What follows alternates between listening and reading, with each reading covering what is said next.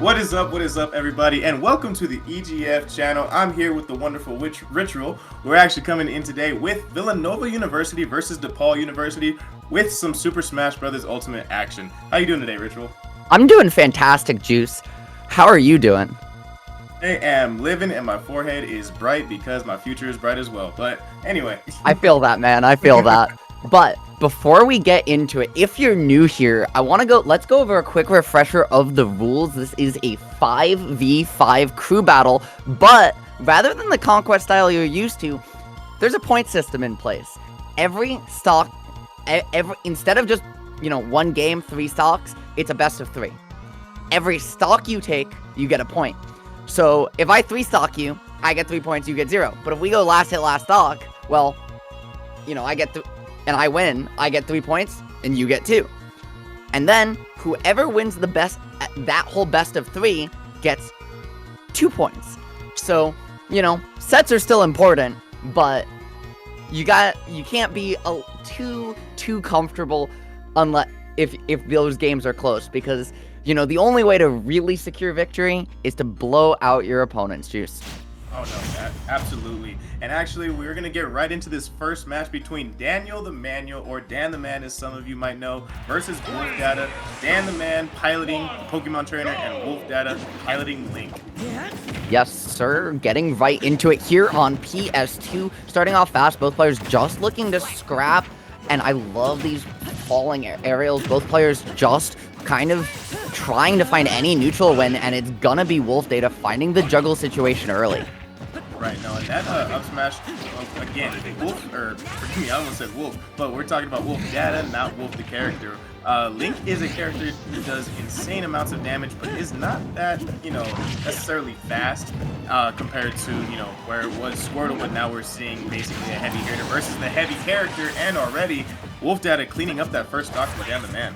Yeah, as fast as Charizard is, right, you just don't have the ability to get around those incredibly active hitboxes with how big you are. And right now Dan just trying to still find any way in. And I like this Ivysaur swap in theory, right? You have the ability to just contest the zoning capability of Link a little better, but you have to find a way in first. And Wolf Data has been playing so efficient this whole entire time.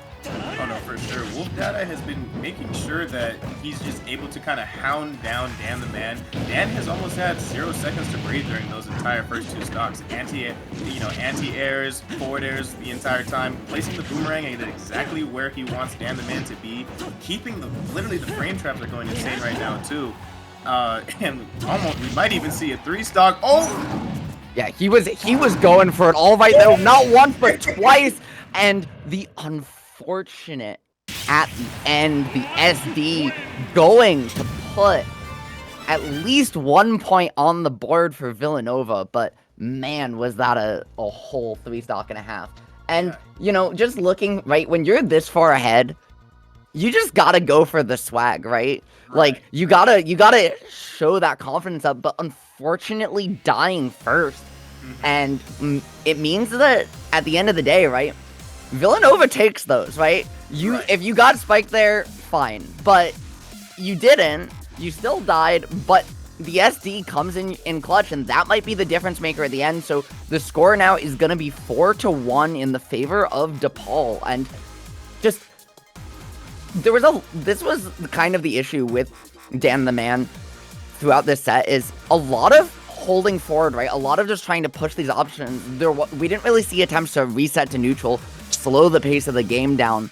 And, Wolf Data did a fantastic job smothering him, calling out the preemptive options like we saw with that attempt to land with Razor Leaf there. And again with that up smash, right? Nair coming out frame 8, up smash coming out frame 5. So in theory, you shouldn't be able to punish it. But, Wolf Data just so in your face, there was nowhere to go.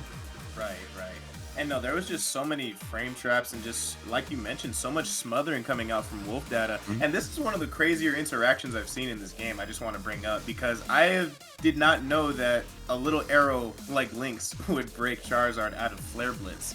So, I mean, even though, again, like you mentioned before, even though it was going for the style, right, ultimately you are now one less point in as you go forward in this next game. So if Wolf Data is able to seal the game, they are losing 1 point, but it could be, you know, a difference if Dan the Man is able to adapt in this And we're game. not just gonna see the stage counter pick over to Town and City, opting for, you know, some smaller side blast zones, but also some, you know, a large space on stage, right? And give yourself some room to work with, not have to scrap with Wolf Data. We also see the Corrin counter pick. And what do you think about this, Juice? Honestly, I know I don't think that was a good roll-in, but I No, do it want was to say not. Corrin is one of those characters that, you know, people have had. Oh, that was clean. That Just like that, Juice, he got on the board, finding a point, and already starting off a little better. It looked like shades of game one early, but, you know, maybe bringing it back, right, with this lesser represented character in the meta, and Wolf Data definitely seems a little less comfortable in this matchup than he did earlier with the Pokemon trainer. Right, no, for sure. And even now, though, we can see kind of the adaptation by Dan the Man, able to kind of see when exactly Wolf Data wants to get those spares and when exactly, you know, Wolf Data wants to, you know, put Dan in a corner, right? So we already saw, well, I was going to say a lot of those spares that took Dan the Man stocks in game one were actually not taking his stocks that much, but we just saw the same thing happen. Right Yeah, now. and they're right, even as good as a space, as good as that was to control the space with the fair, which resulted in the stock, the DI, sorry, was not there. However, finding the Nair, just looking for a read, Wolf Data again, right, starting to feel himself try and get something special cooking, and has really adapted to Dan the Man's Corrin, even though that first stock came out early, right? You see him starting to space around these pins a lot more consistent, slow down the pace of his own play, and mix his timings up, realizing that Dan is prioritizing pin over pretty much everything else. And while it's a fantastic move in Corrin's game plan, it's really the single note in Dan's right now. Right. And it seems like as though Dan the Man is kind of fishing for a kill at the moment, and Wolf Data just knows how to kind of keep the game going. The forward smash is actually not going to take it, though. Gets rid of the bomb. Okay, what's the option here? The Nair? Yeah, that makes sense. And that was a beautiful, beautiful situation from Wolf Data, right? Right. Not only you found the pressure to put Dan in the corner here, but then at the end, you just force that low boomerang, and this boomerang is so incredibly smart, right? Like because it forces out, right? You see it forces out the jump. And once the jump comes, you already see Link here in jump squat. And because if you don't jump there, right, you get hit. You can shield the boomerang, but then you're still giving Link the ability to approach. And Dan has been smothered all set, so he's going to jump there. And then what happens is we see that wonderful Link Nair. Comes out, I believe, frame 7. I think I said frame 8 earlier, but I believe it's frame 7. And then catches you with the rising Nair. The very beginning of that hitbox move is so incredibly active, but that beginning, you're gonna get the strong hit, and it's gonna close out the game. Fantastic stuff. Indeed. And kind of even just further talking about that interaction specifically, it's kind of like textbook like fighting game neutral, right? You know, you throw out the projectile to bait an option, and then when the opponent jumps, then you're already counterattacking with that, right? So, and look at this bomb, right? This bomb here, the down throw covers so much, right? It sits at ledge. You can't. It covers the neutral get up. It covers jump, right? Because you blow it. If you hold on ledge, your invulnerability goes away. So it kind of forces the roll and allows Wolf Data to just sit at roll distance, react, and cover every option. Beautiful setup, beautiful trap, and I mean, that's why it converts into the stock here. Yeah, and that killed at 67 before the second hit. So yes, sir. F smash, remarkably powerful. Well, I think it is actually the strongest forward smash in the game when at 0, if I'm not mistaken. Because interesting. It adds further damage because of the I want to say it's called the laser or the blade beam. Forgive me. Blade beam actually adds to the damage, and it does 2% at full charge at 0. That makes sense. And we saw in that last run, right? the one stock that Dan did end up getting on the board, every link loves that high up B. And speaking of high up B's and high moves, and you see, if we jump back here for a second, you see, if you look right here, right? You look and you, oh. Yep, there we go. There it is. DI, baby. You see the DI line, not at all where you want to go, holding out. Right. Holding up and out, and even though Town and City has that high top blast zone, it's not gonna matter when all's said and done if you don't get that DI right. And just did a beautiful job. Just beautiful job, right? Forcing out these jumps, forcing out those traps, and just utilizing really Boomerang especially to its fullest effect. I would have liked to see Dan utilize the throw lag and also end lag on Boomerang a little bit more, because after you toss it and while you're tossing it, right, there's some startup, then there's lag after you toss it, and there's lag when you catch it. So all of those are opportunities for Dan to find ways in, but he really didn't take advantage of them. Other than by jumping, and if you pick the same option every time, right, Wolf Data is just calling you out every single second. Right. And again, like the matchup, Corrin versus Link. Corrin can kind of be a rushdown character in very certain instances, but she's very especially powerful when it comes to her spacing, right? So you can't land on Link's shield too much, so it could have been a scary situation for Dan the Man either way. But regardless of that fact, Wolf Data is going to move on with 6 points to his university in this crew battle here. Yes, sir, and we are jumping into our next set. Just like that, we have got DDD, the Captain Falcon, versus Turbo W, the Samus for DePaul. And at least on paper, this matchup, not necessarily the easiest for Falcon, because he's got to not only find ways in, but he's got to contest. Once he does, he's still got to contest with the fantastic anti-airing capabilities that Samus has to offer. Right. And we're kind of seeing that right now. Falcon kind of has to respect Samus in shield, right? And has to kind of rush down and perfectly time when and where the projectiles lie, so he can rush in and get those punishes on the end lags and on the startups before the projectile comes out. Exactly what you just said, but this Raptor boost could be an opportunity. We're going to see 3 up airs, but not too much more. Going to town here, interesting choice, and the down air calling out the up B. You just can't grab on, you can't find a ledge, you're only going to find Samus's big disjointed down air, and that's going to be the stock. Right. And right then and there was actually a small opportunity for DDD to go out and edge. Oh no, not the reversal again, but Falcon going to be able to make that back. Was an almost scary situation for DDD there. Turbo actually... Turbo capitalizing on a lot of these opportunities here. Yeah, and just reversals. And just finding a beautiful little 3-piece there right into that down smash. That's gonna rack on a whole bunch of damage, and the down air again. Captain Falcon, they buff the end lag. There's not 37 frames anymore, but you can still call them out if they can't land that ledge grab hitbox. And honestly, Turbo's just playing beautiful defense and letting, again, just like we saw in the last set, right? The DePaul players are playing very reactive and letting Villanova come to them and then punishing those commitments early. Right, no, for sure. And that's kind of what we saw in these entire situations that Turbo's been capitalizing on. The minute DDD overextends just by a little bit, DDD ends up losing a stock just because he might have went a little bit too low where Turbo can punish. Absolutely, and now looking for an opportunity, but again, that was just, I don't know what he was swinging at, but it wasn't Turbo trying to read an early drift in, and then again missing the tech on the charge shot into that down smash.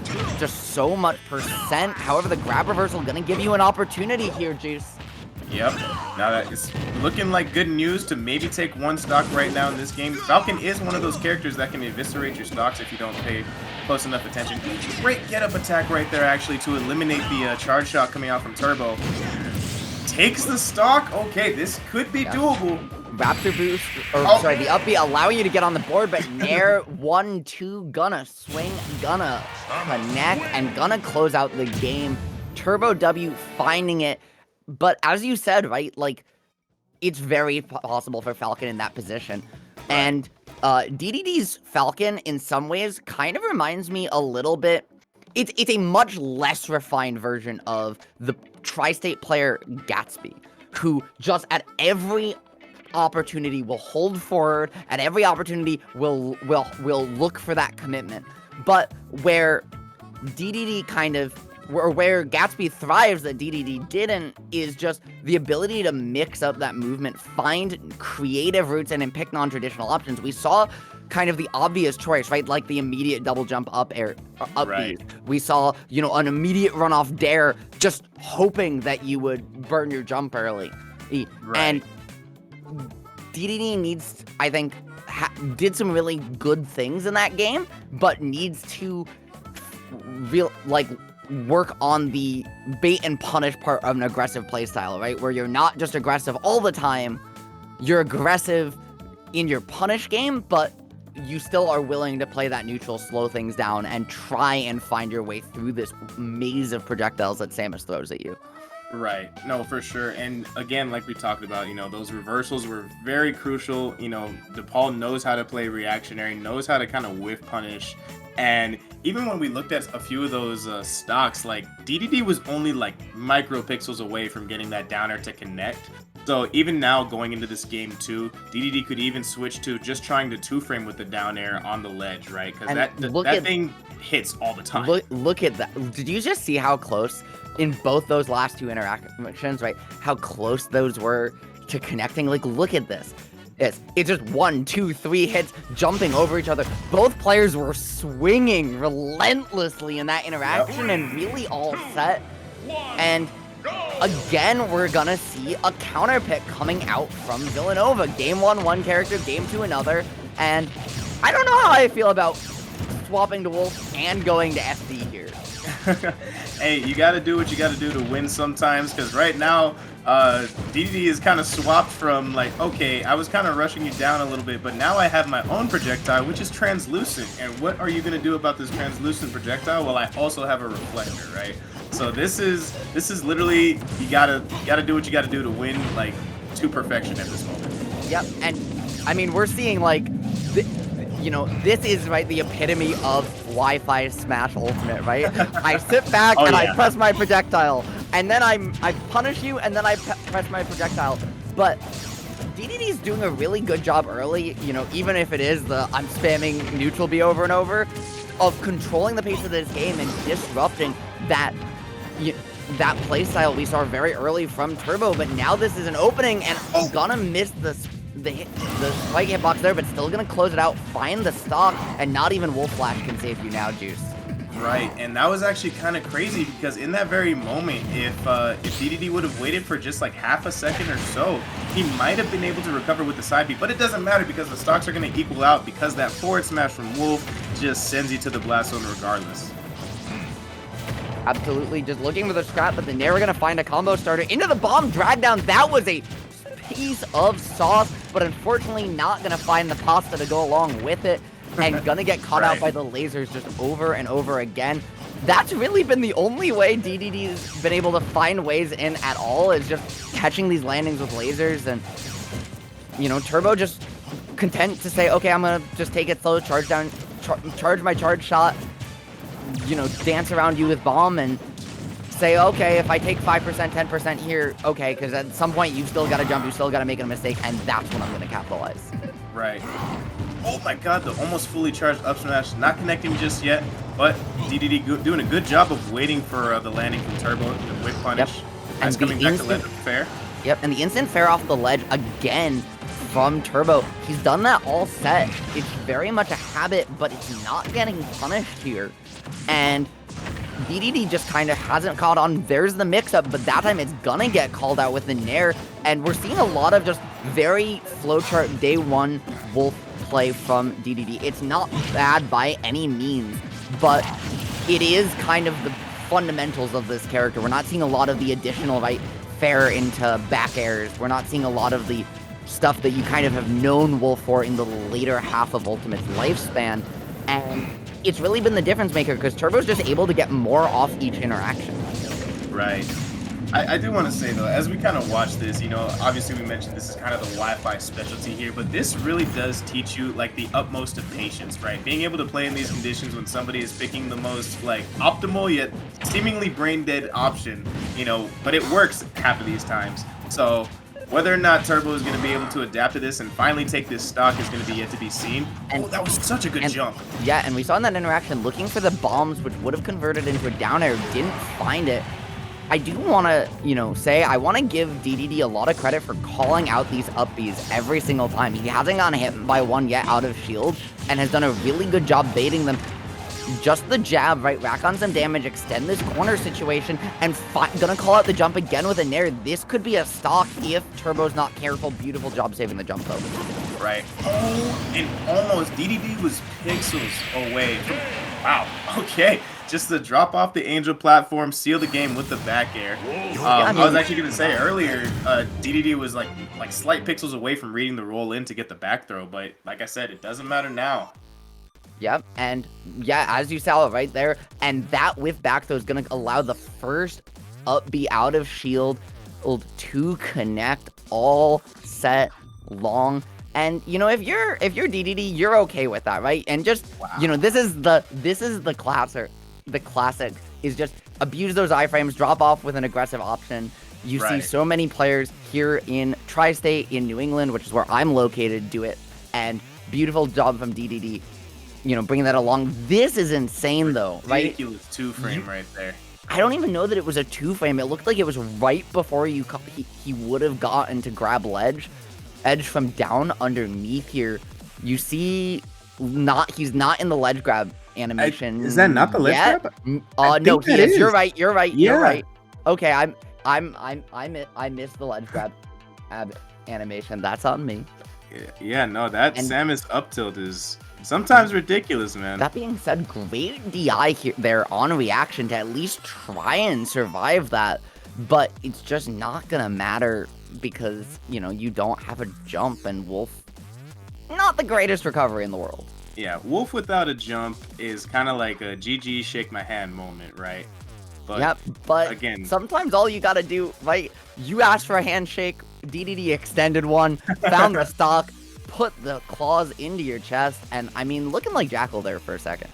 Yeah, and that's the crazy thing about Wolf's dash attack right there, is because it crosses shield, like Samus's up B, don't get me wrong, it's great in its frame data, but it can miss just like that if you have a move that can cross up shield. And amazing patience right here from DDD, just like, I'm gonna wait for you to land because we're on FD and you have nowhere to hide from my gigantic paw that's going to just eviscerate your stock. And that, we just saw, right, one of the strengths, well, of both those characters, right? Wolf's down smash 2-frame, but even before that, we saw the down B, that time bomb ledge trapping at right? Right.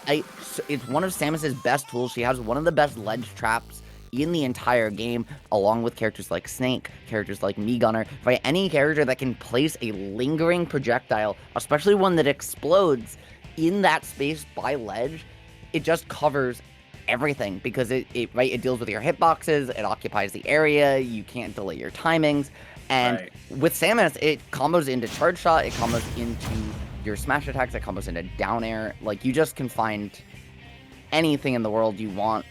But wait a minute. Pedal to the metal, baby. Yeah, the double counter pick coming out here. Turbo just saying like, all right, I lost in the battle of, you know, projectiles, but you know, I have a Falcon as well, so we're gonna see whether or not Turbo can kind of change the game here. And opting for the Kalos counter pick as well, right? A little bit, you know, an even larger on stage space, but this one with some huge blast zones as well, and those walls, which are gonna make it a little bit easier for both characters to recover, allow Captain Falcon to abuse that wall jump of his, right? And both characters gonna be killing later, right, between back air. They still do have the tools to close it out early. It's just a matter of who can find them.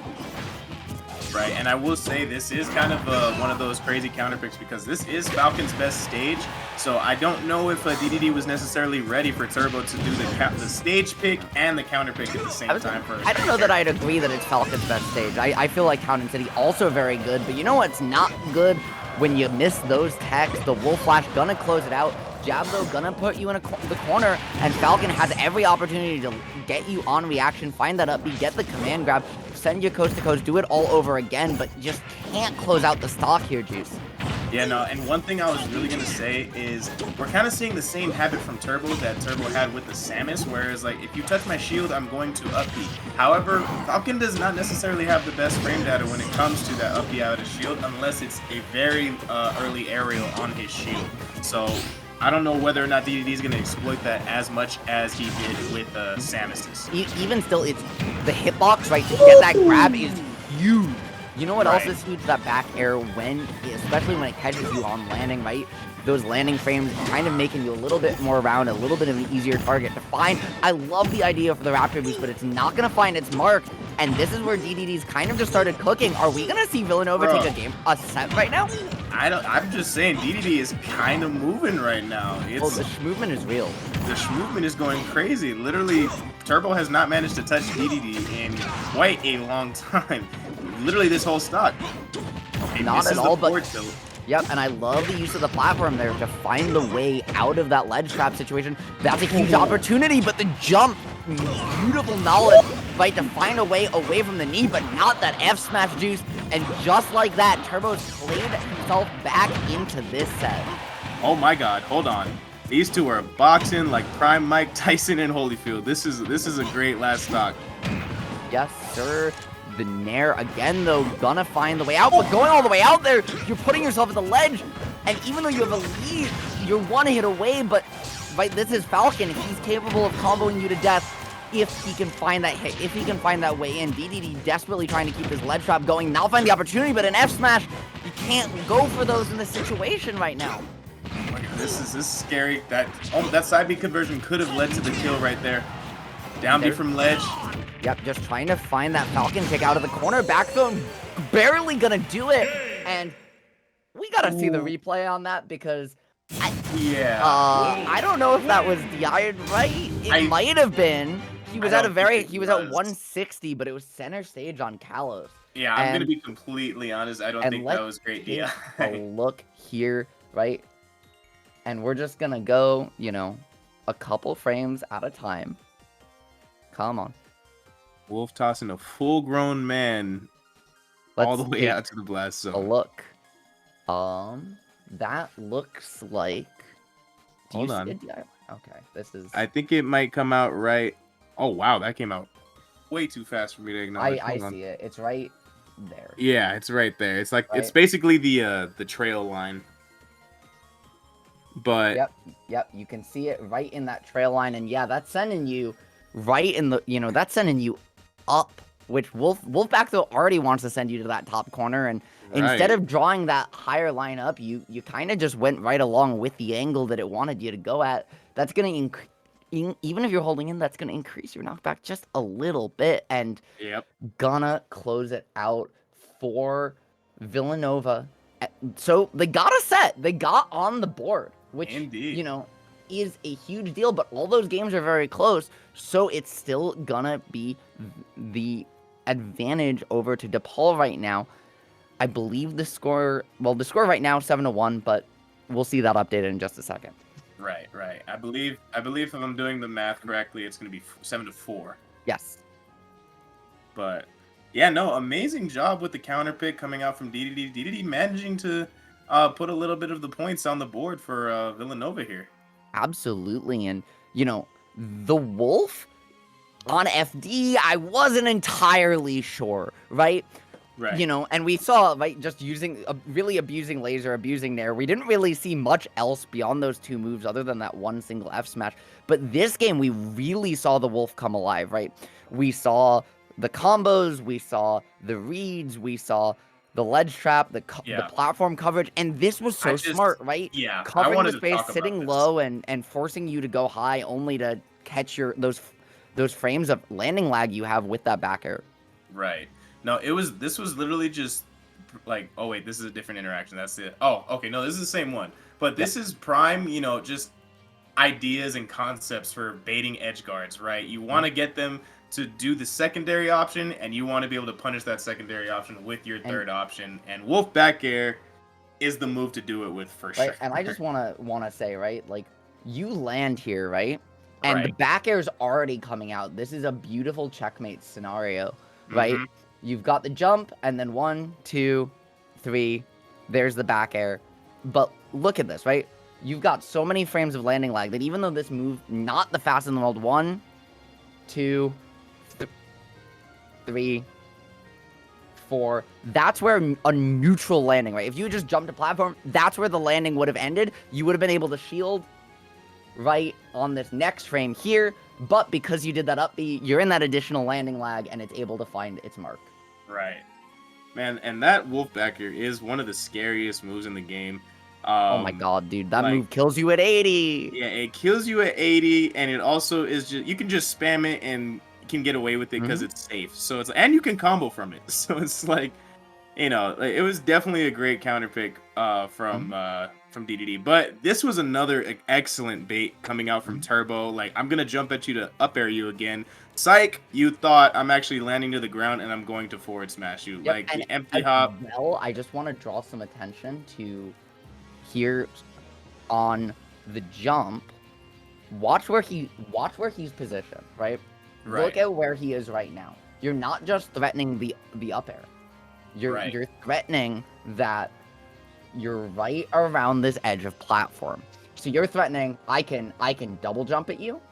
I can go to platform, have all my options, juggle you, or right, I can go back down. And obviously he picks the last one, but the fact that he took this position specifically is so perfect because it means that there's literally nothing DDD can do to get away. Right. But I didn't mean to cut you off from what you were saying. So. Oh no, you're totally good. You're basically just saying it as much as I wanted to say it. Like literally, that was the most ambiguous option, you know, that possibly Turbo could have picked. And right at the last instance, Turbo, you know, played the guessing game correctly and managed to take the stock here. And the trend, I was gonna say, the trend we're seeing across all of these games, right, regardless of who's playing and which school it is, has been that the majority of these stocks are getting taken, right? The majority of these interactions are being won over called out jumps, right? Whether it's I'm gonna call you out on and just catch your landing, or I'm gonna call out your jump. You know, that's really where all 4 of these players so far have made their money, and we'll see if that's a trend that continues as we get into our next set, starting right now. Yeah, I believe this is Ikana versus Pi. Yep, so Pi operating the Yoshi here, and then Ikana operating the Youngling. This is a very obscure matchup that you kind of don't see too often, I'm not gonna lie. Yeah, and I mean, there's definitely, like, a lot of space for both these characters to succeed. The goal of Youngling, right, you want to try and find those arrows, those bombs, right, find those combo starters out at range, and then abuse your nair, right? Kind of put them back out, do it all over again, maybe find a juggle situation. The difficulty is with Yoshi's air acceleration and that frame 1 double jump armor, it can be really difficult to call this character out, especially when he can juggle you, keep you in the air, and every single one of his characters hits do so much damage. It's not gonna matter though if you get caught by that fair that high in PS2. Yeah, no, Young Link is going to be also that character that can, I mean, these characters can almost combo them, you know, really crap out of each other, to be honest. And it's kind of almost hard for Yoshi to get in sometimes because of the, you know, almost 0 end lag that Yoshi has, you know, zero end lag that Young Link has at his disposal.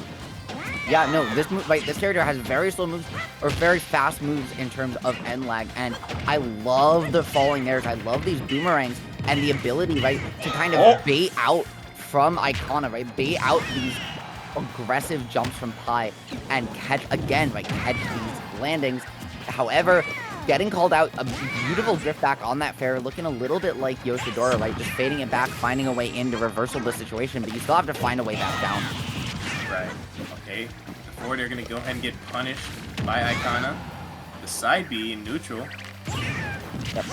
Going for the absolutely hard read, but that is just going to be the worst pick to to choose in that moment. But not only was it the hard read, it was under the platform. So even if he found it, right, you might have had a way out. The down throw into the combo extension, even from Younglings, right? You don't see that one very often. And another extension, just finding all the grabs, looking for the world, trying to cook, but the double jump armor gonna find a way out. And Pi gonna get on the board, right? Find that up air, find a reversal. However, the immediate drop off platform is still gonna get caught out by that hero spin. Right. And I do want to point out, like, the ball, I'm kind of seeing a trend across, you know, the university itself, or all the team members, as they all know how to kind of just jump and bait out that air dodge or bait out that secondary option to wait for you to burn resources and continuously try to combo you. But actually, that was really smart from Pi going ahead and jumping. But, oh, great DI. Yep, great DI, and you're right, Yoshi's heavy as well, so gonna allow you to stay alive, but these grabs have been perfectly on point. No air dodge, no jump, burn the double jump armor, so just trying to find a way back. You've got Abd led to reset your resources, but again, right, the immediate double jump, Icona doing a perfect job waiting, right, saying, okay, it's Yoshi, you're gonna double jump from ledge here, so I'm just gonna let you do it, and I'm just gonna punish you afterwards, because why would I do it now? And like that, he did that over and over again, right? We see it there, we see it again, right? That was 2 times in a row to take the stock. And again, right, throwing out these, as you said, right, abusing that low landing lag of Youngling, right? Abusing those very wide auto cancel windows to hop, throw out an aerial, fast fall it, get the auto cancel, and bait out those that double jump armor. Right, and that's going to be one thing that kind of determines how this matchup between these two players plays out, is just because, you know, especially at higher percents, Youngling's nair, Youngling's back air, most of Youngling's aerials are going to be able to knock Yoshi out of super armor. Eyeing straight up. Yeah. That was unfortunate from Pi, but for the most part, right? And again, under the platform, don't really know what he was looking for there, but he saw something we didn't here at home, and the B reverse with that arrow, right, allowing Icona to find the reversal on the punish here. Just beautiful stuff, right? You're drifting away, like, where are you going, man? Where are you going? Like, yeah, that's where he was drifting there. Yeah, he was drifting there. there was something that Pi saw that we did not. Whatever that was, I'm sure he was probably cooking in his head. Oh yes, sir, absolutely. And we saw a lot of these. You know, in theory, right? You see Yoshi's land a lot with these egg lays, right? But we saw a lot of them come out from Pi very early, well before landing, and we never saw one get B reversed. We just got a note from production. It's Icona, not Icona. So apologies there on the mispronunciation. But again, just the rising there, gonna call you out, close out the stock. And, you know, right, we end right back where we begin. And that time again, right, just mixing it up. You got the nair, into the hold shield, and just, again, right, call out that double jump armor.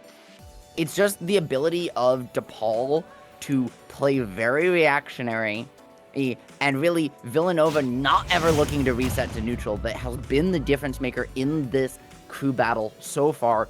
Will it continue, or will Villanova manage to claw their way back? This game 2 is a perfect opportunity here on Smashville. Thoughts on the counter pick, Juice?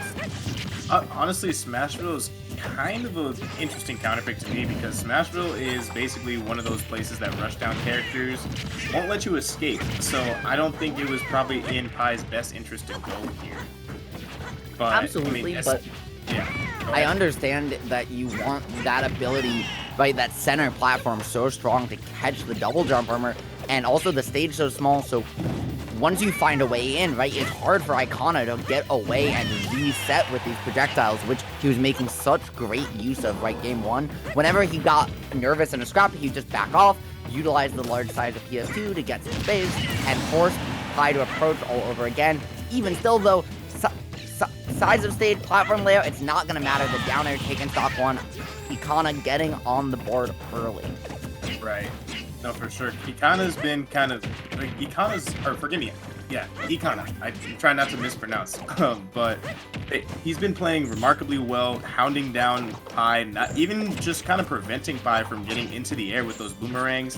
And it's almost difficult for Pi to even find an opening here. absolutely looking for the egg toss, the bomb getting caught by the double jump armor, but just this wall of projectiles, right? You're going to hit him with the first one, you're still going to get that damage, and then you're going to rack the second one on as well.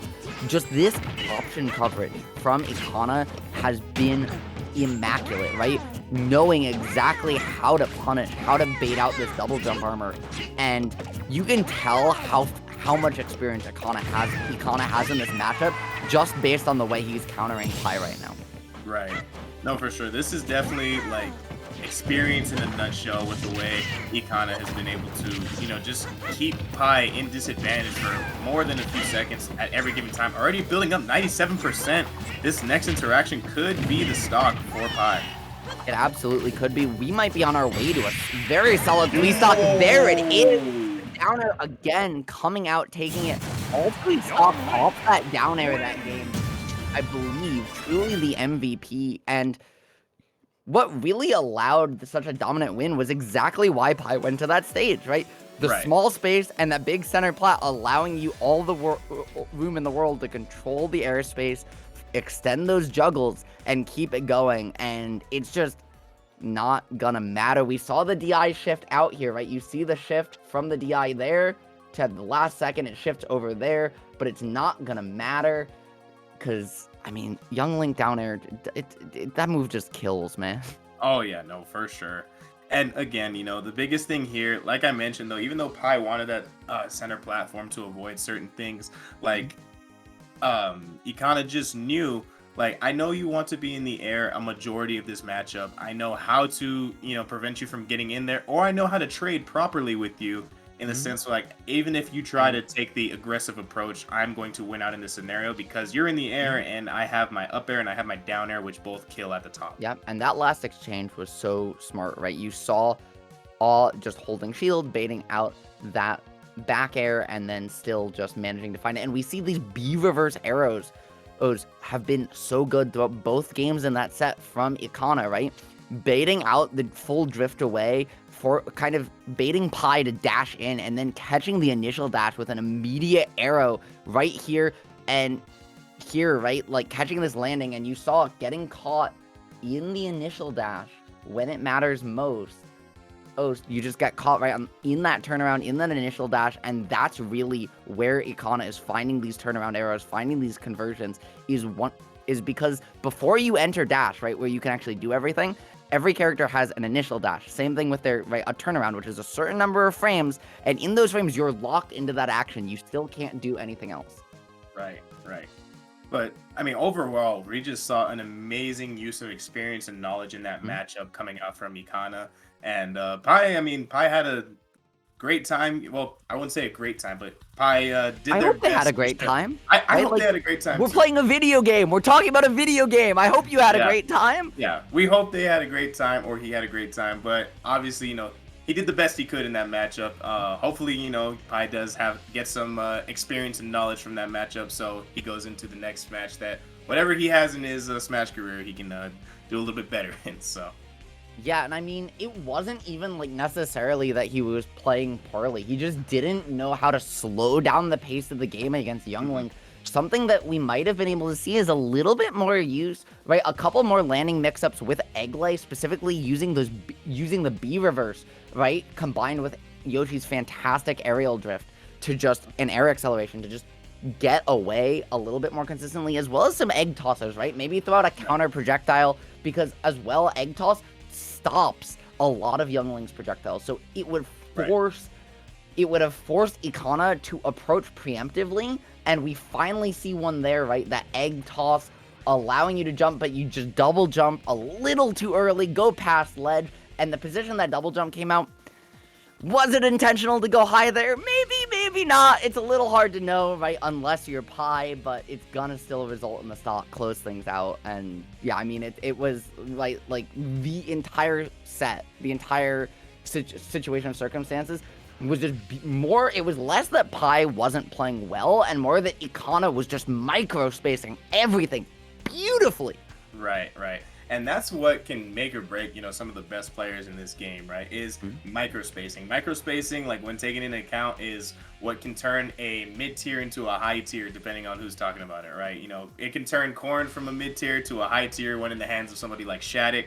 It can turn Corrin being a mid tier. That's a take, dude. That's a take. I think that character's Hey, low high tier.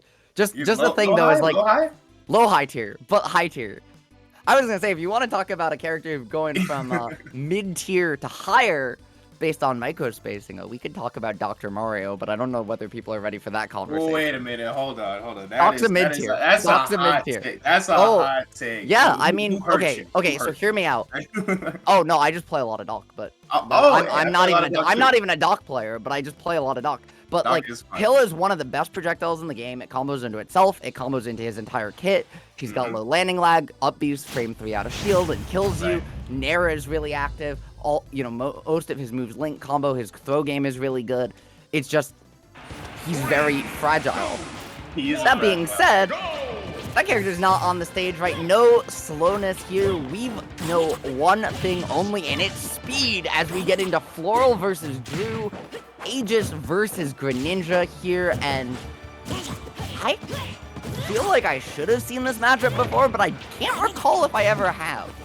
Yeah, I mean, again, it's another one of those obscure matchups. I mean, again, you don't see a lot of Greninja just in general, right? Of course, you see Aegis everywhere. Everybody has an Aegis or a Pocket Aegis, maybe even a secondary Aegis, but not a lot of people play Greninja because it just... I like to say it takes some thought to play Greninja. It takes a lot more... thought process to play Greninja. You can't just kind of go in, lackadaisically and, throw out aerials, right? You have to really be concise with your spacing like we talked about in order to, be able to box with some of the best characters in the game. And that's because this character, right, even though your movement's really good, even though your buttons are really good, okay, this character's gonna nair, dash attack, down tilt. Okay, they're gonna try and use up air. They're gonna try and use their moves, their options are very telegraphed in every single situation. And so you have to get really creative with your mix-ups with this character to find anything great. The eye to the platform, though, to just kind of get around that attempt at a kill confirm from Drew. Even still, the drag down, this time recognizing that Floral might be ready for the jab block, just opting for an F smash instead and gonna close it out. Yeah, no, Drew was actually able to just kind of pinpoint the miss tech and kind of close the stock with that just in general. But wow, there was literally 2 pixels moving horizontally that determined whether or not the stock was going to get taken on Drew right there. But wise choice from Floral, and now Floral adding a little bit of combo damage on his own. Yeah, and I love Drew's movement, but it's not going to matter how clean your movement is, right? That foresight going to come out and just steal the whole situation away. Find a reversal. This down tilt up air, not going to do it just yet. Pyra is strong. She's not that strong, though.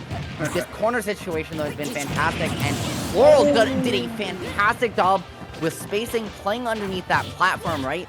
And just utilizing the disjoint, even with how slow Pyra is, to just control the space and pin down the elusive Greninja.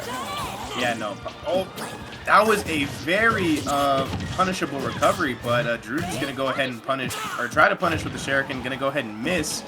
Now Floral's still alive at 106%, when, in theory, he should have actually lost his spot. Well, never mind. There you go. I was going to say, there's the Shuriken calling out the punish. I liked the idea on the Shuriken, but he just charged it a little bit too early the first time, so didn't close it out. That being said, how are you going to mix up your recovery? You're just not, but that's the mix-up, right? Floral not ready for you to do just the most basic option in the book, and that's going to find its way back to stage. And we really haven't seen Drew, who, as good as his movement on stage has been, mix up these recovery angles, right, with this up B at all. And speaking of up Bs, Prominence Revolt gonna close it out, and just like that, as fantastic a game 1 as it is, much like I feel like we've been saying all night, that one's gonna go in favor of DePaul. Yeah, and that's another one of those scenarios that, one little unfortunate, I guess you could say, reaction time on Drew's part, going for the forward tilt, but going to be in enough of, I guess you could say, animation lag for Floral to get the up B and come down like right when that forward tilt was ending. So there was maybe like 2 or 3 more frames until Drew might have been actually actionable. And yeah, I mean, it was a fantastic option. I love this Nair in theory. It's so good to pressure shield, but it's just a little too high, right? When you hit the top of shield, if we jump back here for a second, if you hit the top of shield, okay. Sorry, my replay viewer is desynced with the one on stream for some reason. But when you hit on shield, right? We saw that hit on the top of shield. Your moves are less safe than if you hit closer to the bottom of the shield. And that difference in just a little bit of vertical spacing is really what allowed Floral to find that punish. Right, and I think even Greninja's Nair is relatively safe as well, but it was just because of that, you know, very high aerial where Floral managed to actually get the shield that spelled Drew's doom for that game. But running it right back to PS2, seeing whether or not there's going to be a difference here. And just by trying to just work in some of those F tilts, right? One of Greninja's fantastic get off me tools doesn't lead to a whole combo, but the dash attack you might follow up with could. However, again, right? One of Aegis's best tools just in general, but especially in this matchup, is that foresight. The downside is if you don't get foresight, your rolls, your spot dodges are a little bit laggier, right? They take a little bit longer, but if you do get that foresight, then all day, every day, you're going to just be able to find those reversals, those punishes, and a character like Greninja, who just wants to just keep you in disadvantage, has a really hard time against an Aegis who's hitting their foresights like Floral is right now. And yeah, foresight is one of those privileges that DLC characters do have, and some people might disagree with its usefulness and why it's there in the first place, but actually that down air 2 up smash is not going to kill just yet. And he spot dodged the first up smash, or the F smash, but then the up smash didn't come out, just avoided the second one. Managed to hold on to a stock for a very long time there, but Drew gonna get caught mashing the F tilt a little bit underneath platform, and that's gonna be a sayonara from Floral. Drew already down 1 stock and just hasn't really been able to find openings in the same way. Floral is doing a much better job playing just outside Greninja's burst range, right? Standing still and letting Drew come in again, right? And reacting to that initial dash to either dash back, jump, and really just abuse the fact that at the end of the day, Floral just has a bigger disjoint than Drew does. Oh, for sure. And that's, I feel like, one of the bigger things that makes this matchup kind of difficult, you know, at least right now, just from this perspective. Because every single time Greninja kind of wants to get some form of a combo starter going, right, you see the forward tilt lose to maybe a Pyra down tilt or something like that. Speaking of, though, that was a beautiful call out there on the jump to find the forward air. However, the up smash, again, not going to do it. Drew has been on point with those DIs all day and mixing up, not getting called out by the Prominence Revolt again, saying you fooled me once last time, you're not going to fool me twice. And Juice, this could be huge damage. This is Drew's opportunity to find a way back into this game, but no! Yeah, that was a little bit of a commentator's curse, unfortunately. But like we saw right there, Drew can probably make a comeback happen. Is kind of mixing up his approaches relatively well. I want to say the one big thing that has been the big like stock taker in this match or in this specific game is the fact that Drew kind of wants to get that Nair to F tilt started relatively soon. And every single time that Floral sees Drew try to go for it, he's able to actually get that down air to F smash on the second instance of the interaction where there's an F tilt instead. Yep, and we're seeing a lot of, right, at the end of the day, again, right, we're seeing, as the set's gone on, we've seen Floral just call out more and more of these jumps, more of these landings with that Mithra down tilt to get things started. Right now, though, just a scrap, and again, right, the down air, up air, not gonna do it again. Just Drew's DI has been fantastic, but that Pyra sword is huge. And at the end of the day, it doesn't matter how good your movement is. You just can't get away with it from it when you're put in the corner like that with that few resources left.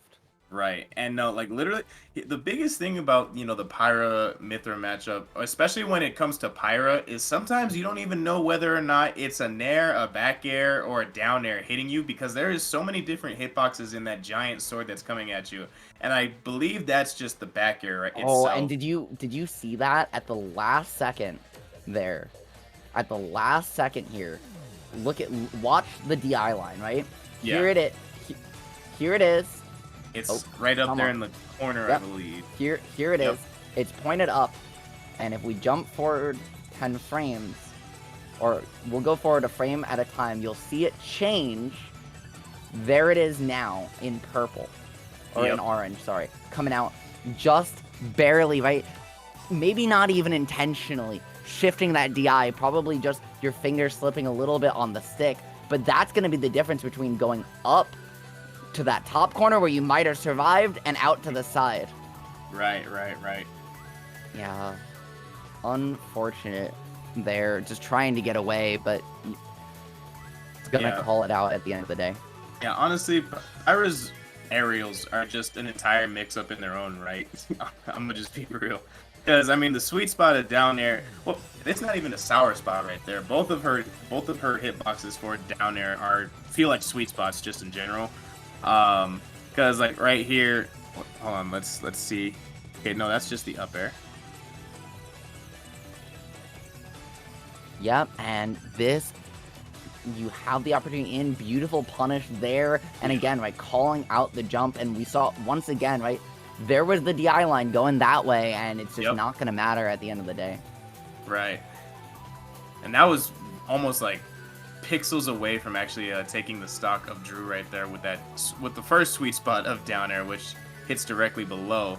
But Drew doing an amazing job of following up, reading the double jump, and just taking that stock from Floral as well.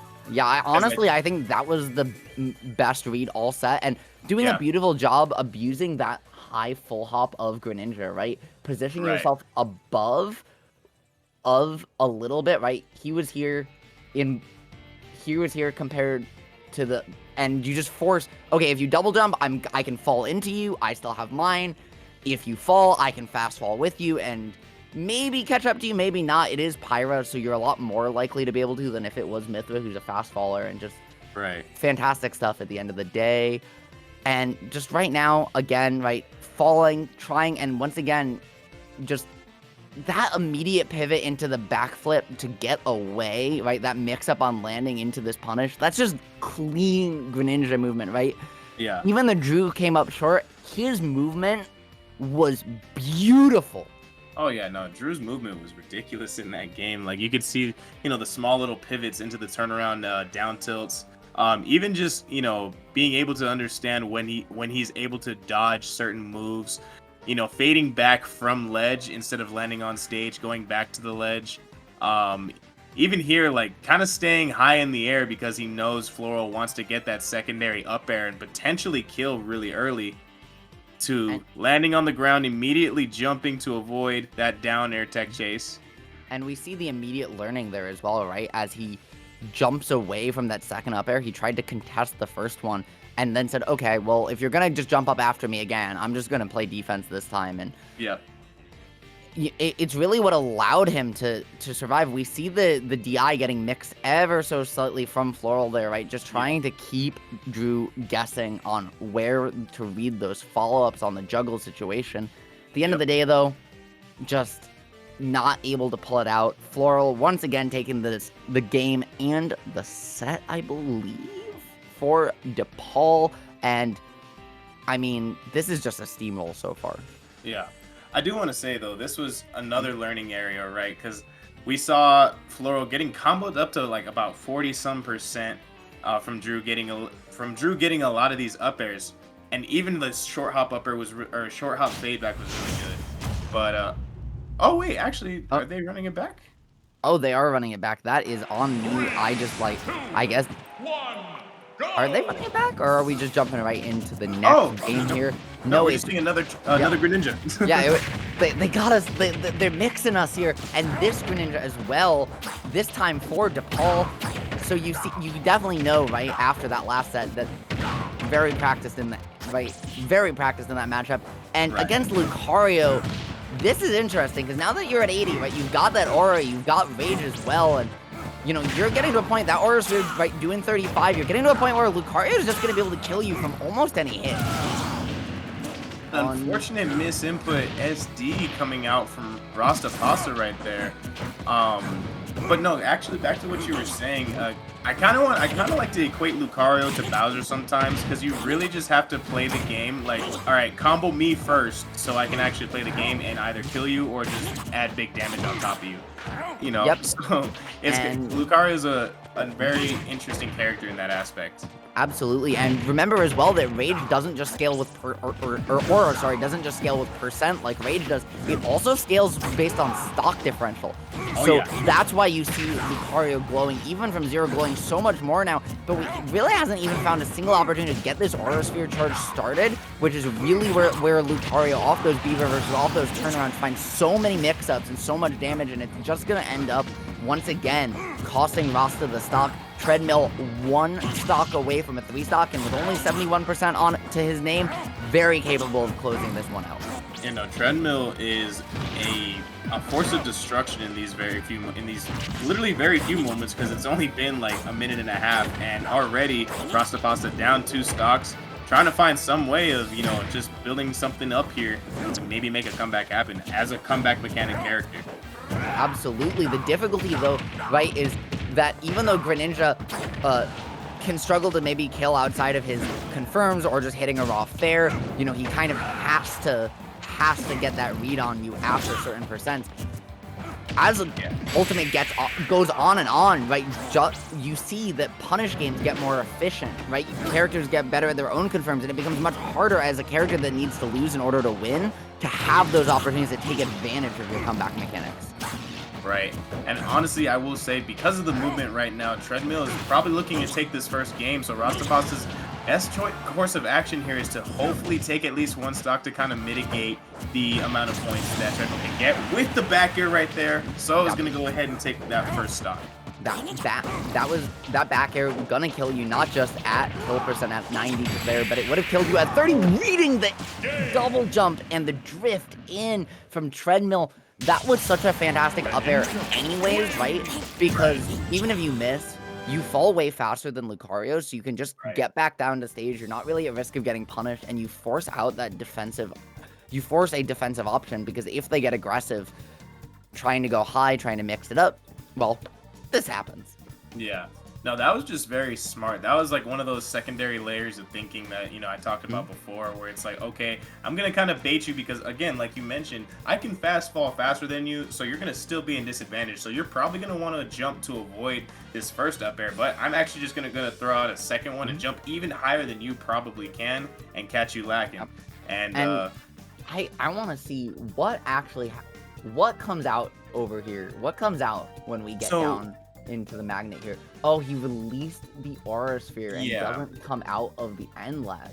Yeah, because I want to say that there was almost a missed jump, or not a missed jump, forgive me, but the jump was taking at a certain point. Yep, oh, it's there's right the here. Double jump, comes out, right gets hit off stage, and just never gets it back. Maybe trying to drift back in, right? You saw that this is if you come back here, watch this. B reverse.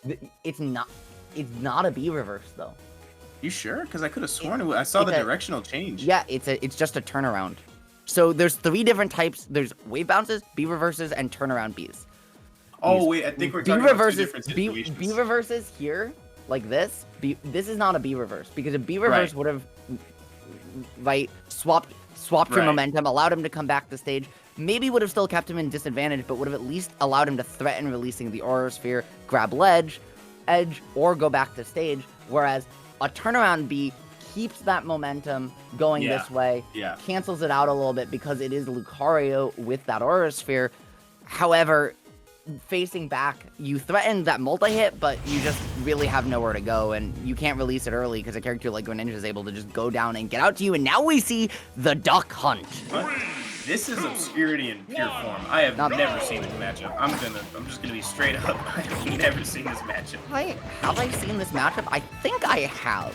I'm trying to remember. There's, a fantastic Duck Hunt over here in Tri-State. Fawn, who, really pushes this character to the absolute limit. We see already the can coming out, but you can't throw out that second frame 1 option, because when you do, you get caught in that end lag.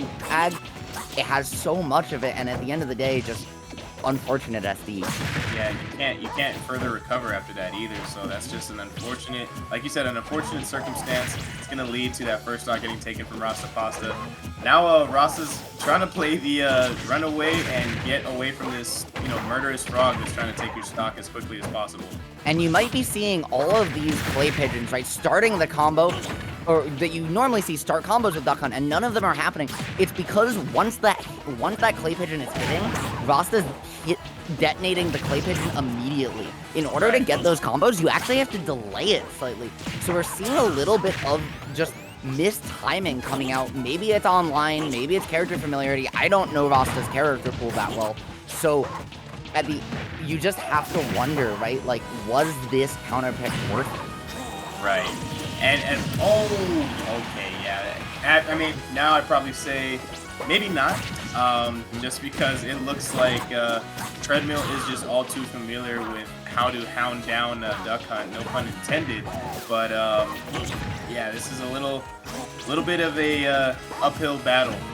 Yep, and one of the Duck Hunt's things one of the things Duck Hunt excels at isn't just being able to get back, or isn't just being able to zone you, and already just like that, game over, 3 stocks to none, Treadmill taking it. But Duck Hunt really thrives not just at zoning you, but at controlling multiple lanes at once, right? You can keep that can high and use gunman low, you can use can low and go high yourself. You really get to control multiple spaces, but at the end of the day, it's not gonna matter if you never get the space to reset. Treadmill just got in on Rasta and then never let Rasta get away, and that was the Smashville counter pick coming in clutch. And you have to wonder, why as a zoner you took a rushdown character here to Smashville where you literally can't get away from them. Right, and that's what we talked about a little earlier in some of those previous sets. It's just like Smashville is one of those that you can't escape, you know, a character like Greninja or a character like Fox, because they're just literally on top of you 24/7, not letting you move, and they're just there to almost kill you at any moment. And even right here, reading, I mean, honestly, you could have possibly read an air dodge, but I think it was just a genuine coverage option. Reading that you're gonna do something here that's gonna give you end lag, right? So that's gonna make production. If we can jump back to that last replay again for a second with the can, as well, still off stage. We have the ability, you know, the reason he went for that water shuriken is because Duck Hunt's in disadvantage here.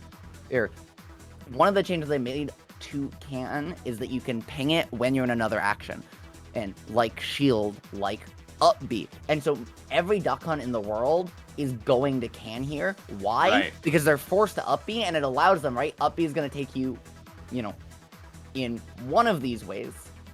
And where's can going to go, right? Yeah, it's also going to cover. And so this is just, and so this is just saying, I know it's not even a, it's a coverage option from the Duck Hunt, not from the Greninja, because the Greninja Treadmill just knows here, this is just a read. Like, this is just every Duck Hunt does this, you're gonna do this. See? Yeah, but that's not even just like a read on that end, because most Greninjas do that when they're expecting, you know, if they go low, a lot of characters or a lot of players like to air dodge to, you know, cover themselves from a potential another attack.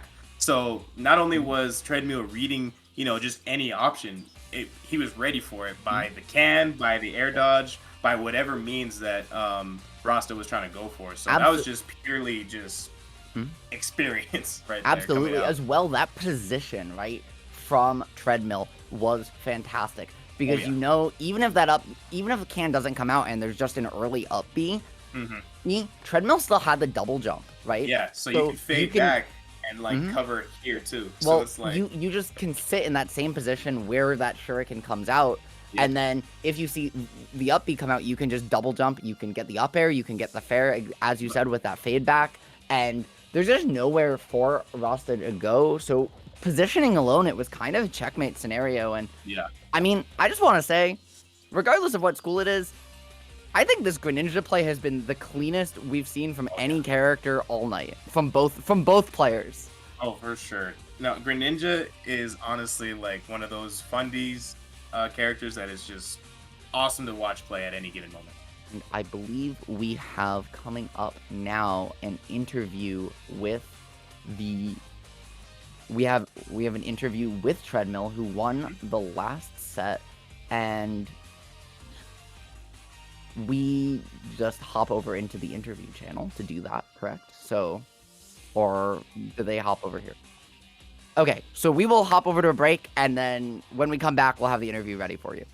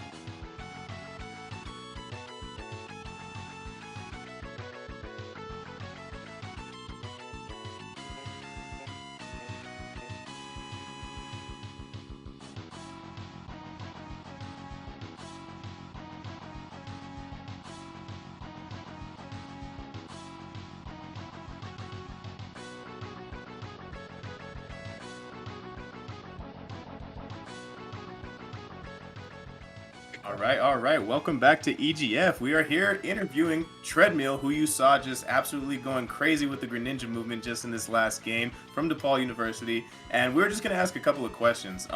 So Treadmill, my main question was, as I was watching, your guys' entire team play, I was able to just see such clean movement on all ends, and you guys were just kind of flowing, making sure like how to properly just bait out air dodges or just position yourself in the almost perfect advantageous state. So like what exact like training, I guess, do you guys go through, in terms of your regiment? Like how do you guys like constantly flow in between that, state or in those perfect positions like you guys were doing throughout those games?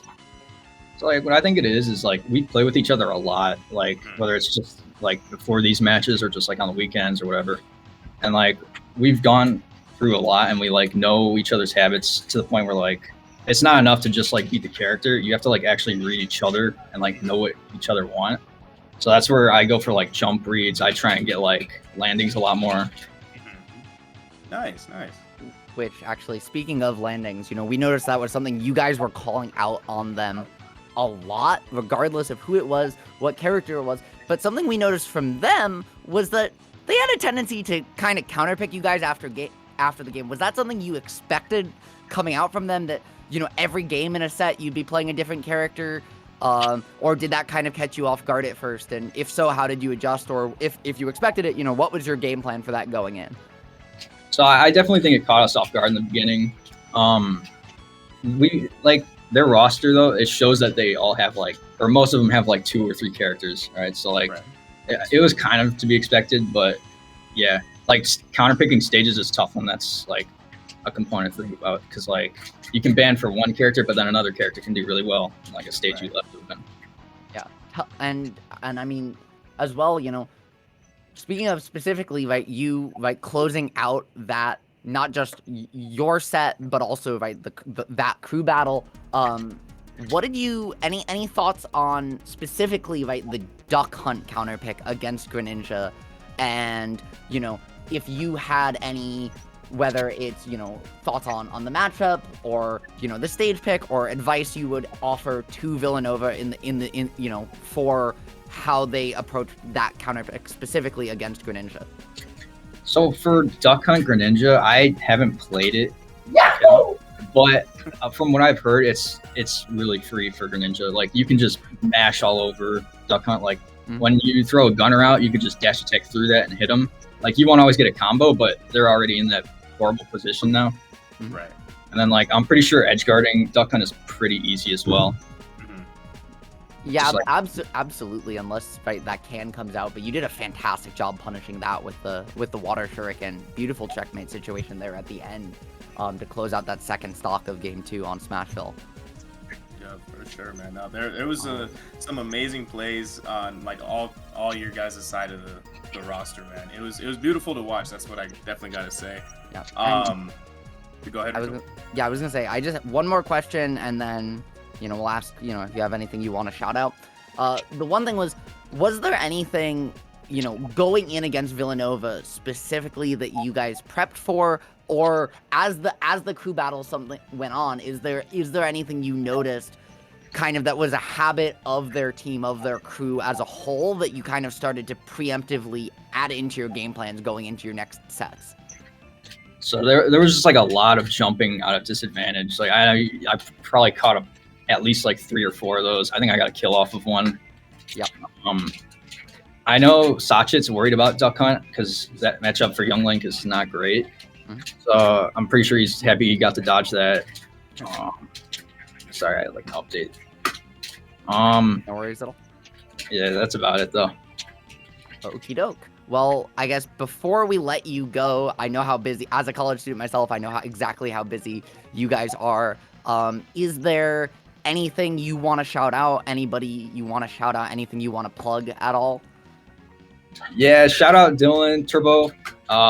Just always providing great practice at his house. The Vibe Fortress, always a fun time over there. I was over there this morning too, playing some games. Oh yeah, 11 out of 10 name, by the way, Vibe Fortress. But yeah, man, no, it's been an amazing run. Again, I think you guys already had your shout out. I heard a couple of Mario yippies and yahoos in the back. So was that Dylan? Oh yeah, we love Mario. Hey, I love Mario too, man. I feel it. But Mamma Mia. Mamma Mia, man. Go Mamma watch the Mia. Mario movie, everybody. Go watch the Mario movie. But And go ahead, and Mitchell. I was gonna say, I think that's it from us here, Juice, unless you have anything else you want to add, or if there's anything else, Treadmill, you'd like to add before we let you go and cut back to a quick break before the next set of crews that we're going to be bringing to you guys in just a couple minutes. Yeah, I think I'm all good. Yep, I'm all good as well, man. Well, Treadmill, it's been a pleasure having you, man. Good luck in the future battles that you guys will be in, and go Mario. Thanks. Alrighty, so yeah, man, DePaul with an amazing showcase there, 26-4. Yeah, that's crazy. I still got to figure out who we're gonna get next, but unless Ritual, if you have anything to say, we're actually gonna take it to you. For I was gonna just say, like, a lot of some people in the know were kind of saying, is DePaul gonna sweep Villanova? Is it gonna happen? Villanova getting on the board though, right? Utilizing that extreme counterpicking to their advantage, even though it was just one set, right? You still got on the board. You still made those sets happen. You played a lot of very close games, even though they didn't come in your favor. And you got a lot of footage to go back on, as well as, right, that interview, giving you a note of, hey, this was kind of our biggest habit as a crew. Maybe this is something we need to work on. So, overall, I think a very, very excited, maybe not, right, the closest crew battle, but still a very exciting one. Still one with a lot to learn from, and a fantastic way to start tonight. But until we have our next crew battle ready, we're gonna cut to a quick ad break. I've been Ritual, here with Juice. You can find us on our Twitters. They've been posted down below. But until then, see y'all.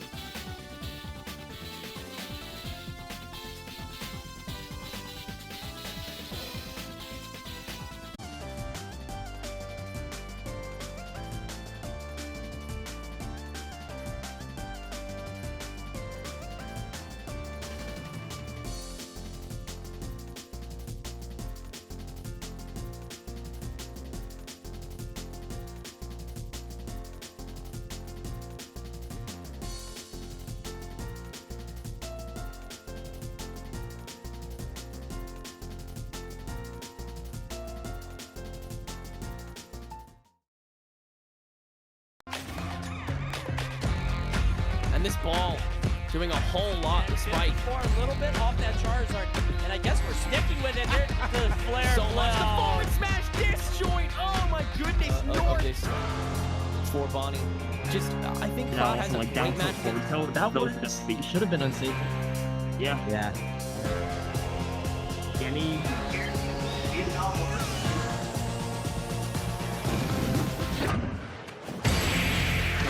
It should have been unsafe.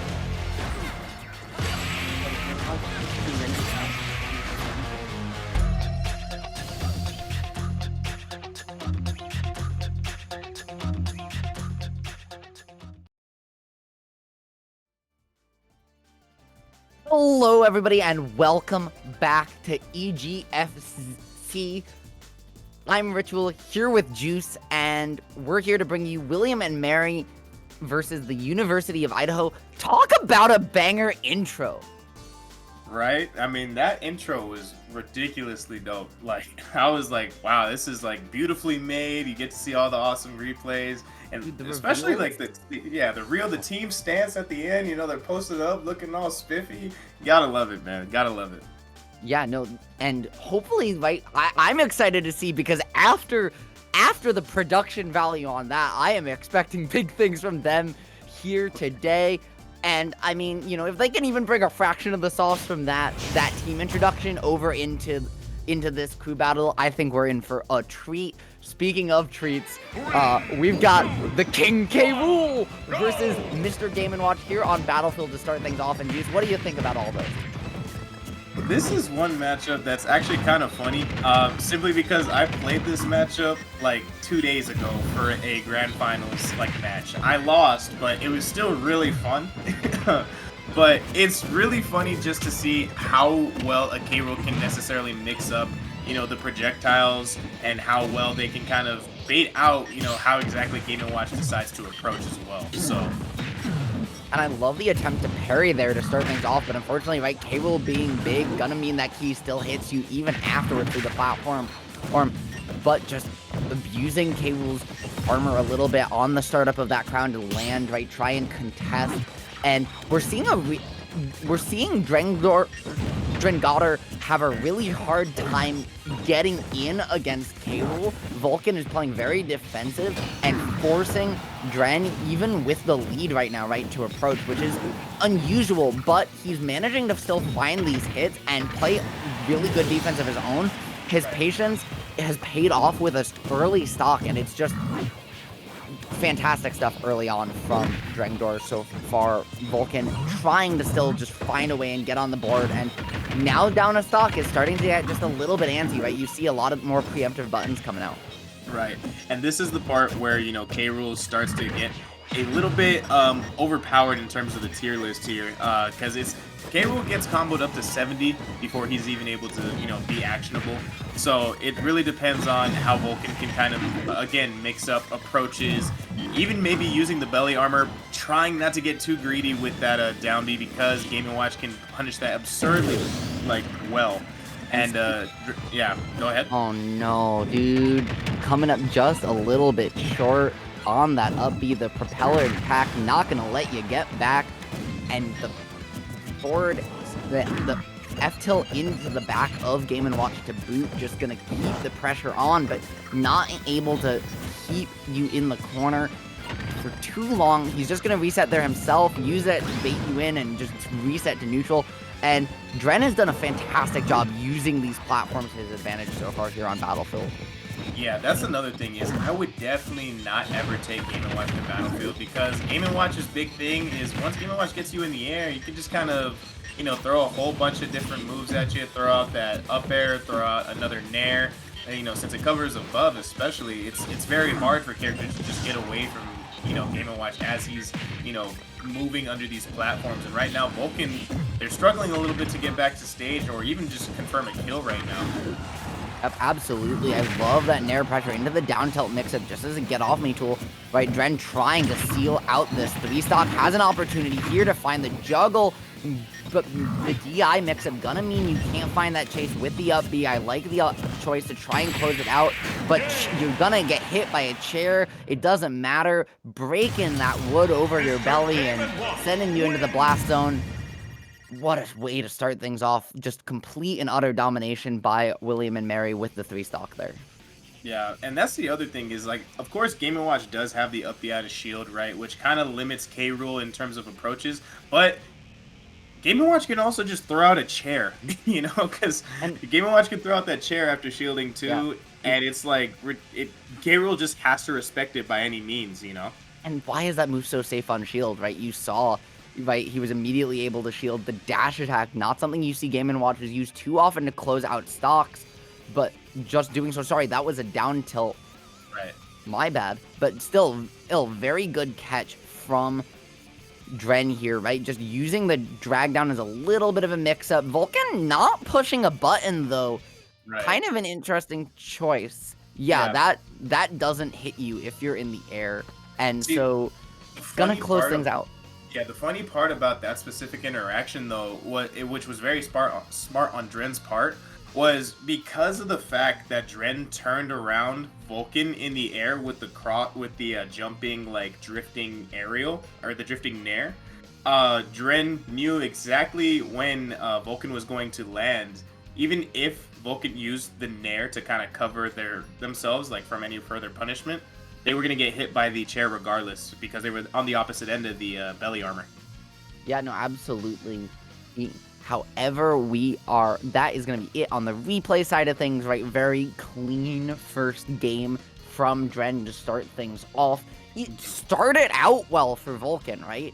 Won that first neutral interaction, found a corner situation, but just wasn't able to keep things going. And after that, parry getting punished by the key was really the momentum shift for the whole set, right? After that, you saw Vulcan just start to get a little bit more antsy, say, wait, I can't parry this? Why is this hitbox so active? What do I do? And just not really be able to find a way in. You saw, right, wasn't ever really able to condition Dren between just the bucket and the way Dren was moving to kind of get put in situations by those projectiles getting thrown out that you could either get them to land or find a follow-up, find a juggle, and just we didn't really see, Vulcan just push too many buttons in general during that game one, and just like last set, or just like last coup battle, sorry, we're gonna see a counter pick here to start things off. It's gonna be a Yoshi this time from Vulcan over on small battlefield. Right, and I will say, I think this is going to be kind of big for Yoshi in the sense that... Hold on, okay, yeah, that back, sending Yoshi back on the stage. I got slightly worried there that it might have did a little semi-spike. But here, I want to say, like, this is going to be really big for Yoshi because Yoshi does have something K. Rool does not, and that's an extended grab box with the neutral B that can kind of put Game & Watch into some precarious situations here.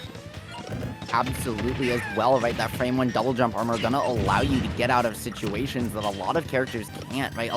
Gonna make those chases with the up B even harder.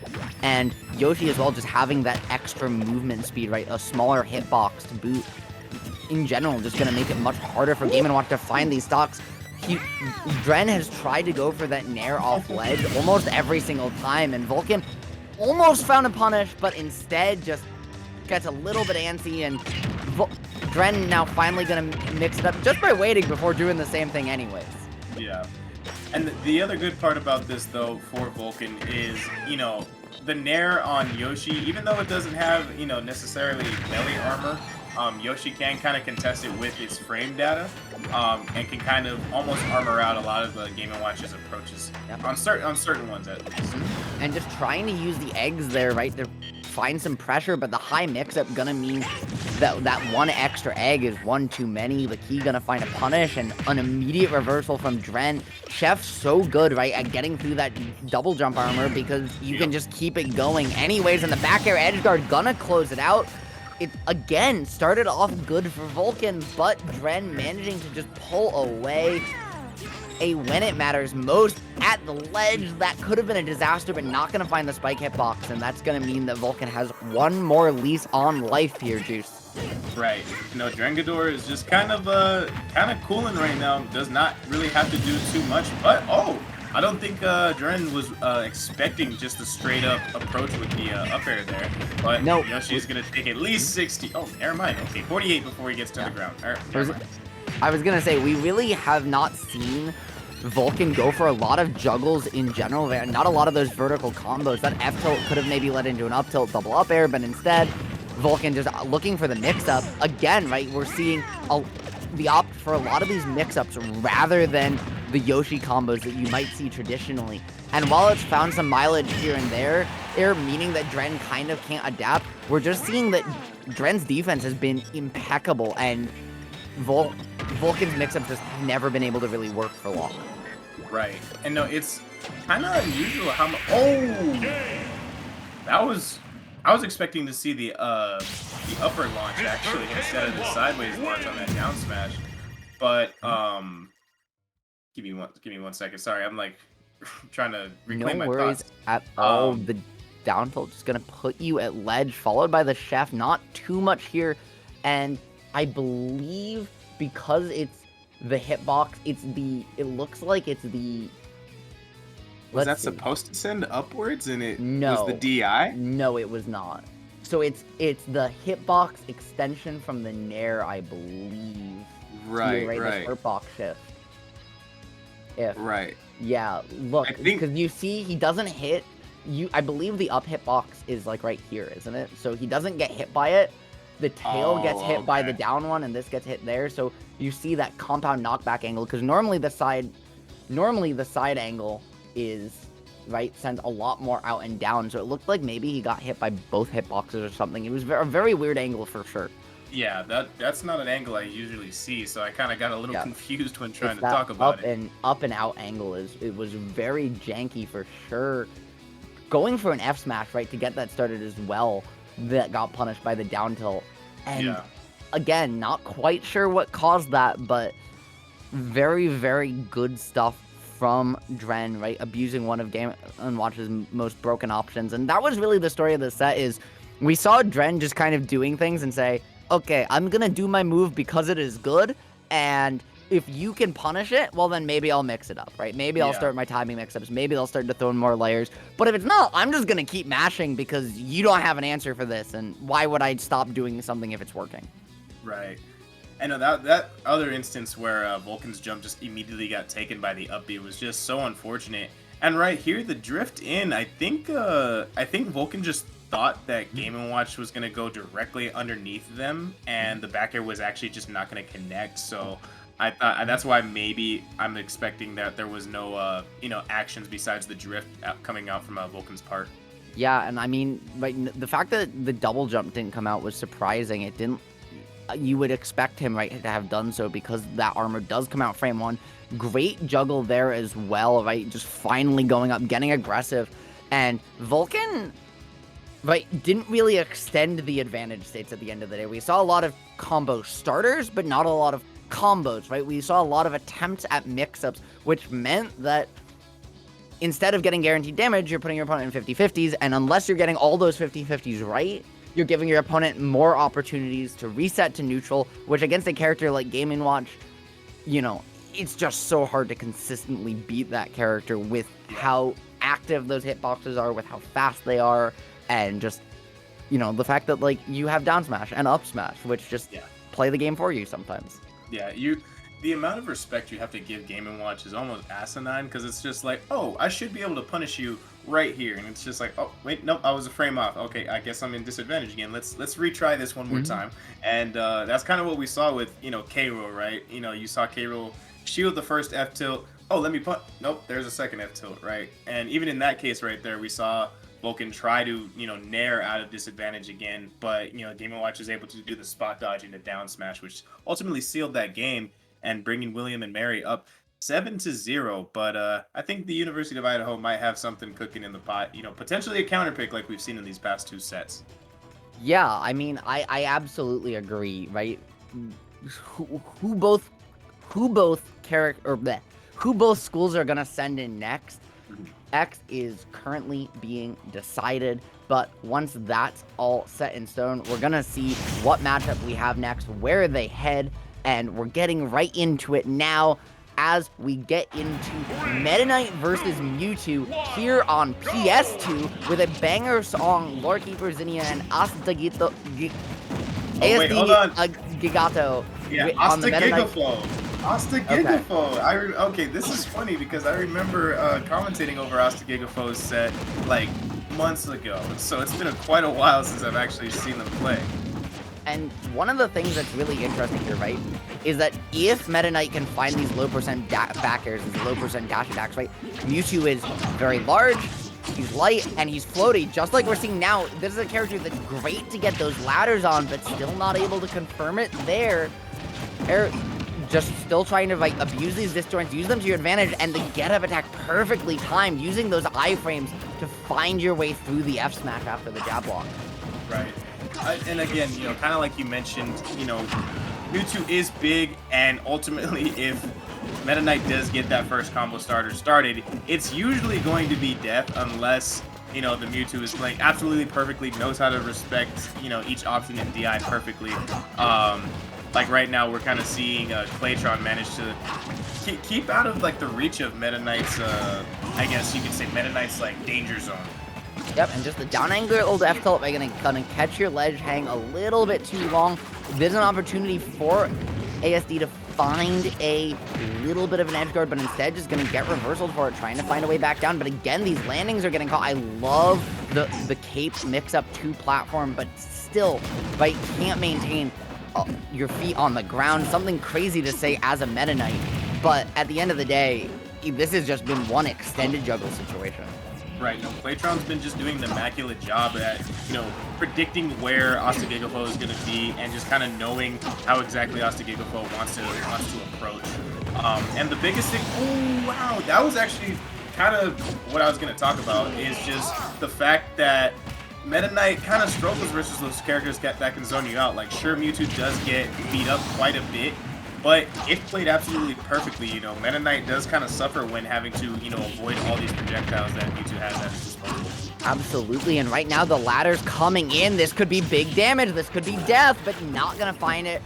Great SDI out of the situation by Claytron.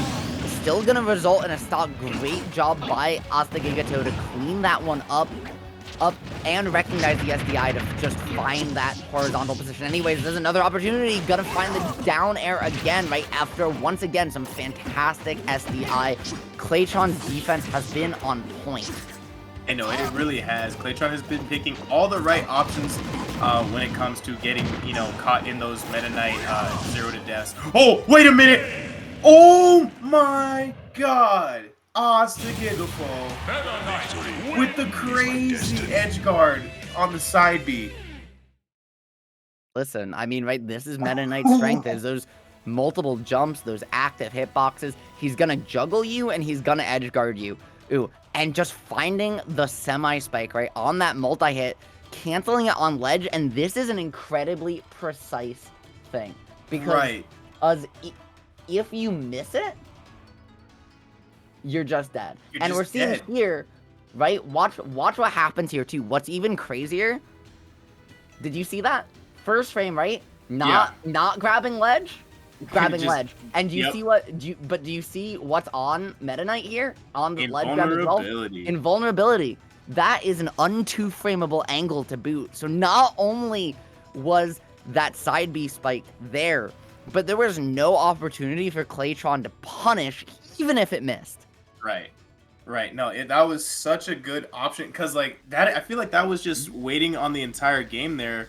You know, Claytron, every single time that Astagigafo was off stage or was going really far out there to punish, Claytron was there to respond and to, you know, give a counter attack. And right then and there, that's just the one instance that, you know, you can't counter attack. So it was almost just perfect on all ends. Especially, like, the entire match was just perfect, you know, back and forth, especially right here, placing the mini shadow ball. Like, you're gonna respect this because you can't actually get up, but you're also not paying attention because your ledge vulnerability is gone. Like, these two are playing out of their minds right now. Absolutely, and you know, you could have jumped there or something, but you're definitely scared, right, of Mewtwo maybe trying to find a juggle.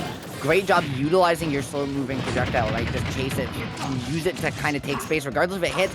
You had an opportunity, once again, a great SDI mix-up, gonna allow you to avoid that up tilt, and get out of dodge real quick. What adjustments do you think we're going to see here, Juice, from both these players going into game 2, especially with how close that first one was? Honestly, that is a great question, just because, like, they both are playing absolutely perfectly. Astagigafo gets the combos when necessary. Claytron still knows how to counterattack. I think we might see just a little bit more of, like, maybe, like, not camping selection, but, like, just, like, projectile selection coming out from Claytron on how to, like, properly punish and keep Meta Knight at bay. You know, because he definitely wants to avoid just the burst range from the Meta Knight dash attack, and has to respect that, you know, that sword off stage especially. Absolutely great recognition there that you're beyond the easy jab block percent and the up B out of shield again. Astagigafo swinging, missing in the past, but that time finally connecting when it matters and gonna close out the stock. However, it's not gonna matter because your role is red 7 days to Sunday. Down smash from Mewtwo, gonna close it out. Claytron keeping this one close and saying, who told you you could have a lead in this set, bud? Right. No, wait a minute! The answer is I did! The answer is I did! Because Astagigafo with the 0 to death, Meta Knight just dragging you to the blast zone, and Juice, I don't know what we just saw, but Claytron's gotta be feeling that one right about now. Oh yeah, no, you gotta be serious. I mean, listen, his name is fun to say and his gameplay is fun to watch. That's all I can really say. But man, Claytron has to find some way to mount up a comeback right now, because I know after feeling that right now, Asta is just at, like, it's just peak performance at the moment. Yep, I love the dash, right? The dash shield there to try and find it, and he looks for that side B spike again, but this time the spike's gonna come from Claytron, closing it out once again, right? Keeping it close. He was down a whole bunch of percent, took 50 after losing it, but once he won neutral once, he converted that whole exchange into a stock and is still keeping it going. And even though Astagigafo has found these stocks first and early, it feels like Claytron's the one with momentum right now. Oh no, for sure. Claytron actually responded really well, you know, to what Astagigafo was going for. Asta was kind of feeling himself, got a little greedy on the edge guard, wanted to make something happen. Claytron said, nah, not right now, man. Like, you got a good stock, but we're still playing the game. Yep, I love the tornado into the raw side B, just an attempt right mixed up. Wow. And then you're gonna miss the tech, but not gonna find too much after that. You read the get up though, the drop off ledge double jump, abusing Mewtwo's floatiness combined with that huge animation, right? He does that somersault, which means he's this huge circular hitbox and just closing it out. Like, this pressure situation is insane. Yeah, no, that was absolutely great. Just because, like, the thing is, I think I also saw a whirlwind, like, wind box as well that kind of, like, messed with Mewtwo a little bit. So, like, when Claytron was trying to recover, it might have thrown off that pattern that he wanted necessarily, and it just allowed the edge guard to happen. And it all started from that, like, just slightly delayed side B, to the point where, you know, it was unpunishable. It totally did. You're absolutely right. If you see that here, he drops off ledge, right? And look at how fast his momentum is. He drops off ledge and just gets pushed immediately. Like, he definitely is drifting back here as well. But it was that very inner corner, or kind of pushing him away, sending him out, and forcing him to have to use that double jump, which just, again, right, puts you in a checkmate situation. You're too close to really go to ledge. You don't have your double jump. You maybe could have done, like, another teleport mix-up or something, but that's got a lot of lag, and Meta Knight can react to it. So just fantastic job awareness from Asta there to capitalize on an unfortunate pair of situations. And that's really where all of his stocks came from, right? Whether it was the up B out of shield here for stock number 1, whether it was stock number 2, closing things out, right, with that 0 to death, or just the third one, right? He recognized every mistake Claytron made and punished them to Kingdom Come. That being said, he's not the only one. This down smash read was OD. Right, no, it was really clean. That down smash read was like something that was textbook. Just like, I know you're gonna roll because you're trying to get away from me, but I am right here waiting for you to do that roll. Right? And did you see that first down air? Even it looked like that first down air as well, right? There's the 0 to death here, but if you jump back, watch this. Does this first down air connect? Because I don't know that it does. Okay, it does. So you get the first one. You're still in hit stun. You're out of it maybe for just a second there, but you're not able to jump even still, right? Meta Knight just so good. And that positioning on the horizontal ladders, after game 1, he went for where Asta went for a lot of vertical ones. He recognized how Claytron was SDIing out of them, right? And that's when he swapped to those horizontal ladder attempts, recognizing, okay, if you're going to SDI out, sure, I'm just going to combo you, expecting you to SDI out. Right. And that's why you got to mix your DI on a combo character like Meta Knight, man. Yeah, this is such a good call out too, though. Like, this was perfectly spaced down there. Like, it did get a small trade, but this was just like really good spacing coming out from Claytron. And I want to point out as well, something you might have noticed. This is like a PS2. This is a PS2 classic here. Air that happens, ends on this down air. Air. Oh, Air. When this happens, you're gonna see he could have DI'd in to ledge, edge, but you're gonna see he doesn't get an opportunity to tech, and he's DIing in, right, trying to find that opportunity to tech. He even hits right below ledge, right? He even hits there. So why didn't he get to tech? It's because that section of PS2, fun fact, not considered a wall. You can't tech on it. You just slide off of it. That very specific section, yeah, there's a couple circumstances just like there where there's part of it that is and you can wall jump off of it, and there's part of it that's not and you can't tech on it and you can't wall jump. And unfortunately, just coming in for Asta there, right, at the worst possible moment. Yeah. No, but man, Asta Gigapro, that was a wild set to watch. But I imagine this is going to be an even crazier set because we're going to see a crazy ton of Falco combos, and I kind of want to see the Sephiroth Giga Flare. I'm not gonna lie. So I'm right there with you, man.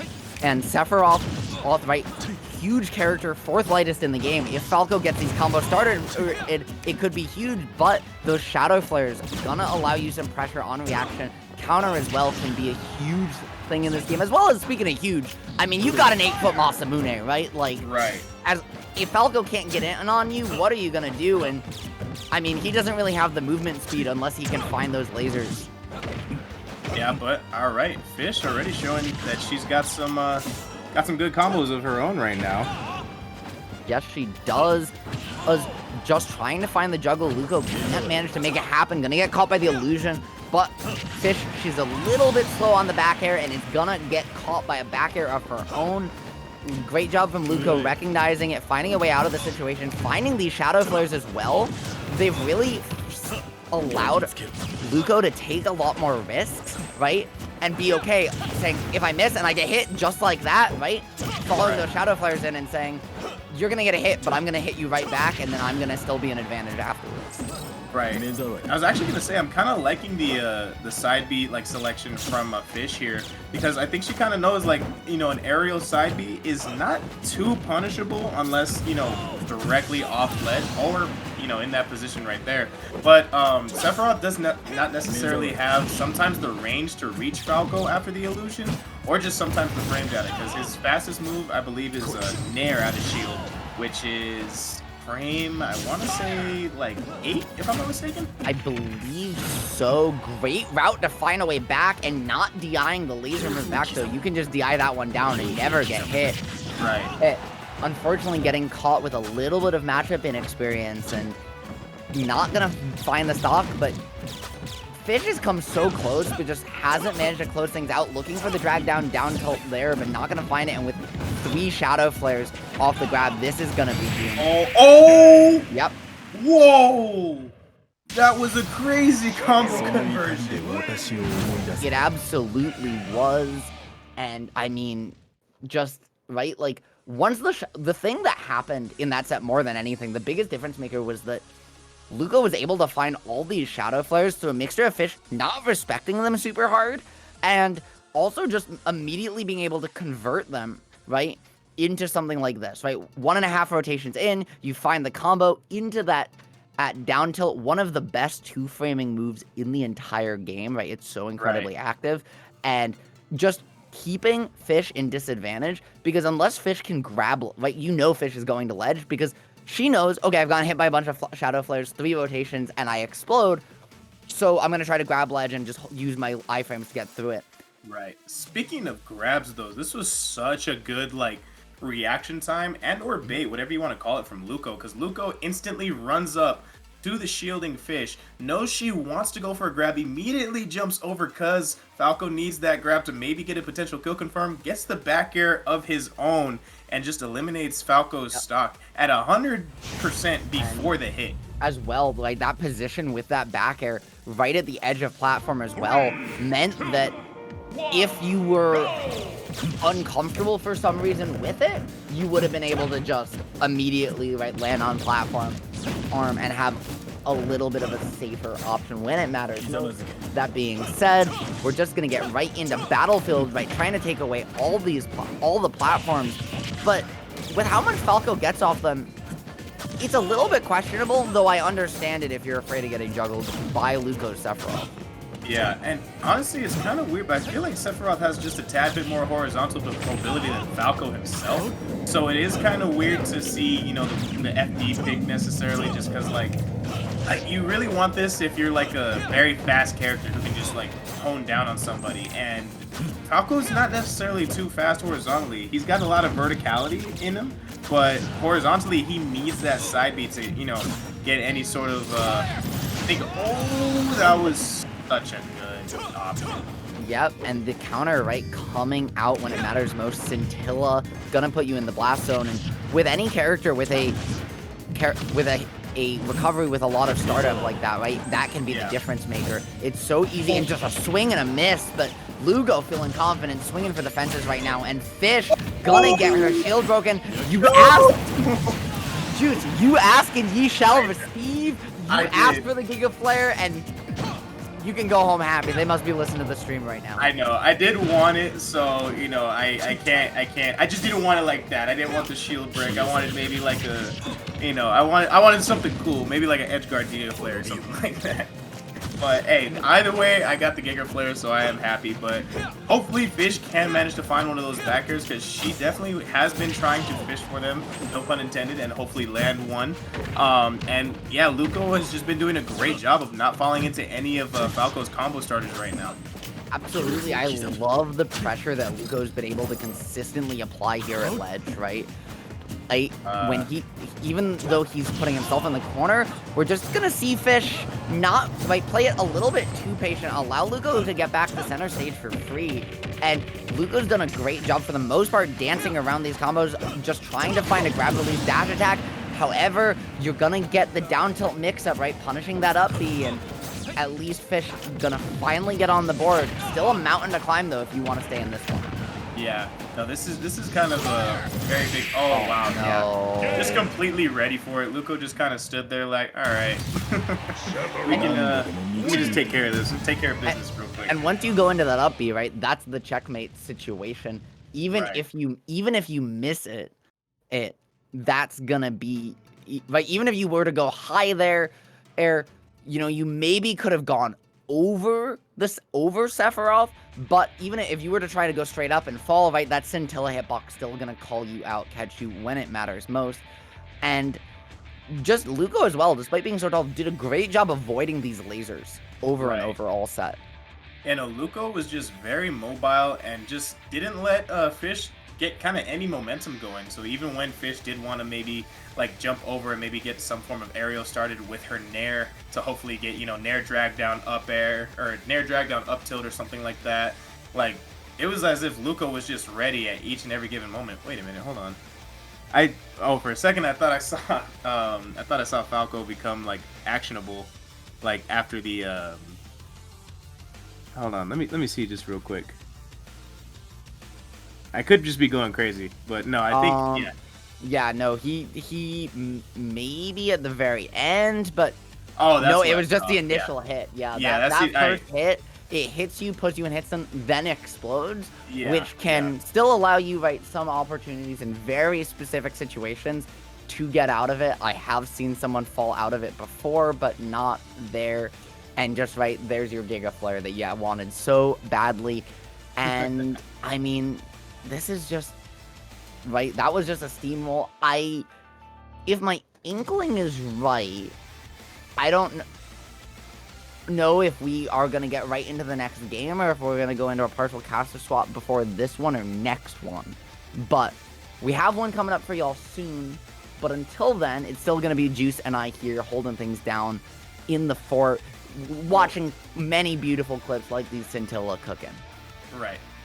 But I will say, it has been an amazing time on comms. We are actually going to get a caster swap. Because I am actually going to be leaving and my boy Cap is going to be taking my place. So, Ritual, it has been an amazing time casting with you. I got to thank you for the wonderful time. I got to thank EGF for having me again. Before I go, though, y'all be sure to follow Ritual. Wait, other side. There we go. Down there, right there, Ritual SSB. Be sure to follow her. She kicks plenty of butt, and she is an amazing caster putting in all that work. If y'all would like to follow me before I head out, y'all can follow me at the Lightskin, TheLiteskin. But, yeah, unless you want, did you have anything else to say before I go? I was going to just say, follow Juice. Fantastic up-and-coming caster here in Super Smash Bros. Ultimate. But until we come back from the break, I'll still be here, joined by Cap. Until then, see y'all.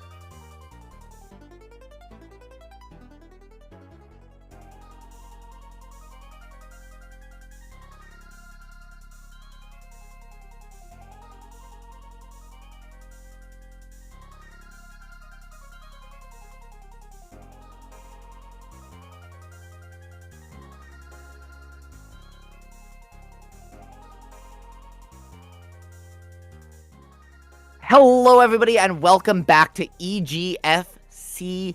I'm Ritual, joined here by the fantastic, illustrious Cap. How's it going today, dude? I'm Juice, actually. Don't pay no mind to the Twitter. I'm just Juice still. Hey, West Coast, Best Coast. Other things that Juice says. Hey, I'm doing great. I actually just got off a block over on EGF3, I want to say. There's so many channels that get confusing sometimes. But I'm excited to watch this set. I actually did put in the chat to choose. I was excited because I saw the Mewtwo set. I wasn't able to cast it, and then didn't quite go the way of the Mewtwo. So, you know, it is what it is. But hey, there's more Smash coming up, so I'm excited for that. Are you a Mewtwo player?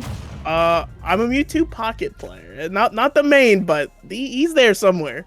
Valid. And speaking of pockets, neither of these characters have any. Corrin kind of stuck in that armor. Bowser, I mean, if he has pockets, if Bowser's got pockets, I don't want to know about him. But anyways, just getting started right off here on PS2, it's gonna be Corrin just racking on a whole bunch of damage early. Just fantastic job extending this advantage state right now. Well, that certainly is not Yoshi. In fact, I think that's about as far from Yoshi as you can get on the roster, as we see Bowser taking a beating right now from this Corrin. It looks like it's going to be semi on the Corrin, but I mean, this is kind of how a lot of these Bowser matchups play out, right? I believe it's Leon once said, you start each stock at 70%. It's what you do after that counts, you know? And we're definitely seeing it count. We see the Flame Breath come out off the right side. Not going to find much further trouble, but the side B, I don't know how that interaction worked out, but able to find the grab there. This is pretty solid stuff from our Bowser, but not solid enough, unfortunately. No, it's not. Just trying to keep it going, racking on the damage. Beautiful job with the up throw, though, managing to keep things close, right? This is Bowser. 1 hit, 2 hits, all you're going to need to close the stock out. Can you find it? On the platform, that side B, the command grab, right? Gonna do it. Just beautiful patience, managing to keep it close, and this is still very much anyone's game right now. Absolutely. Able to return the favor almost immediately, and already getting this early percent is going to be not Yoshi. It's really good. When Bowser can rack up damage early, that's how you know it's going to be a good stock, right? Is you know, just kind of the momentum shift. It can be very hard to stop Bowser once they kind of get the momentum going. Just all those aerials can be so tough to deal with in disadvantage. It just feels like forward air hits everything, but so does that pin. 60% on semi as they get Bowser off the left side, but just going to reset to the neutral and find the side B is the other character on the screen, as we're, again, basically at an even game at this point. Absolutely just looking to rack on some damage, trying to find a low pin, but beautiful patience on the platform to keep it going. Not going to find the turnaround there, though, and it's going to allow the to get back down as Bowser, best case scenario. And the Flame Breath, gonna just rack on a little bit extra damage, but you're not gonna be able to find the extension on that call out. Great idea, but just not the execution. And that's absolutely going to be the stock as we see another little Bowser bomb stock there off the right plat. Just getting that, you know, command grab onto those platforms can be absolutely brutal for a lot of characters in this game. Corrin is certainly one of them. Not exactly known for being a particularly weighty character in any regard. So we're going to have to see Semi really take this stock pretty soon. Bowser is a heavy character, but at 160, you know, any straight hit will do it just about. Absolutely, and this could be that, but not on PS2. Those larger blasts are going to allow you to survive. That being said, the back air, that move auto spaces for you. It kills you. It lets you recover. It does your taxes, eats your breakfast, and, you know, takes the stock from Bowser there. Yeah, you know, I love those all-in-one moves. You know, Rob Top actually can, you know, I'm pretty sure it does my mortgage for me, but, you know, I haven't tried it yet. I don't really play Rob that much, but again, we're seeing this neutral game between both of these characters. These are both characters that you're not going to see do a lot of extended strings. It's going to be a lot of stray hits that we've seen throughout this entire game, and kudos to both of these players keeping it relatively even throughout this, you know, neutral trading phase of the game. Absolutely, just trying to find a way back. Beautiful empty hop double jump, right? Bowser trying to expect a hitbox there, but not able to find it. That being said, the side B again, right? Landing on platforms, not optimal in the eye that time, and gonna close it out. Great way.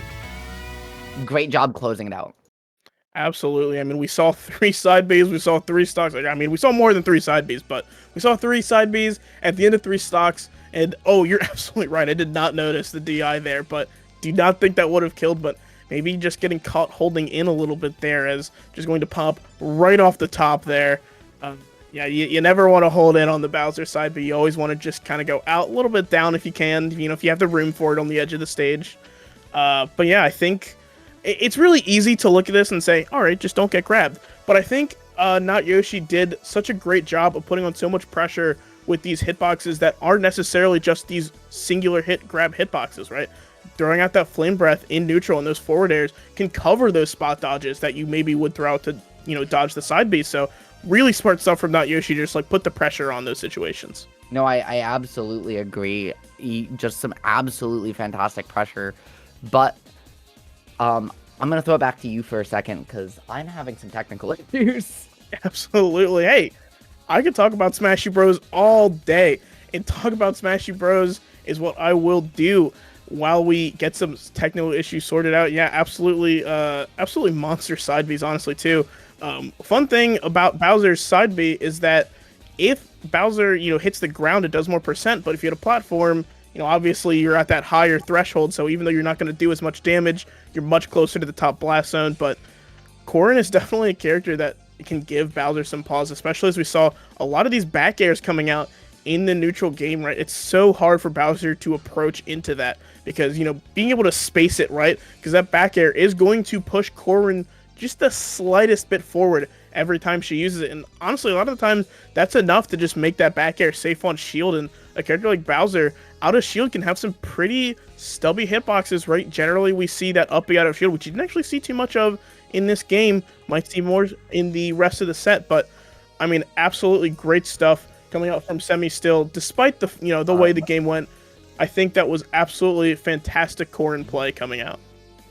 I absolutely agree with you, but I mean, the question is, can you maintain it, right? Going into the next game, it was very close, but for the moment, we are just gonna see if William and Mary can keep all this momentum going forward into the next match. And Cap, how do you feel about this crew battle so far? Because it's been cooking. So I was on a different block for the first game, so I didn't catch that. I actually caught the tail end of the Yoshi. And from what I can tell, outside of Claytron, despite the fact that I do think Claytron put on a pretty good performance from Mewtwo, I think Meta Knight might just be a pretty tough matchup for that character to deal with, considering the tail and everything. I think William and Mary, it looks like, has just kind of been breezing through, right? So, I mean, just looking at the scores, 14-6, that's just another day in the books for William and Mary. So, I mean, we're going to have to definitely see some plays coming out from University of Idaho. And, I mean, it's got to start with this Corrin, right? You've only got 2 more games left in this match to get some more points for yourself. I don't believe Idaho is mathematically eliminated quite yet, but they've really got to dig deep and find some of these, 2-stock, 3-stock victories, even if you can, to really make up the difference in these points. Oh, no, I'm sorry. It's not Yoshi's the Idaho player. Okay, so this is actually a good start then for them. Finding that first game. Oh, okay, all right, that is still Corrin. I thought it was Midman for a second. I gotta get my glasses checked. Getting right into game number 2 here on Small Battlefield, just trying to cut down on that space, find some slightly slower platforms going right at the moment, and that's really gonna allow you to find these juggles a little bit easier, right? Not let Bowser get away from you, and maybe just close out stocks a little bit better here. Absolutely. Also, just like the platform coverage this character can provide on a stage like this, especially when it's that close to the ground, can be absolutely brutal for both of these characters, honestly. This is a very double-edged sword pick, right? Because the same reason you're picking it against Bowser, Bowser can absolutely do to you. Unfortunately, holding onto that neutral B a little too long in the center of the stage there is going to get caught by the command grab again. That's 4 stocks now, Ritual, taken with that side B by Bowser. Yep, and that, oh my god, Bowser just not knowing about the shield SDI mechanic, gonna get caught there in the F smash charge, and it's gonna rack on some huge damage. Unfortunately, not gonna close out the stock, but, at the end of the day, you're still pretty happy with that, but being down so much, right, you just need to find a way to get a little bit more efficient right now, Cap. Absolutely. I think, to be fair, I think, any other character on the screen that isn't, over 130 units of weight, I think, just ridiculously heavy, that does probably close out the stock, but you're against Bowser, right? You're going to take a little bit more damage, looking at 58 as Bowser came down from the Angel platform, before you can secure those stocks, because Bowser's going to be around for a long, long time. Absolutely. That being said, not going to be able to find it out there, even off the side B. The Flame Breath to boot, just going to rack on some additional damage, but getting back to stage, you're able to find a reversal, right? Abuse these huge disjoints, and if only you can stop Bowser from getting back to the ground, but unfortunately you can't, and he's going to give you a nice big hug as thanks. It's going to send you off stage, and now you got to just find a way to reset to neutral, keep yourself in this one, and what better way to do that than with your signature pin? Absolutely. Pin definitely putting in a lot of work in this matchup, right? It can be something that Bowser deals with, it can be hard for Bowser to deal with, rather. Whether it's that, like you see, just, getting the tip hitbox, or just pinning Bowser to the stage and kicking him, just the old-fashioned 1-2. Unfortunately, you cannot rapid jab Bowser, which is a lesson that Semi has learned maybe a little too late, as we see Yoshi take the second stock for Idaho. Absolutely. Semi just keeping it patient, right? And even though you're a stock down, Corrin absolutely has the ability to keep this even, but the pin gonna find its mark. But Bowser falling through the platform, so gonna just find a way out of dodge scot-free when it matters the most. The charge not gonna find the stock either, but spot dodging the command grab, not gonna get her this time. Right now, Cap, you are playing if you're Semi, you're playing your way right back into this game. Absolutely, and this is the way to do it. I think you just keep hitting Bowser until finally he's going to fall to something. Pin will be the answer this time, but who knows what will be the answer coming into the future of this stock that we're seeing here. I mean, this is certainly one way to deal with Bowser, of just hitting him until he pops.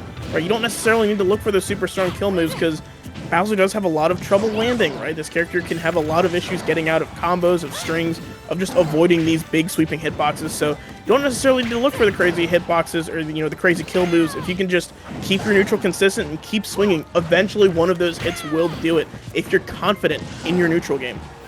Absolutely. And we saw, as you said, right, about being a big body and avoiding, we saw beautiful DI up just to barely avoid a pin. But speaking of pins, right, the kick not going to do it just yet, but at 149, even with middling rage, right, Corrin is just one hit away. Bowser, though, very capable, right, command grab's doing 20, all your moves pretty much doing 20, unless you down air right there. I don't know if it was a misinput or an attempt to go low and get a stock and sauce you a bit, but at the end of the day, right, it doesn't really matter, because if you're Semi, you'll take going to a game 3 right about now. Absolutely. I mean, I just had this discussion with Atsuk on the other stream. We certainly take those, right? I'm gonna assume this was maybe the hop off and then trying to land back on the stage. I think it's that you see the jump and it's just a slow reaction, perhaps. Yeah, I think definitely looking at that. And he sees the jump. I bet you that's an online moment. Right? You've got those additional frames in the buffer before you can react, so you probably input it thinking that, hey, they're drifting neutral, and then you see the forward drift and you're like, oh no. Yeah, absolutely. I think the call wasn't necessarily wrong there, but a little bit of Wi-Fi coming into play. It is hard to react to those jumps online. You kind of got to see them coming a little bit ahead of time before they actually work out. So unfortunately going to lead to the loss of the stock there, but hey, that means a game 3. I mean, Ritual, like you said, if you're Semi, you take those. Yeah, right. And speaking of just Semi did a fantastic job cleaning it up here, right? Finding a way to get back down to stage, getting juggled a lot less than in game 1, and just doing a much more efficient job themselves juggling, right? Doing a much better job keeping Bowser in the air, mixing up whether I'm going to juggle you, whether I'm going to punish these landings, and just letting not Yoshi swing, right? That really is the key here, because it's just so hard to consistently pick as Bowser, right? Because if you're right, you kill them at ridiculous percents. But if you're wrong, then you just get stuck in a lot of end lag and they, say see you later. Absolutely. And I think, I do like to analyze a lot on these casts, but I try not to blow up people's spots, and I try not to give up the secrets. And I did notice there is some specific timing that Not Yoshi was looking for those side Bs. There was two main things. It was a lot of times it was the falling side Bs coming from really high up to try to secure that safe landing into out of shield options. And then we saw it as the empty hop mix-up, as you saw just there. Actually, a fantastic example. It seems like Sebi really started to sniff out the opportunities. Yes, Not Yoshi was putting on absolutely a ton of pressure, but you really do have to mix up the timings that you're using these moves, or otherwise, eventually, everyone's going to start catching on to what you're doing and be able to avoid it. Yep, and speaking of catching them, we are going to try to catch some landings on the platforms here on Battlefield. This is historically one of Bowser's best stages. He loves these platforms, right? They allow him so many ways to get back down to mix up his landing, as well as to find those early kills off that command grab. And when you really lost that game to just getting juggled and being unable to land, I totally understand why you're taking Corin here right now. Absolutely, and keep an eye on that side B to the top plat. I imagine we're going to see at least one stock taken that way, as we've already seen several hits come out from it. Basically 60% of this stock came from just side B alone on either plats or the stage. 87% and 115 on the other side of the aisle over on Not Yoshi. A little bit of rage here on the Bowser. You gotta be careful of these side Bs off the top plat, especially now. You're at 100%. Bowser's got some rage. This is absolutely the percent where that side B will start killing off the top. And there we go. Off the doesn't even need a top plat, but is not going to find it. I think if that was a top plat side B, that would have killed. Would have killed, but calling out the reverse on the pin. Fantastic stuff. Catching on that Semi made so much happen just one game ago, and this time saying, I've seen this before. What do you think you're doing? Now, though, trying to get back down to stage, right? And you're seeing the same issue when you're able to keep them in the corner, when you're able to prevent them from getting to those platforms. It's just so hard for Bowser to land. Absolutely. Both of these characters can cover these platforms, but I would say Corin is definitely better at it, especially considering how hard it can be for Bowser to land, just in general in this game.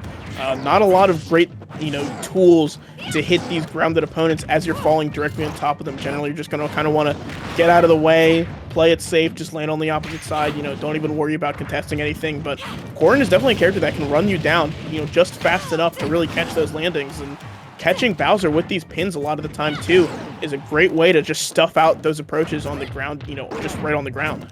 Absolutely. Right now, though, the pin gonna just pressure right, cross you up on shield, get right out of dodge. Fair going to catch the landing, though, put you back in the corner. And I love the attempt to try and find that pin, right? You know the spacing, you get the contest, but the Flame Breath just beating out the hitbox and gonna allow you to close out that dodge.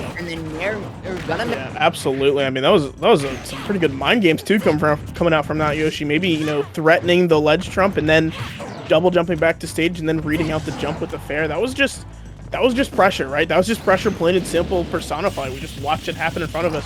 This F smash, we're going to watch Bowser. Ooh, not cross stage die quite yet, but 159, surely not long for this world. No, not at all.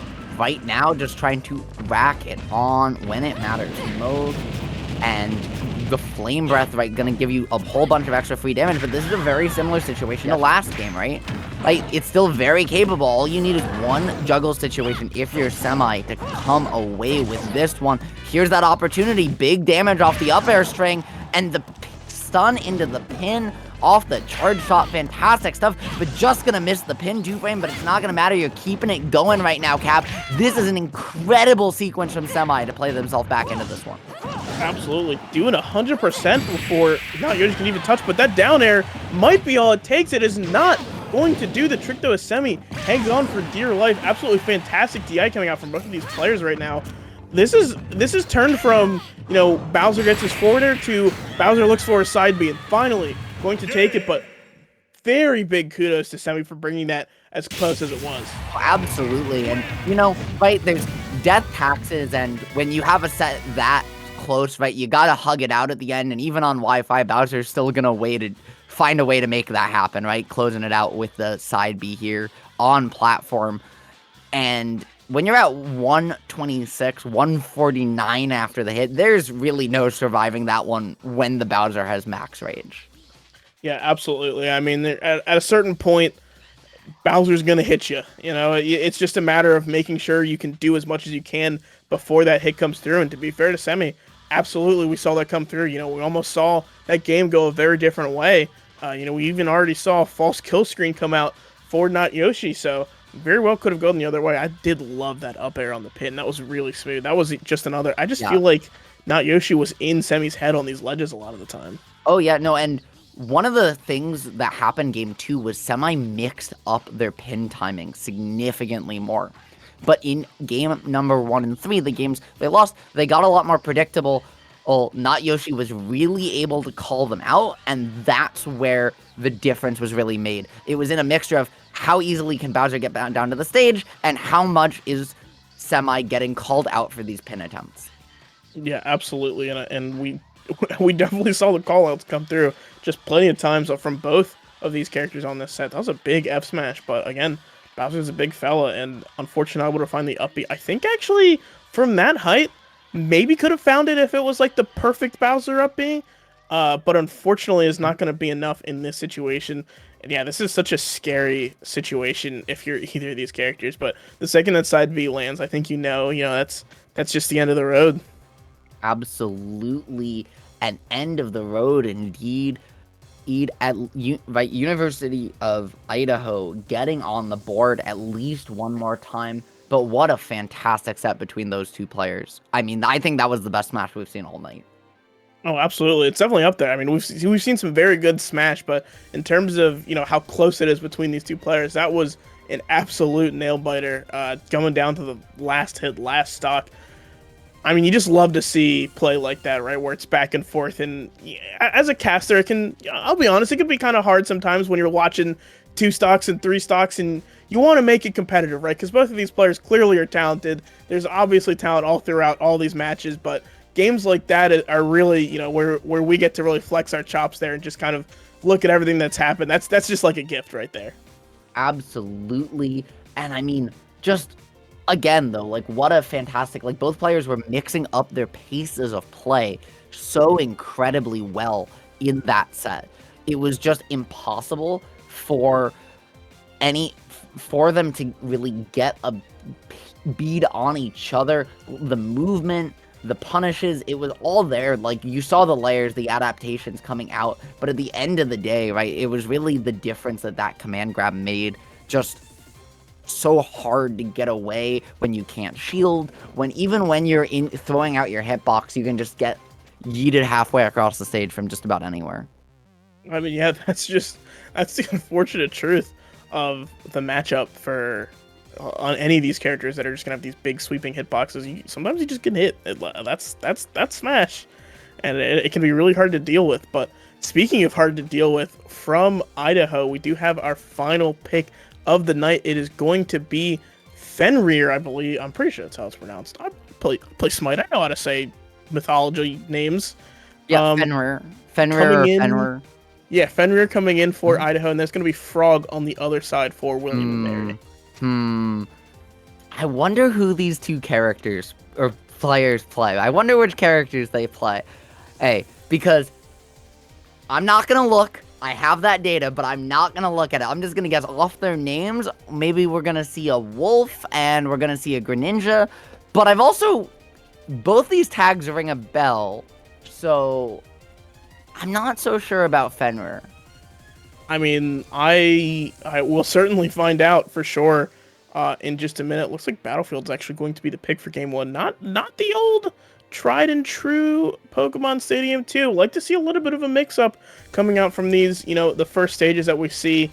Always fun. I don't mind starting on PS2. It definitely makes things faster, but it's fun to see the big pick bands come out even before, when we're blind picking, just to get to those stages that you really want to get to.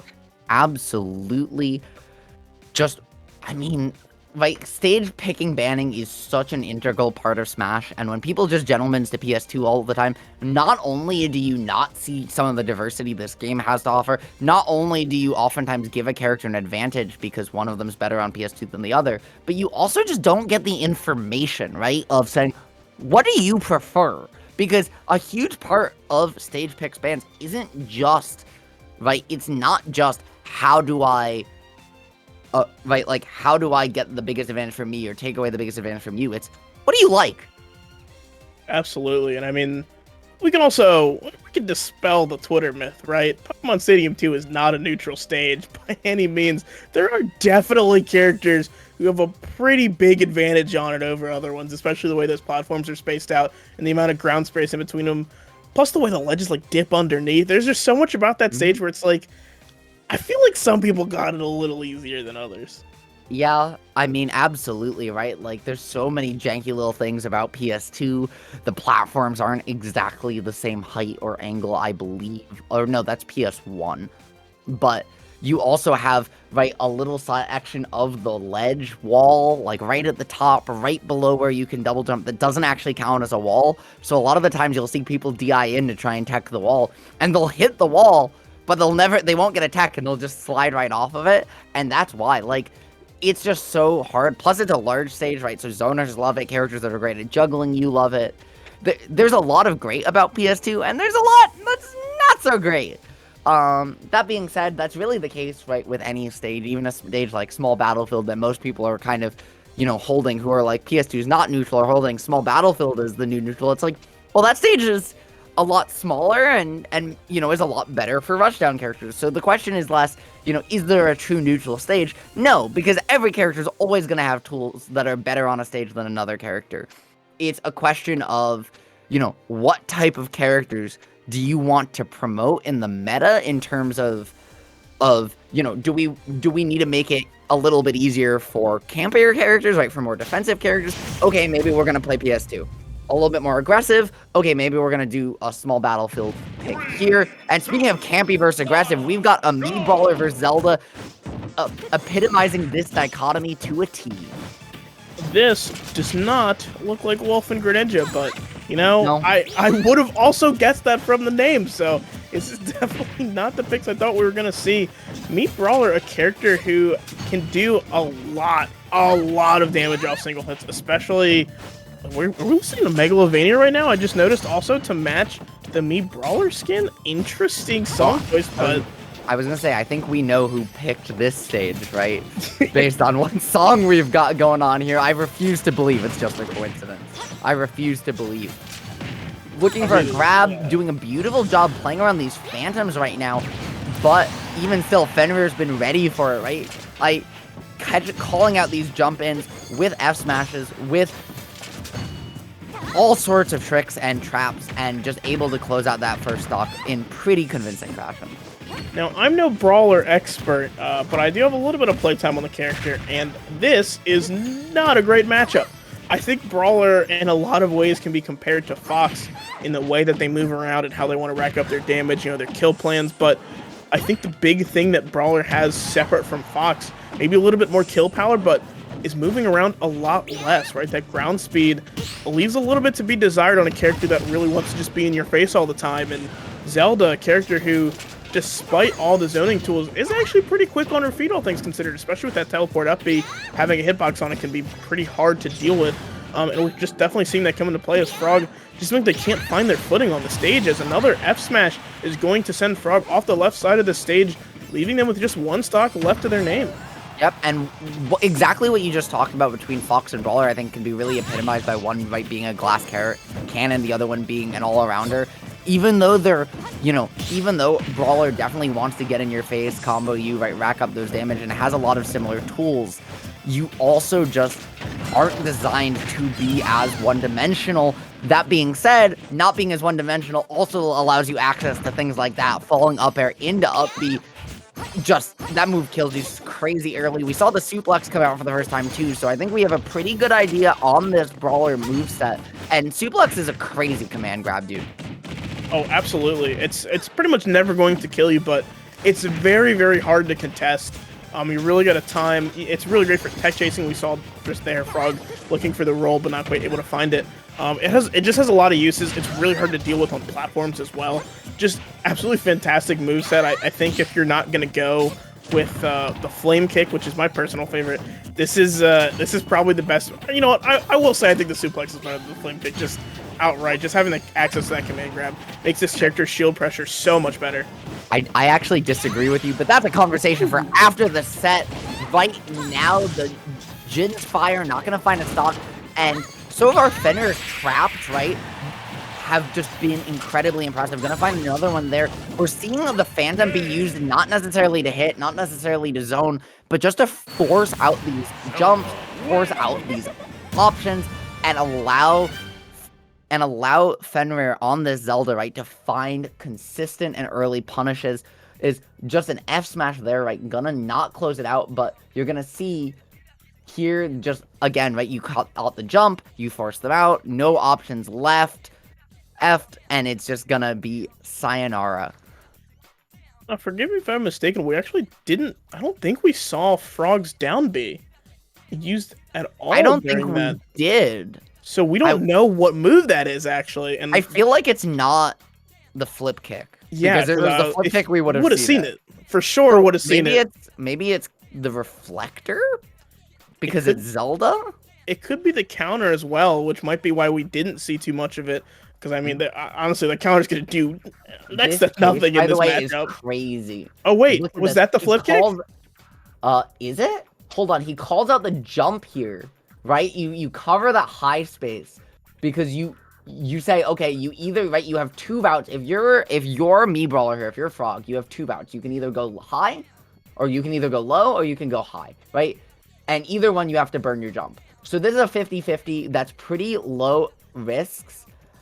And we see the jump. I don't think we see a flip kick, maybe? Yes, we do. That's it? There it is. So it came out once, lost the stock for it, and then went away from it, getting a little scared. But this this Jin's Fire was already there. It was already there. And what a fantastic job so far from Fenrir. But you've got a lot of work to go, because guess what, Cap? You can't just, if you want to stay in this one as University of Idaho, you can't just take this game. You have to 3-stock Frog right now. Yeah, absolutely. And I mean, listen, I'd be hard pressed to say that you're gonna 3-stock Frog if considering how this game has already started. 80% almost on Fenrir is and Frog just looking for kill confirms, honestly, already. Not quite gonna find it yet.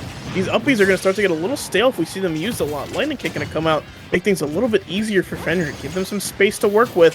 This is really what you want as Zelda. Now we're gonna see if the zoning team can hold out. Absolutely, just a neutral get up there to find your way back from ledge. The F smash on shield that can be safe as space perfectly, but not gonna. They're beautiful. Job there with the Nehru's Love, just finding a shield poke, right? Applying some safe pressure, and the Phantom to boot, but you're just gonna miss the confirm and find a way back to stage. But the up smash read on the roll, gonna give you one more chance. You're at 127. You have to play perfectly from here on out, Cap. Yeah, I mean, hey, listen. I think it can be done. I'll never say never, nothing's ever impossible, but Zelda is not the character I would pick to hold a lead for that long, and that will do it. Jump into the blast zone. Oh no, you weren't even dead there. You killed yourself. But if you're Frog, you take those, right? You've just secured victory for your team.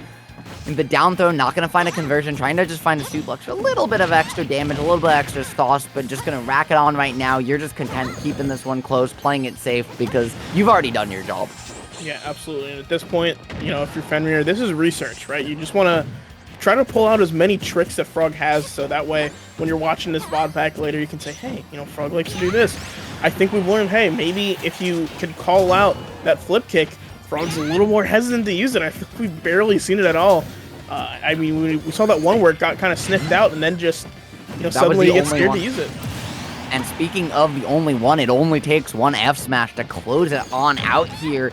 Right now, just finding some pressure. Frog is managing to play himself back into this game. He's so close, right? 75, you're very close to that down throw up B %. Likely going to be the way he tries to close out. Something else we haven't seen is a use of that up B out of shield, and not only did we not see it, we're not going to, because the Nehru's Love just kind of catching you on the 2-frame, sending you down low, and just like that, it's over. Yeah, absolutely. I think I do think though it's worth it for Frog to kind of count those blessings that they were in such a lead by the time they came in, because Fenrir definitely gave Frog a run for their money, you know, making Meat Brawler scared to use one of their best recovery options, in my opinion. You know, that's got to take some work.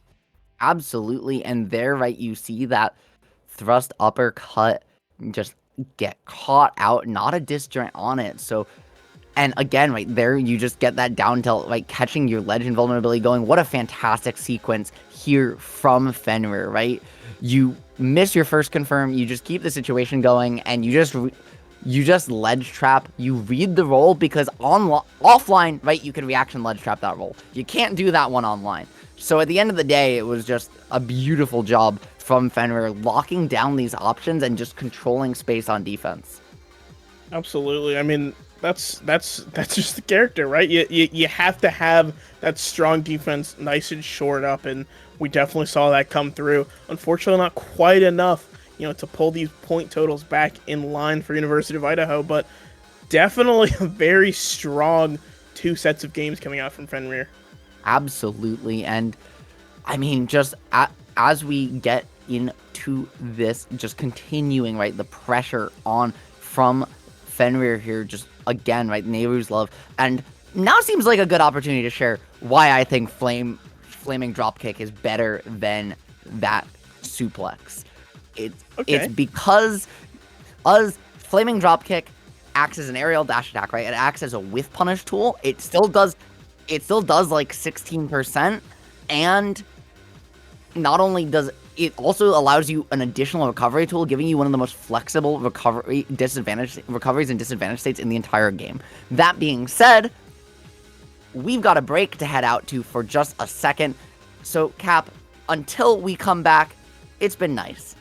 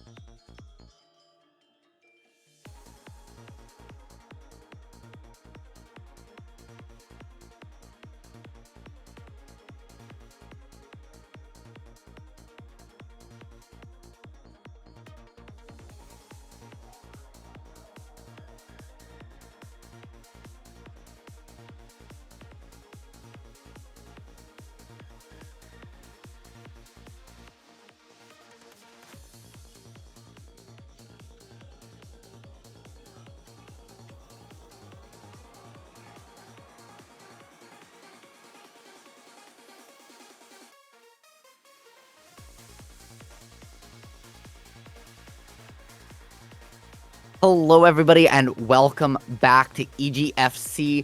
I'm Ritual, joined here by Cap and Frog of William and Mary. And, you know, we've got a couple questions here for you right now, Frog. All right. I guess I'll start it off. I was wondering, so playing Fenrir, that was a fantastic set that the two of y'all had. It was, you know, really, it was enjoyable to watch. You definitely right. It definitely didn't go in your favor, but you did your job, right? You secured the victory for your team. I did, and you had a lot of openings. One of the things we noticed though was after that first flip kick, right? Your jump got called out by the Jin's fire and the flip kick. You kind of went away from it. We didn't really see it again the whole set, and I was wondering if you just didn't really feel like you had the opportunities for it, or if there was another reason that you really went away from that move after the end of game number 1. Right. Well, after she completely just decimated me with the side B, I was just like, if I down B again, I feel like it's way too obvious, and she has a lot of tools that can just completely punish it. Because the thing with flip jump is that me Brawler doesn't have like a lot of recovery tools, so I only do that if like I have to, and I didn't really have to. Right, so I just didn't use it. That makes sense. Yeah, I mean, absolutely. The thrust uppercut can definitely be hard to contest, but we saw the neutral B coming out from Zelda, getting the 2 frames a little bit. I do want to ask if you know, obviously, you know, you are a Brawler player. Is that your standard moveset, or do you like to swap it up? Because I know some me Brawlers like to really go for like the counter pick war and change the moves out, and some of them just kind of have their moves that they like to stick with. So kind of where do you stand in that issue? Yeah, this is pretty much my only set. I feel like it's pretty optimal. There's not really anything I would change besides probably like shot put for the like flurry of punches, because how good it can be for comboing. But besides that, no, this is just my main thing. You're a suplex over burning drop kick type of guy. Yeah, it's so good. I hit it like a million times. That's it. I can't argue with that. I can't either. Before we let you go, anything you want to shout out? Any people, any socials, anything you guys have coming up that you really wanna plug for the folks at home? Only thing I want to shout out is the team. They're really cool. We have like practices all the time, and that's pretty much the only way I can get as good as I am. So yeah. All right. Thank you for joining us, Frog. Hey, enjoy the night. Enjoy the win. You know, I hope you guys have a good one. All right, dudes. Later. See you. And that brings us to the end of our second crew battle here tonight. And Cap, what a banger it was. 15-14 going all the way down, almost to the wire. Right? Frog not able to keep it close, but able to do just enough to allow William and Mary to squeeze out that victory.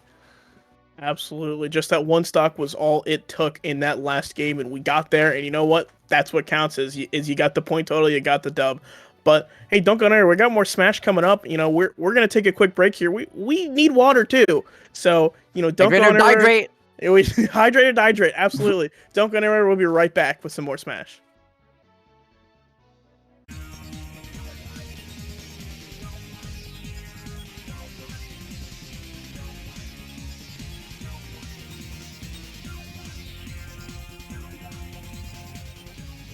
Hello, everybody, and welcome back to EGFC Week 11. I'm Ritual, joined here by the illustrious Cap, and no Cap, I think it's going to be a fantastic crew battle we have coming up right now.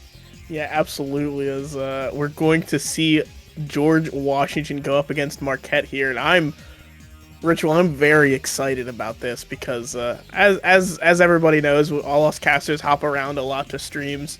But we like to keep an eye on the score sheets, you know, as things are going, just see how stuff is going on the other, streams. And I have had the pleasure of casting Chico a couple times, who was on Marquette, and I am very excited to get the chance to do it again because I love watching them on Donkey Kong. So this, no matter how this goes, I'm gonna have a good time. It's a monkey. Tuesday versus a Lucario. This can be an incredibly polarizing matchup because, you know, DK with that big body, easy for Lucario to combo, but also easy to take your stock super early, not give you the opportunity to build that aura and find your way back in the game. That being said, if you don't, your moves do a lot of damage and can give Lucario a lot more time on the clock to work with that aura. Absolutely, and I do want to clarify, this is not the Donkey Kong I was super excited about, so I'm excited to get even more Donkey Kong, honestly. I love this character. I think super underrepresented. Big clap coming out. Only 30% on front as they steal away the first stock from this Lucario Elizurg, I think it is. This is the problem with Lucario. Eliezer, you think? I think, or like Eliezer G, yeah, but most likely. But right now, just a jab coming in and trying to find it, and I'll always clap it up for more DK, you know, but right now just trying to find a little bit extra damage, the mix-up, maybe making you look for the ding-dong, instead just gonna go off with the nair, find the edge guard, the corner situation, looking for the F-smash again, and that force palm just gonna rack on a whole bunch of percent, but the monkey punch gonna save your life, save your Sunday. However, double team, not gonna quite get it done, and Lucario just getting a little bit of battlefield jank where it matters most. Yeah, unfortunately, the optimal way to recover with Lucario in a lot of the situations is to bounce off the stage, and not quite going to find it there from that angle. Already 50% on this Lucario. That means a little bit of aura is building up, as that side B will steal away the stock, excuse me, but this is the problem with this matchup and a lot of Lucario's matchup against these heavy hitters, right? If you're dying at 80%, you know, aura just does not matter anymore. Exactly. That being said, aura also builds on a stock deficit, right? And being down 3 stocks to 1, this is huge aura. If you're FRUD here, you're already well into kill percent right now. However, just one smash attack, one attempted to read, one whiff, one berry, and one time to clap it up later, Cap, and it's gonna be a purple monkey on our victory screen. Just some fantastic stuff from FRUD here on the Donkey Kong.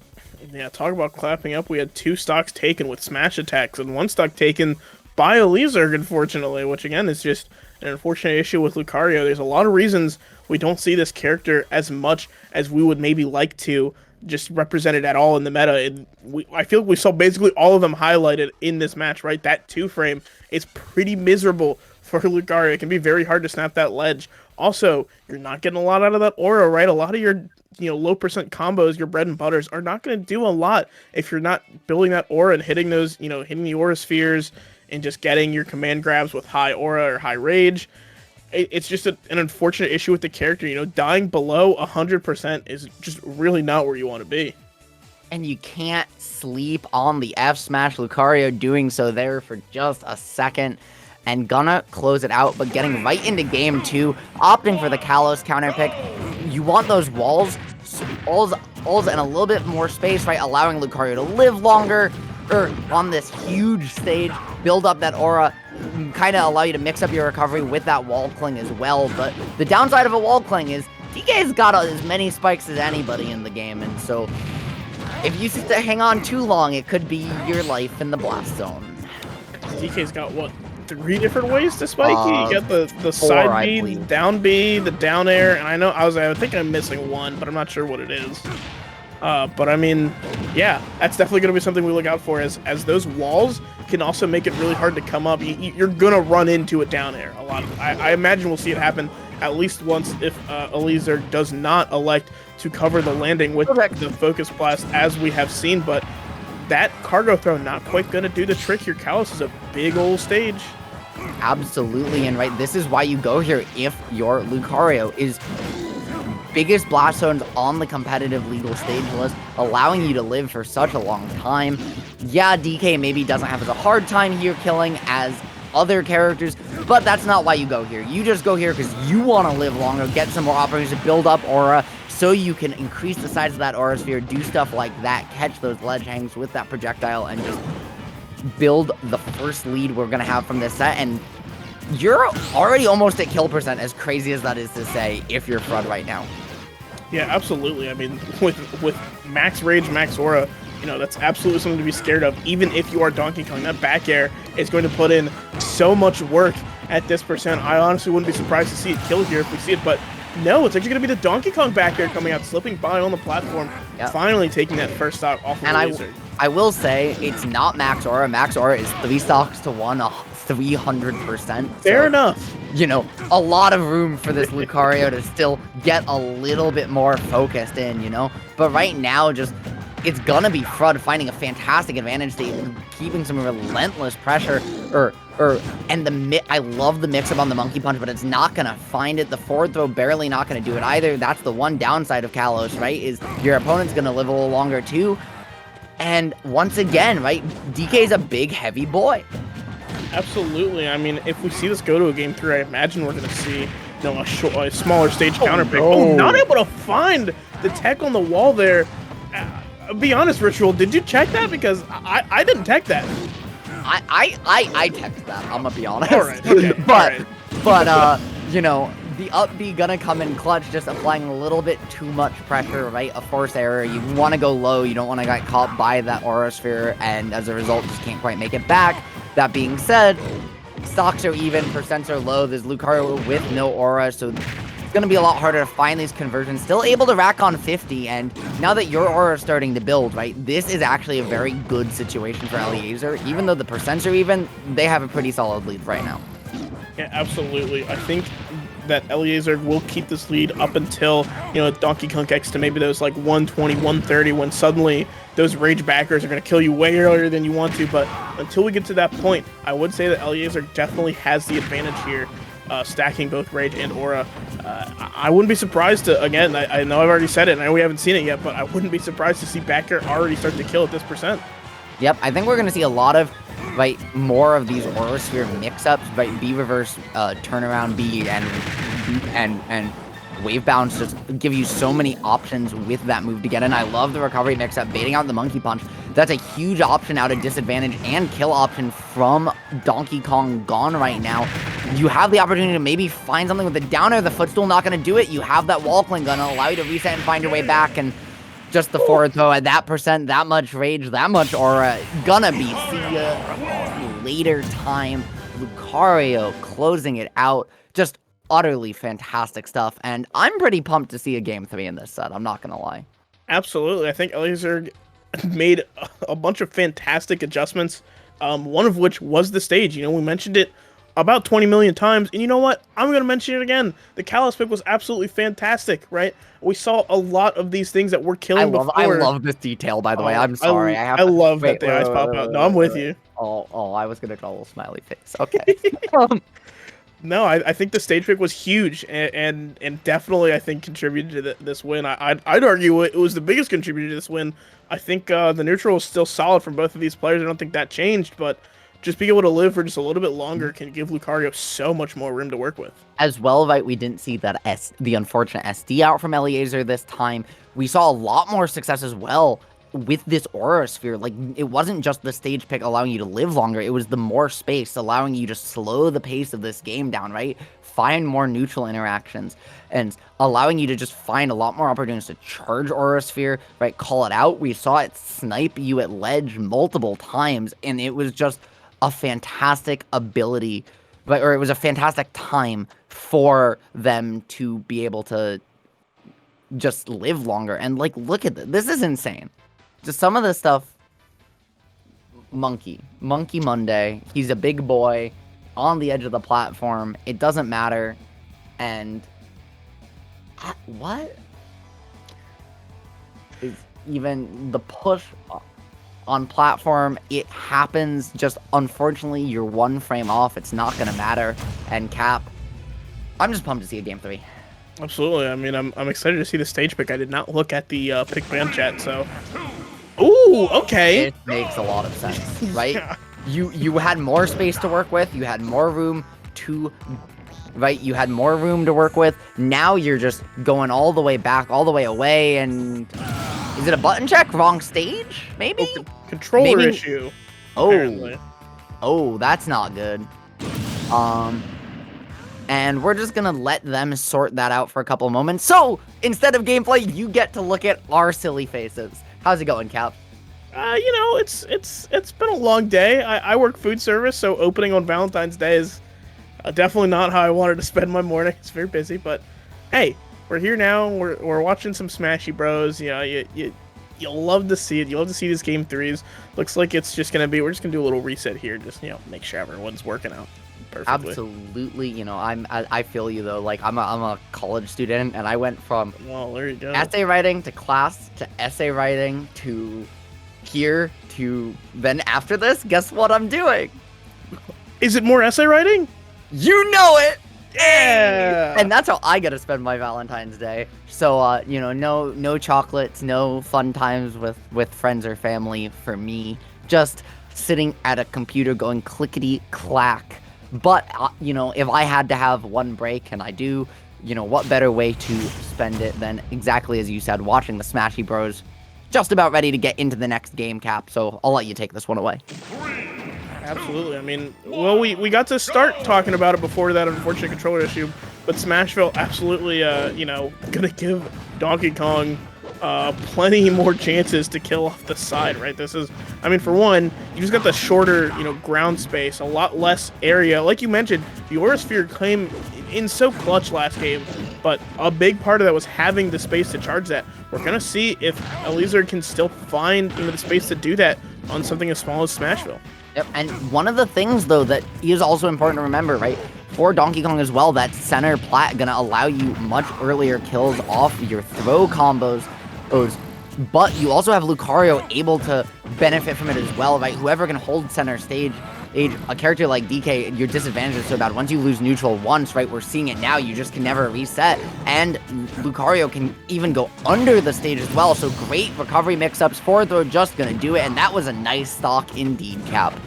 Yeah, absolutely. Coming out maybe a little earlier than Fred would like, only 69% on Eliezer when the kill came through, which is not even really Lucario operating where Lucario likes to operate, so kind of doesn't spell good things for the rest of the set, but quickly trying to make up that gap, looking for kill moves here, looking for that back air, and I think gonna find it. Not actually gonna go for the back throw, gonna go for the cargo carry, or the cargo throw, excuse me, into kind of the backwards, upward throw. Not gonna find it, but that's just putting more and more rage on this Lucario, which is not what you want to do. Is, oh my goodness, what percent was Front at when that hit? Not a lot, like 70, I think, and the forward throw gonna do it there. I think the cargo throw was a misinput based on the fact that back throw would have absolutely killed there. Looking for the down tilt, but just some beautiful defensive play from Eliezer to reset to neutral, and we're just seeing him play just a much more disciplined game, right? We're seeing a lot more movement, a lot more patience, not just trying to run in and scrap, but just apply pressure. And now that you have the lead, right, you're just backing off, forcing Frud to come to you and just making him go all the way out there, making him commit, because you can really abuse once your aura goes up, right? That recovery gets better and you can just find every mix-up in the world out of disadvantage. Yeah, absolutely. Unfortunately, from Fred, we're not seeing a lot of these ding-dong combos that we're used to seeing out of Donkey Kong. I think right there we did see the cargo throw would have been a pretty big kill confirm, but instead choosing to go off the left side with it. And you really do just have to be prepared, right, to deal with this Lucario at these high percents. You're not going to be taking the stocks quick enough, and that is going to do it. The Aurasphere, enough rage and enough charge to kill Donkey Kong. And I'm just going to call it out, too. Right before that Aurasphere, it got charged, allowing them to take the stock. But right before it, when you watch, it's, I believe it's here, right? It's this. This is a misinput. This is supposed to be a turnaround Aurasphere. Because if you get the turnaround Aurasphere, you hit DK in the hitbox, and guess what you can just do? You can literally just fast fall. And there's nothing the monkey can do about it. Absolutely. So, unfortunate situation, but it still allowed you to get some Aurasphere charge, which still ended up letting you close out the game. I love that short hop Aurasphere as well, because Donkey Kong is so big, it covers you grounded, but it also covers the jump, so you have to hold shield there. They're absolutely not able to do so in time to get out of the way of the storm. Just absolutely fantastic adaptations. I think playing the neutral game a lot more safer, a lot more cautiously into the DK was definitely the right move, as we saw into this game. A lot more Aurasphere. Again, I did question whether or not Eliezer would be able to find... Sorry, production just let us know that we have another Donkey Kong coming on the stage next, and it is my favorite Chico. But yeah, I did question whether or not they were going to be able to find the Auraspheres, and it certainly looks like it was no problem on the smaller stage. Yeah, and it was really a playstyle adjustment from Eleazar that allowed it to come out. The shift on the force palm, they're gonna 51 come pre-hit out too. Yeah, this is insane, right? This is a Z-axis. Is it a Z-axis shenanigan or no? It's look at this. I think it's just a lean back and then cancels. No, it's the grab. It's you get grabbed into by the force palm here, I believe.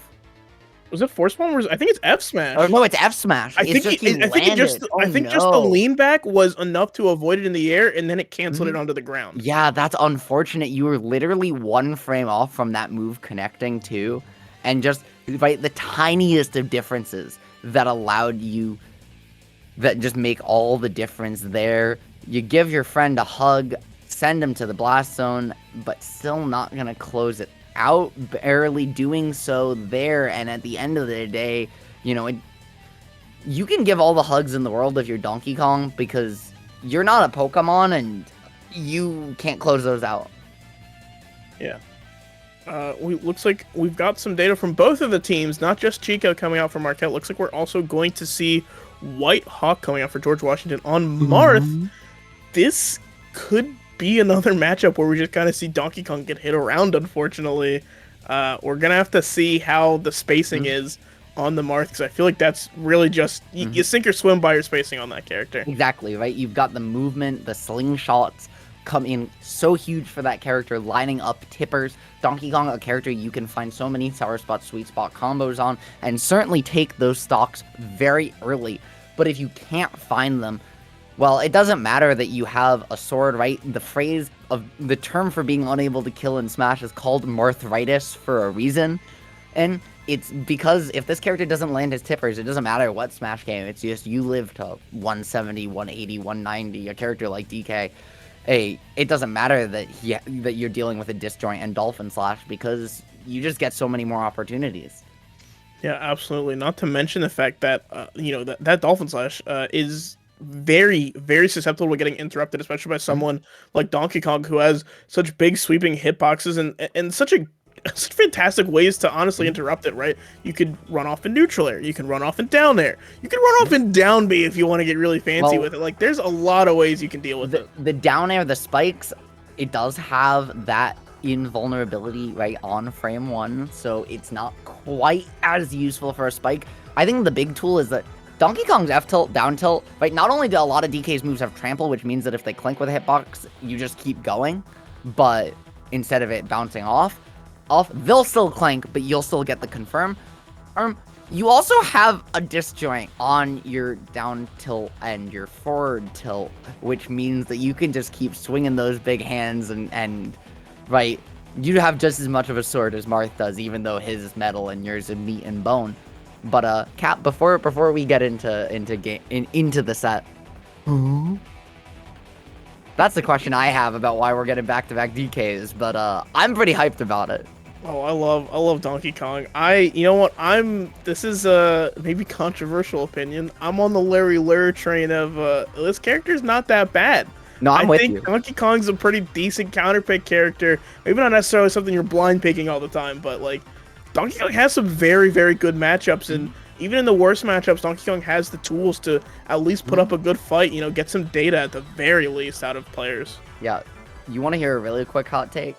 Oh, hit me with it. DK goes even with Kazuya. No, I'm with you. Yeah, back air trades with electric, plus all your super armor beats electric, which actually makes it like a way less reliable tool in that matchup than a lot of others. That being said, it's like still Kazuya, right? He can still just kill you at any percent, but he can do that on every character, and so DK being the easiest character in the game to combo isn't as big of a detriment, right? Like, still not, it's still DK versus Kazuya, so, but at the end of the day, right, it's a lot better than I think a lot of people might expect. That being said, no Kazuya on our screen. It's just a white Marth versus a pretty stylish DK out here today, getting started on PS2, making for some of the best games, so they say. And Cap, I think we're in for a banger right now. I thought Marth was Japanese, not white, but I didn't play Fire Emblem, so I don't know. 69% already on Marth. This is kind of what we expect out of DK in the early percents, right? Just a little bit, looking for the ding dong already, but 90% that definitely would have killed had it connected. Yeah, this is what we expect out of Donkey Kong.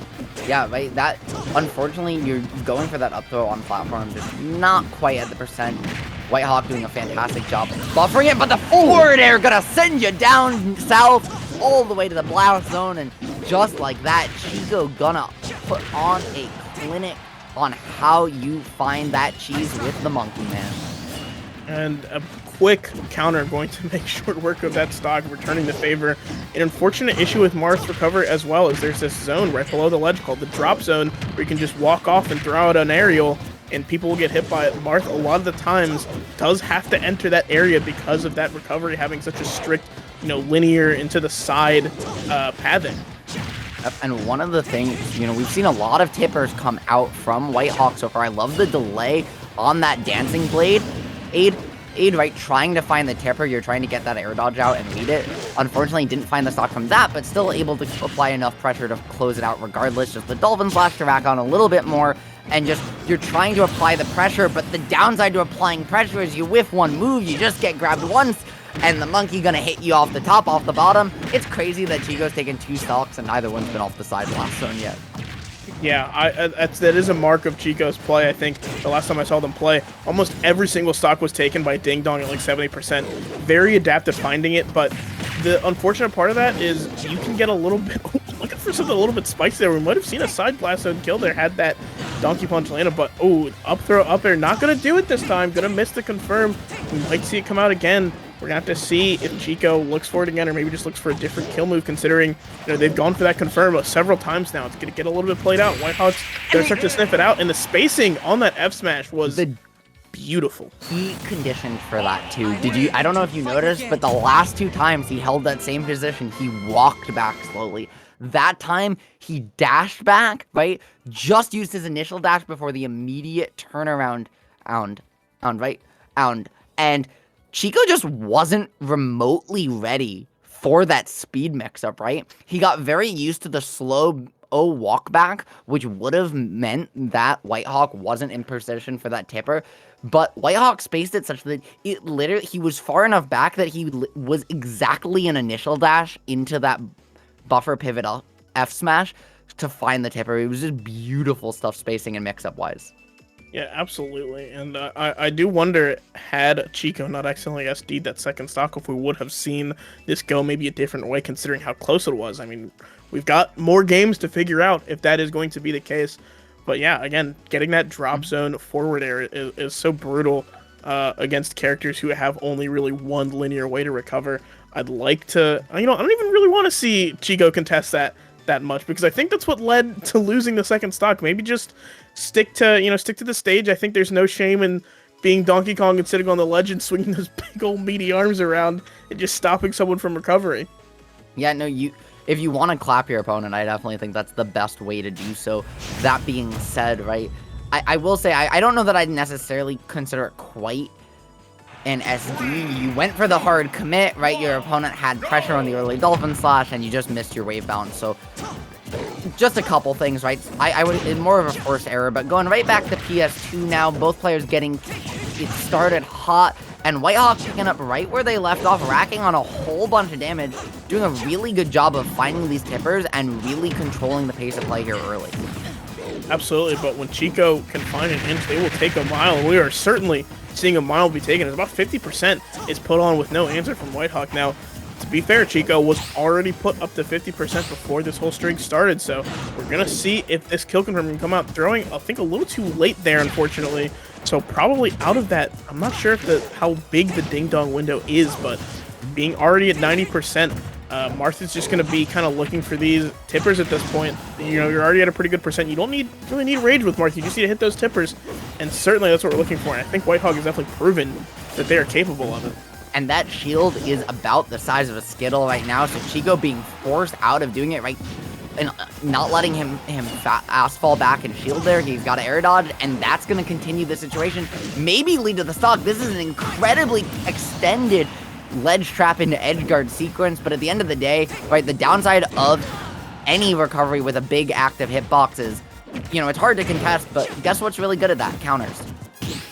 Absolutely. It's almost like kind of takes the guessing game out of it, right? I'm just going to get in the way of what you're doing and throw out the down B, and it's gonna work. And that's just the unfortunate reality, especially with a character like Donkey Kong, who's gonna be going almost exclusively horizontally with that recovery. It's incredibly easy to just put yourself in the path and throw that counter out, but oh no, not no, again. he Whoa. barely made it back.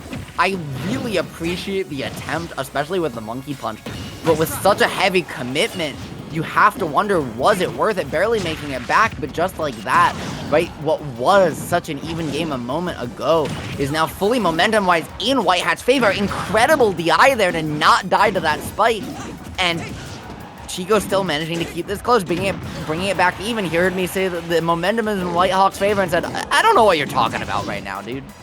Yeah, absolutely not letting it slide too far out of the way. I like these up Bs coming out from Chico, trying to avoid the counter, right? We saw it come through earlier in the stock, didn't quite work out for them, but ooh, find the tech there on the back air, and that's going to put Chico in the lead, but at 155, you know, it's not going to take too much for White Hawk to even this out. And especially when you can find your tippers as consistently as he has, right?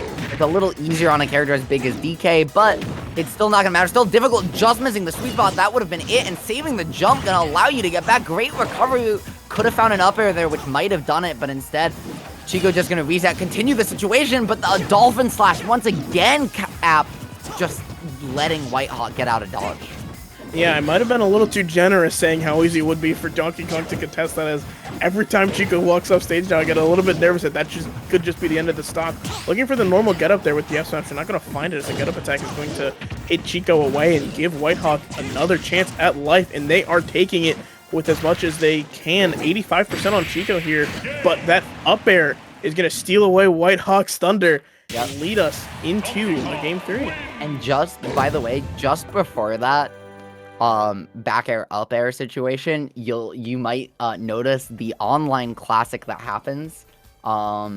We see it here. This is the online Elite Smash classic. You roll through, you try and get the grab, and it almost was a disaster. But I love this whole situation.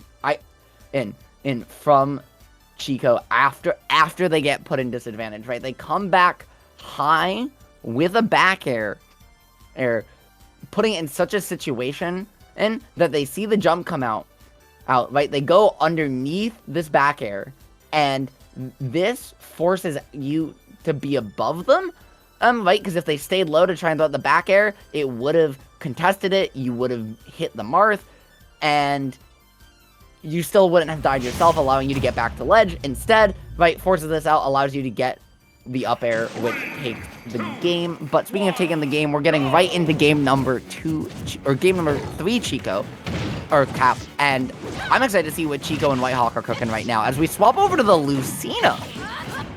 I don't feel like White Hawk was having any issues finding those tippers, honestly. I thought it was the Marth was doing a good job. I feel like that's usually why you're swapping to Lucina's. Oh goodness gracious. Finding a big spike already. Hasn't even been 30 seconds yet, Ritual. No, it has not, Cap. But I think at the end of the day, right, you're just looking for a little bit more consistency, right? You're trying to take some of that guesswork, some of that extra pressure off of you against a player who's explosive and flashy as Chico has been today, but gonna find those up throw, up air combos, keep the juggle going, rack on a whole bunch of percent, and a back air just to mix it up, catch you on the DI out, not able to close it back up just yet, but the skill check gonna come in, the cargo throw off the stage, and Cap, this is looking like maybe White Hawk should have stayed in the Marth. Yeah, I don't really know how much of a difference these characters have, but apparently it's enough that Chico suddenly feels incredibly confident on this Donkey Kong as we're seeing them go. This might be the end of the game here, Ritual, as we see looking for the down air. Not we're gonna find it. Just gonna accept that maybe I went a little too low. Yeah, I'm just gonna go ahead and give that stock up. I respect it, but you know, one stock, right, going down, even if you're White Hawk, right, you just took a point off your opponent's scoreboard by doing that. It's one of the unique considerations in this format, right, that every stock matters. The back throw gonna do it, but because you missed that down air, instead of getting 3 points for that last game, you only get 2, and that really could be the difference here in as competitive a crew battle as we've seen so far. Yeah, absolutely. I mean, we saw our last crew battle come down to a single point, so who's to say that we don't see this one come down to a single point? But I mean, Chico looked like a different animal that game. Maybe it's the stage. I couldn't tell you. Chico just felt like they were way more comfortable coming into this game 3. I really don't know, what the mental reset was, but I want, I want whatever is in their water. Yeah, I mean, maybe they finally realized that Donkey Kong, despite everyone calling him Monkey, isn't actually a monkey, he's a primate. So maybe he did become a different animal. Oh, and speaking of, right, that down air, just so incredibly clean.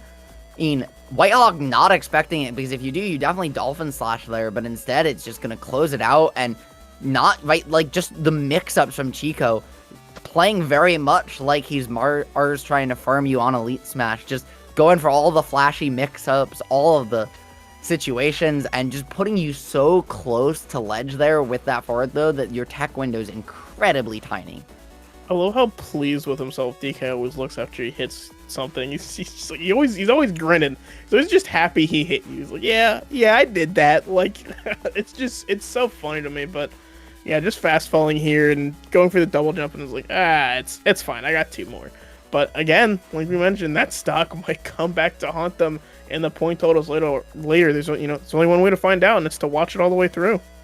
Absolutely, and watching it all the way through, we will, because I don't know if they tell you this, folks at home, but we're actually trapped here. We are literally glued down to these seats. We are stuck watching and talking about this incredible battle between Marquette and GW the whole entire way through. And honestly, Cap, there's nobody I'd rather be stuck here with than you. Oh, we just met today too and everything. Wow, You're not supposed to tell them that. You're not supposed to tell them that. Hey, I think we're doing such a good job that they can't even tell. Well, now they know. They weren't listening. There's no Smash on the screen. They weren't listening. That's how it works, right? They all took their headphones off. Yeah, they were like, all right, it's time for water. I gotta... Okay, but, in the meantime, like, what a fantastic set that was. Marth Donkey Kong, not something you really see too much of in the history of Smash, because at any given time, one of those characters is generally not very good. Most of the time, it's both of them.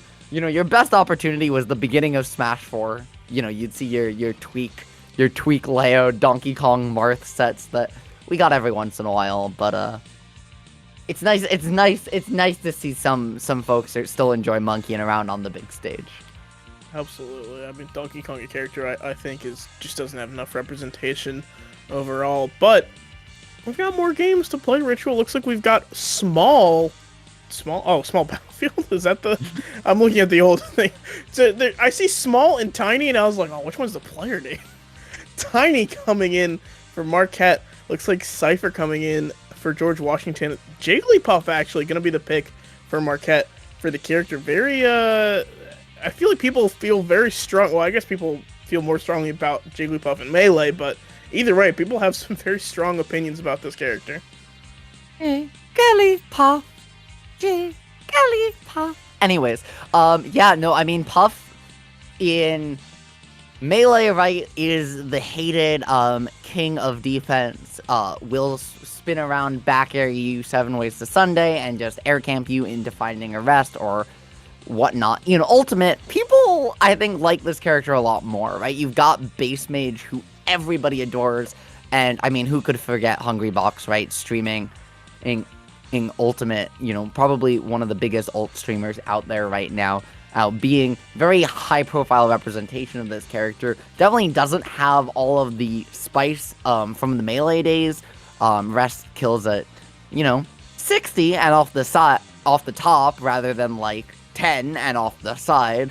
But you still have ways to confirm into it. You still have your dare loops, right? You've got dare rest, pound fair rest, fair rest, up air rest, up tilt rest, spot dodge rest. You've got your whole 9 yards of ways to confirm into the most committal frame 1 option in the game.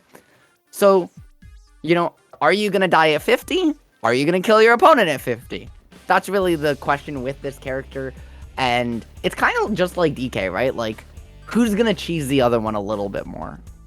Absolutely. And speaking of cheese, do I have some news for you, Ritual? It's something I love. we've got a me gunner hitting the sticks on the opposite side. I love this character. Not a common opinion, but I love this character. I've a bit of history with this character. When I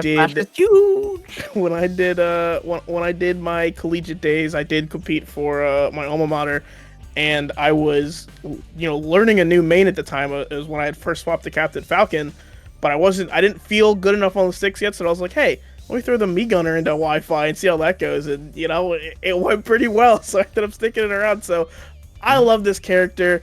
I'm a big fan of all the things Gunner can do. I think very underrepresented. Obviously, you barely see it at all in North America. I think it's a little more common in South America, but still, you got Capitancito in I believe DR. He's the number 2 ranked player behind Sonics.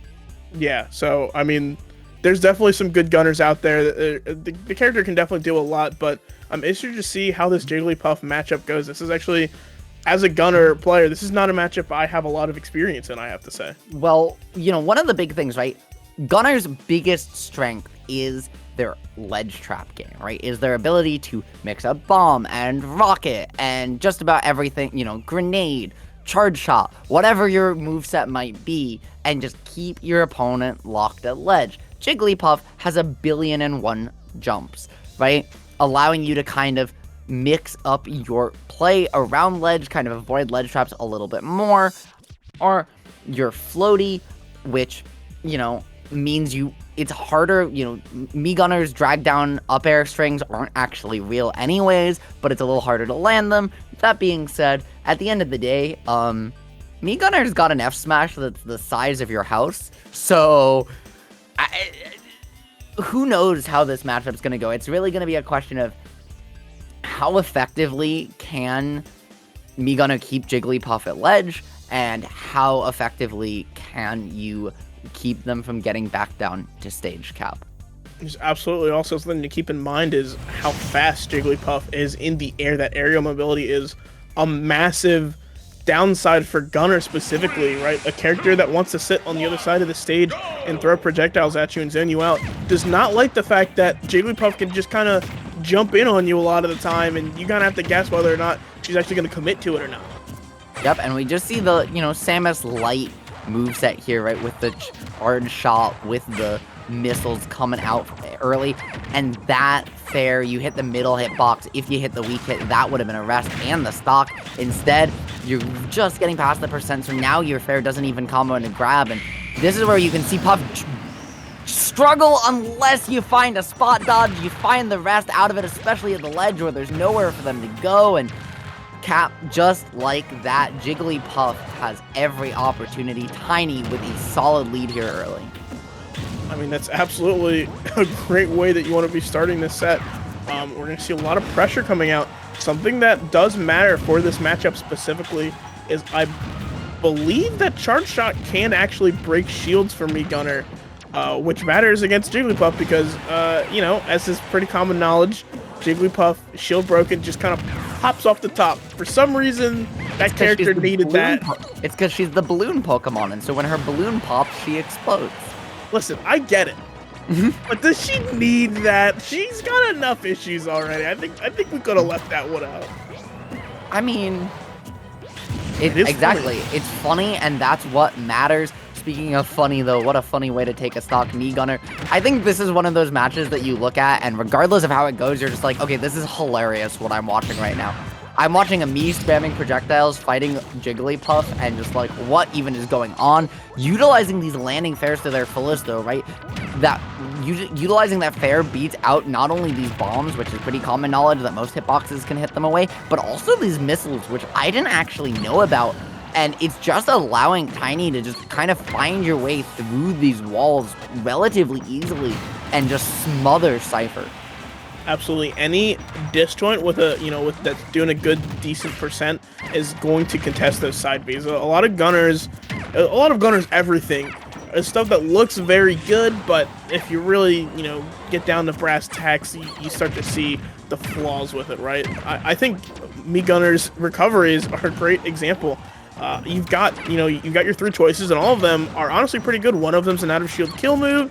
One of them has no hitbox, so you can't counter it, and has a lot of ways you can kill with it. But we're going to see the charge shot come through here, and it's going to be a lot harder for me, Gunner, to get back on stage than I might have given credit for, considering how easy it is for Jigglypuff to throw out these lingering hitboxes. Absolutely. That charge shot, right, just you're sitting on one platform, you use the charge shot to cover the other. Pretty standard stuff, but really doing a great job trapping these Jigglypuff landings, right? What we were talking about before the set as Cypher's key to victory here, looking for the drag down, but not going to find it.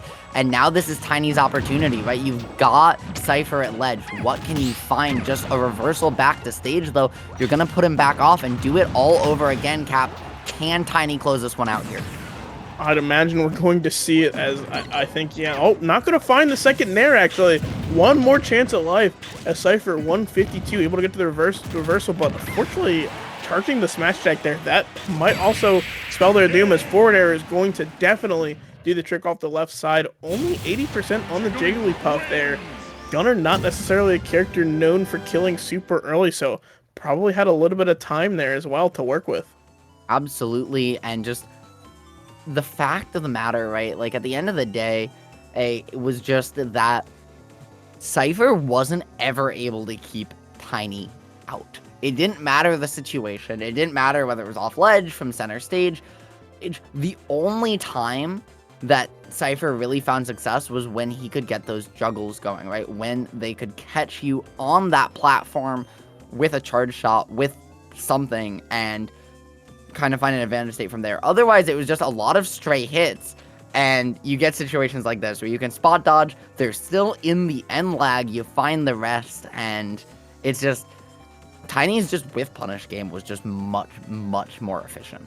Absolutely. I mean, we saw a rest whiff punish. I mean, that's about as good as you could get on Jigglypuff outside of these crazy long strings and dare loops that some people are able to get. I think Cypher's biggest issue, especially this game, was definitely the smash attack usage. I don't think I'm saying anything controversial or crazy here. You don't want to charge those smash attacks as often, and if you are, I think you want to charge the ones that are covering maybe a little bit more ground than like the up smash is. It's good for catching people approaching from either side, but you can just kind of wait that out, and there's really not much Cypher can do about the whiff punish there.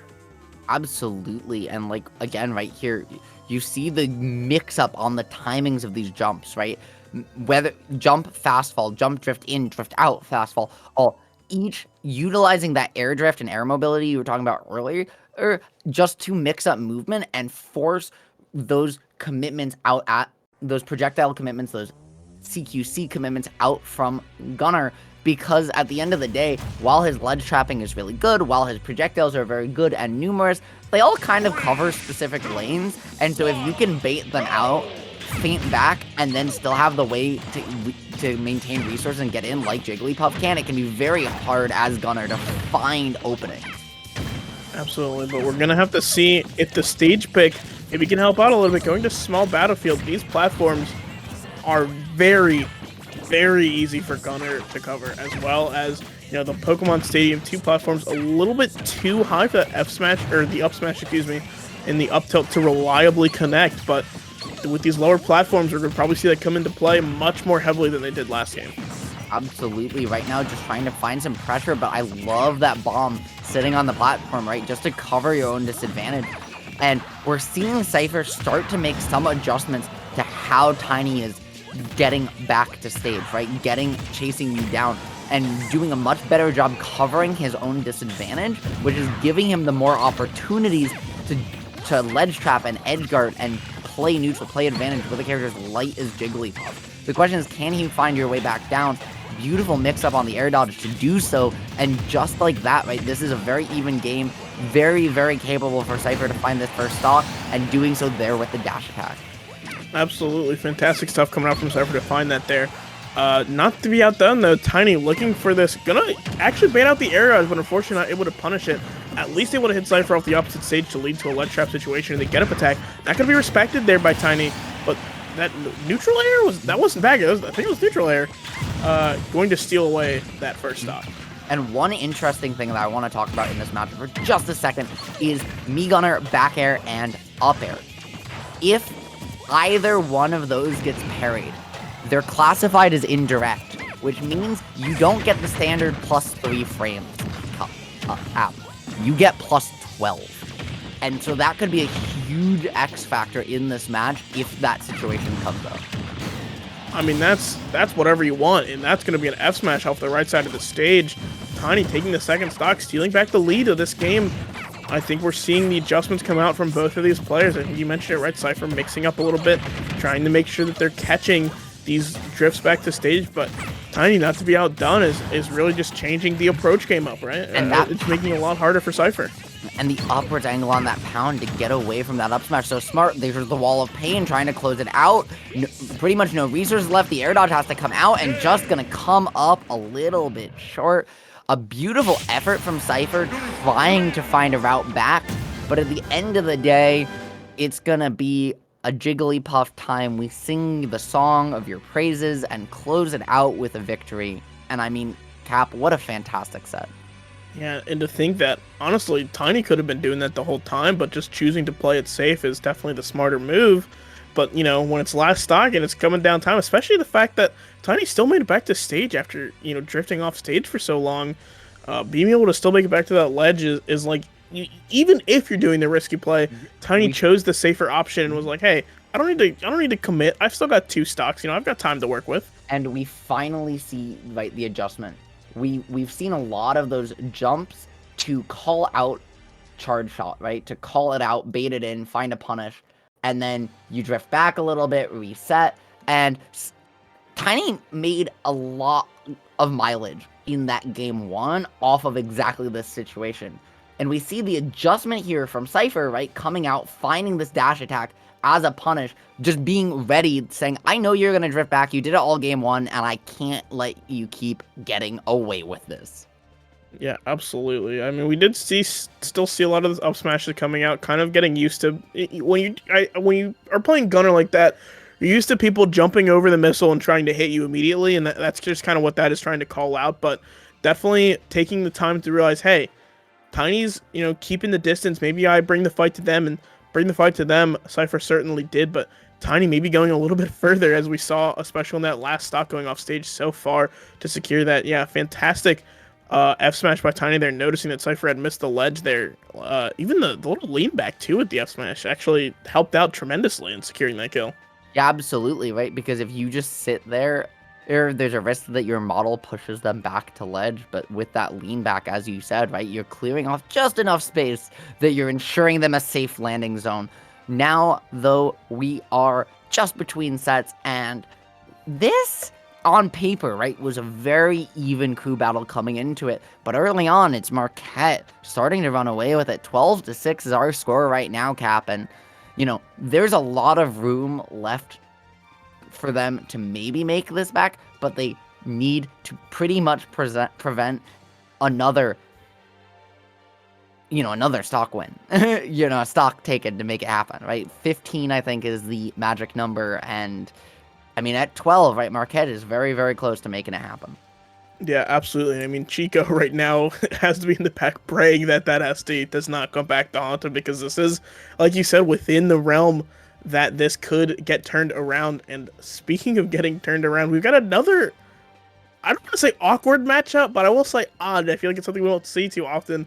We have Kemanito coming out for George Washington on the Rosalina and Luma versus Mateo on Marquette, coming out with the Ridley. This is the second Ridley we've seen tonight, and I hope this one, I believe the last one lost, so I hope this one goes a little better. But, you know, we'll have to see how the games play out. I don't necessarily think the Rosa matchup's great for Ridley, while having a nice and big recovery is a little bit linear for my taste. So we're going to have to see if Kemanito can really cover that ground. And one of the big things, though, as well, right, is you have those huge, very active hitboxes from Ridley on Nair, on Fair, even on back air, all of which do a very good job at, well, removing Luma from the equation. Without Luma, Rosalina is like a bottom 5 character in this game. The big X factor is, how do you keep how does Rosalina keep Luma alive, right? Find those traps, put you in those checkmate situations, because Ridley's not super heavy, and he's huge. So you have a lot of room to find your combos, to find your edge guards, as you were saying with that projectable recovery, and find things like the Rosalina Luma infinite off of a desync jab.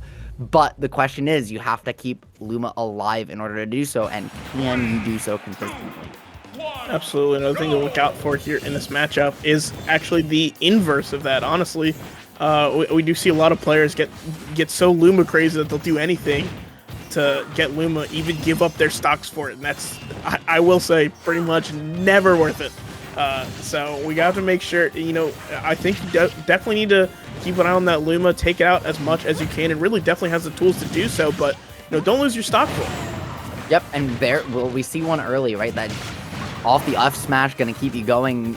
Rosalina having very few tools to come out, and you see how Kimonito is so practiced in this character as well, right? We've seen a lot of things coming out early that are a little bit more on the technical end, like dash attack cancel nair. If you do so, Luma's still gonna dash attack, but you're gonna get your dash nair, and you see the up smash closing it out as well. So just some fantastic stuff, managing to keep this one as a secure lead. Mateo doing a fantastic job so far, just not ever letting Kimonito get set up, get started, and set up a wall to keep you out.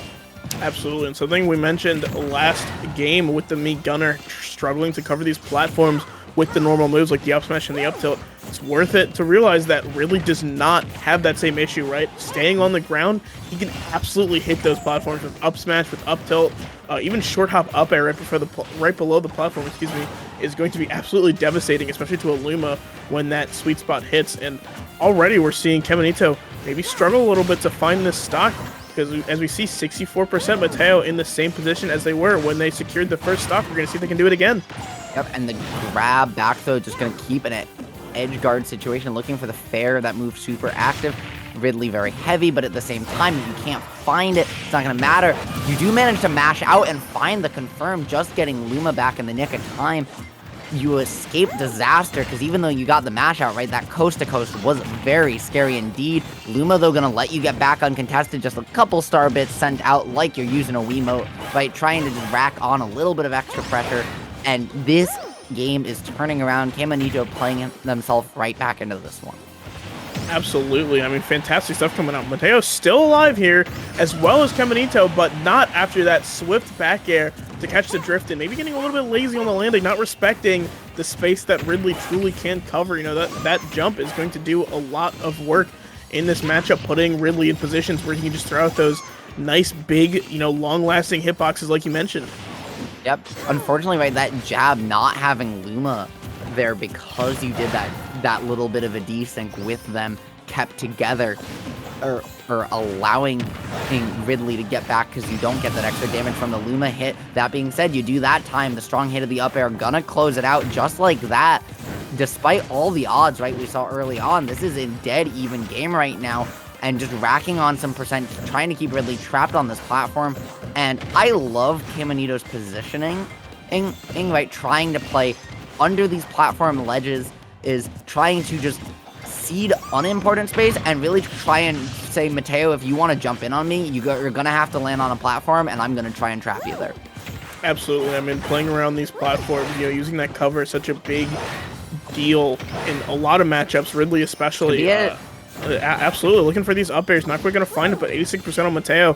Kimonito has done enough work that we could see a stock come out here very soon, but Mateo not content to just, roll over and take it. 69% on Kimonito as Mateo just looks for these opening and neutrals, not able to quite find it, but this is definitely the chance. Side B off stage, going to get something started for Mateo. Oh, but I didn't even think about the absorb, eating those fireballs, and now we're just back to a ledge situation. Yep, gravitational pull very, very strong, right? You get away from those ledge traps for free. The downside is you have, I think, 48 frames of end lag on it, if I'm remembering right. Or no, it's 36, my apologies.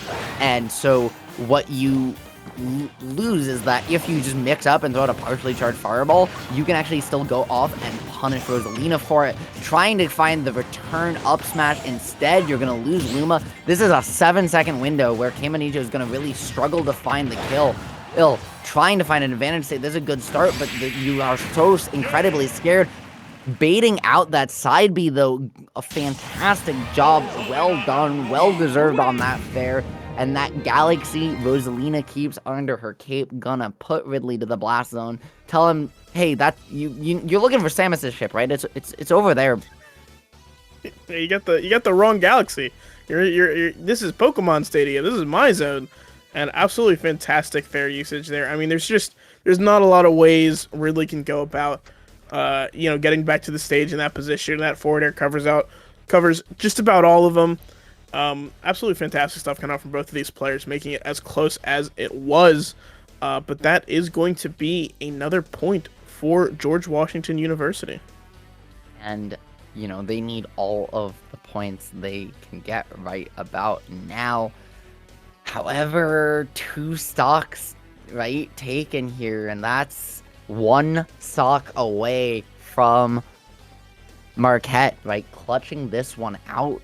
It's such a dangerous situation, and at the end of the day, Caps, my apologies, is how can Caminito close this one out, right? That game was incredibly close. Caminito had to bring it back, right, in order to find that win. And how do you close it out when it matters most? Well, I think seeing those side Bs, basically reading them, if you're Caminito, is a fantastic start. We saw Mateo rely pretty heavily on those to gain footing back in these neutral situations, and Caminito obviously not falling for it the last time we saw it used last game, and maybe we're going to see the same thing happen again. We'll have to see, as Caminito already off to a fantastic start. That was so clean, right? We saw those dash attack cancels and pivot cancels just to keep Rosa and Luma together, right? Keep them synced, but create that additional spacing, allowing that whole combo string we saw there. They're now just looking for those back airs, right? There again, you see that dash attack. They're still synced together, but the pressure coming out, creating that extra space. Now, though, you've desynced them, trying to just let Luma reign free a little bit, do stuff just like that, create so many checkmate situations with the character, and a dominant first stock from Caminito, picking up right where they left off. Absolutely. Already looking for the second one, almost killing off the top there with the up air pre-80%. Caminito already putting in so much work on the second stock, charging the up smash there, tried to cover the platform landing, so Caminito just going to avoid the whole thing, say, hey, this isn't for me, and get out of the way. But this is starting to spiral a little bit out of control for Mateo. They really need to find this first stock here sooner. I think it's just, I think it's just a little too far gone. Absolutely looking for the up air, not going to find its mark, but just still maintaining pressure. And these, again, right, these dash attack cancels to find that extra spacing have been so incredible for Caminito, right? Just managing to take up a whole bunch of extra space and maintain your own stock safety as a result. You're not giving the same opportunities for these side B command grabs that Mateo found a whole bunch of value off of in game 1. And Caminito starting to lock it down there. We see that dash attack cancel grab, right? Just going to be a little bit of a tick grab on the shield, and just, I mean, Caminito just doing a fantastic job locking this one up. Yeah, absolutely. I mean, the ledge is Rosalina's zone, and that down air is Rosalina's confirmed, as we see the up smash come through for Caminito, putting Mateo down to 1 stock to Caminito's 3. Absolutely. You're routing on point there, just trying to wall you out with a back air, right? You're just trying to stall out that 7-second timer, find a way to call your Luma back. What color is the Luma going to be? I'm going to say black. No, it's red. You've just got to match the dress, match the Ridley, and unfortunately not going to get to you in time to save you from the side B. Ridley going to ship you off to the blast zone this time, and just trying to rack up the damage, right? Stem the bleeding right now. Yeah, possibly too little too late, as already we see Mateo on their last stock above 80%. This is the scary spot for Mateo as well. These ledges have not been kind to them this game, and that downer certainly isn't going to be any kinder, as Caminito closes out game 2 with a pretty nasty spike on Mateo. Oh, absolutely. And I mean, that was really an exclamation mark on a emphatic win at the end here for Caminito. That first game, very close, was scary at times, but where it matters most, right, that down air, you straighten out your body, you send the little Luma, the little halo down as well. You literally make that exclamation point you're putting on the match. And, Caminito saying, hey, it's still up in the air whether we win or lose this crew battle, but, I sure as heck am not going to be the one to lose it. An absolutely fantastic job when your backs are against the wall. Absolutely, and that puts it to 11 points to 12, I think. So this last match is truly going to be the decider for this set. But I mean, wow, just the adjustments coming out from Kaminito in that game too were just absolutely fantastic. I mean, I was almost like a different player, right? We saw definitely a lot of the same maneuvers, but a lot of them were just so much cleaner, right? So much more measured. Also, I feel like Mateo wasn't able to find the Luma as much, wasn't able to find those side beats. And when you get a little uncomfortable like that, it's really hard to get your momentum back when you're just, just kind of getting hit all over the place. And suddenly the things that were working game one just are not getting the same effect. And one of the big things was that, right, Rosalina and Luma, especially the way that that Caminito plays them, is incredibly technical. Your margin for error very, very thin. And that first game, there was just a lot more miss inputs, right? A lot more you looking for those dash attack canceled grabs and not finding them, looking for those desyncs and not finding them and getting punished, losing your stock for it. Right, taking a whole bunch of damage. This game, though, the inputs got cleaned up, everything came back in, and just a dominant showing at the end of that one. One more set, 2 more players. It's gonna decide who comes out victorious and who goes home heads hanging. Cap, I gotta know. We're on biased casters, but you got any feelings on who's gonna take this one? I think poetic justice deems that Marquette loses by 1, but I mean we're gonna have to see how it plays out. I'm sorry, I'm not. Are you seeing this tag in the chat ritual? I am gonna take a peek over on there. I don't want to spoil it for you. This is quite an interesting one. Hold on, let me see. We have got Quaz? Quaz is one with side. With a hard Z, and then the other one is...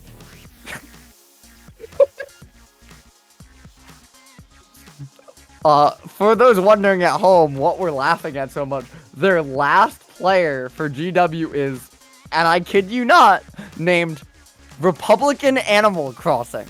And they play Joker. What does that mean? What do you think that implies? I think it implies that Tom Nook really likes evading taxes. I guess. Must be. Like, more than we thought, right? Like, he already does predatory stuff, kind of trapping you in debt, but now he's just taken it to the next level, and I'm a little sad that he's not an Isabel player, I'm not gonna lie. Yeah, no Animal Crossing for Republican Animal Crossing, but Joker Pokemon trainer, right? Top tier of olden days versus top tier of current days. Depending on who you ask, Pokemon trainer is still top tier. I think the character still has some juice in them. I think there's still something to be said there. The character's broke. No, the character is, the issue with the character is, like, yeah, right, in theory, the character has no weaknesses, right? Charizard kills super early, has frame up smash, is super fast, has an extra jump, flies great out of shield option. Squirtle, also super mobile, very small, very light, but has one of the best combo games in Smash Ultimate, one of the best grab games as well. Ivysaur, I mean, right, people, lacking a little bit in neutral, but you've got disjoints, you've got projectiles, kill confirms, one of the best at juggle games in Smash, as well as, well, I mean, we'd be silly if we didn't mention that down air at least once, right? Like, that move just... We talked about moves earlier that do everything, and that move literally does it all for Ivysaur. Or, I think the character still very much has sauce, but those switches, right? It's a frame one invulnerable option, but you have to manage your switches perfectly. There is very little margin for error, because not only will you get punished if you switch at the wrong time, but if you get caught in the wrong Pokemon, right? You go for a kill with Charizard, you don't find it. Suddenly you lose neutral once, you take 70, and now you're stuck as Charizard, right? Because if you go back to Squirtle, literally anything's gonna kill you. And getting trapped is really in the wrong Pokemon is really where Pokemon Trainer can struggle. Oh, and Joker's a character with Gun, with Aha, with Aegon, that is very good at doing so. So the question is, how can RAC, that's just what I'm going to call him for now, play defense, and how can Quaz really disrupt that? Yeah, I mean, I think that's going to be the big play here, is keeping these hitboxes away from you. Squirtle very much wants to get these aerials and get these grabs, get your combo game going, but Republican Animal Crossing, that is a mouthful. I'm going to go with RAC too. RAC is giving Quaz quite a run for their money, not really allowing them in. The gun putting in a lot of work here. No, and unfortunately going to bounce. Yeah, the withdrawal, right, just bouncing you a little bit off the wrong side of the stage, and you could have maybe swapped over, right, found the Ivysaur, did the up B to stall, used your extra jump as Charizard, found a way back, but instead, just the immediate attempt at Surf, gonna close it out. Beautiful cross-up there at the last second to avoid that Arsene F-tilt. Could have been death for sure, but the problem is that Quas has been just getting a little too over-aggressive, and RAC is playing very disciplined, not playing the most flashy Joker, but is baiting Quas, who he seems to be familiar with as a very aggressive player, into making these mistakes, and then kind of forcing those early SDs out as a result. Ooh, big up air, gonna finally take that first stock away from RAC, but not before they immediately begin putting more damage back on. But Squirtle able to find the down throw, but not able to get much for their trouble. Able to keep advantage, but no quick, 30% bread and butter combo. It's just going to be a lot of these stray hits, but they are finding them. Now, the scary part is when, the big scary Ghost Man comes behind Joker in a couple of seconds here. That's really going to be where we see Quaz maybe just, bite the dust here, as that F-tilt coming out might just spell the end of the game. And I love that gun just to disrupt, right? It didn't find too much on its own, but utilizing gun just as a safe way to pressure, force you to reset your ledge, right? You use up that ledge invulnerability because you still haven't touched stage again, and you're able to just reset, right? Find an F-tilt here, pressure that space, they really want to get back down, and then the next time say, okay, well, I F-tilted, they're going to think I'm going to cover something else here. Again, I can't reaction ledge trap because it's Wi-Fi, so you know what I'm going to do? I'm going to cover the same thing, but this time with an Arsene F-smash.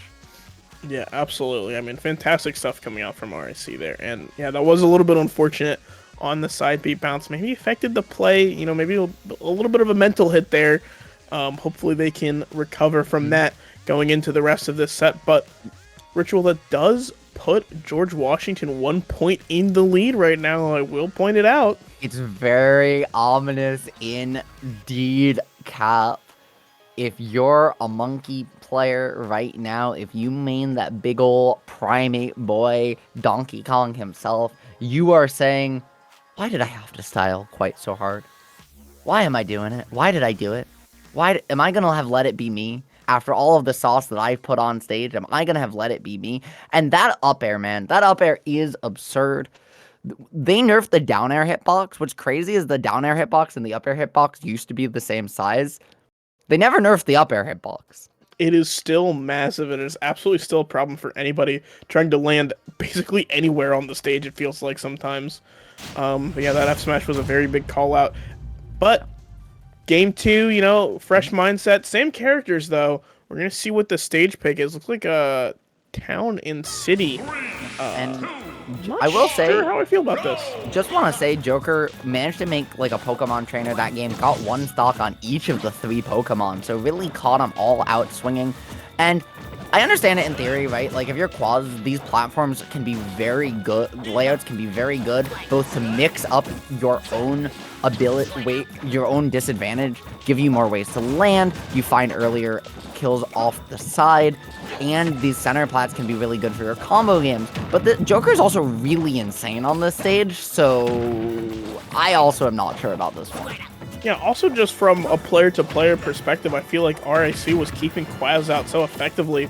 I'm not sure if the best idea was to give him FD, Absolutely. Just the Arsene back air, not going to close it out, but rack on some damage. However, there's the down air.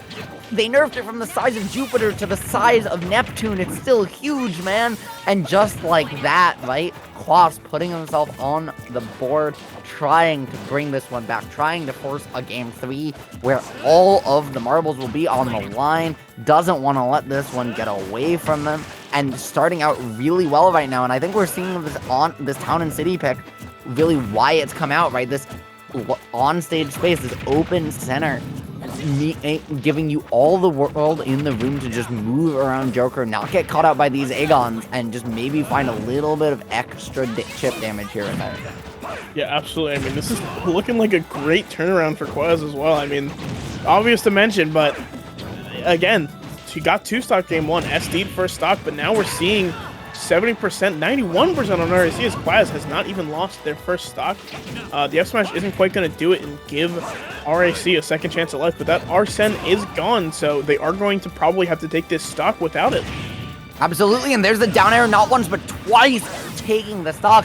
Quaz on the way to a 3-stock, applying all of the pressure in the world, really saying, hey, I want to make this as hard for you as possible because a 3-stock here would be 3 points on the board, going up 2 and really putting all of those marbles on that last game. I like the Flare Blitz attempt, especially when you're up 3 stocks to 1, racking on that damage.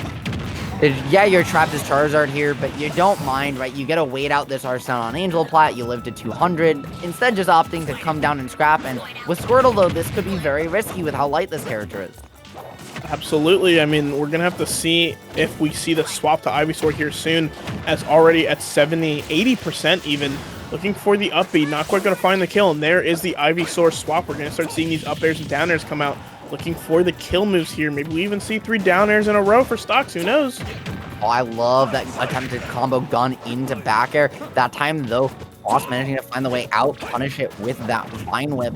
And even though not going to find the stock, you see Quas just swinging, right? This is the over-aggressiveness that cost them game 1. This time, though, they don't SD twice and run away with a 2-stock lead. So going up now by, what, 1 point? Right? 1 point? Another 1 point swing. The narrowest of margins. And it all comes down to this.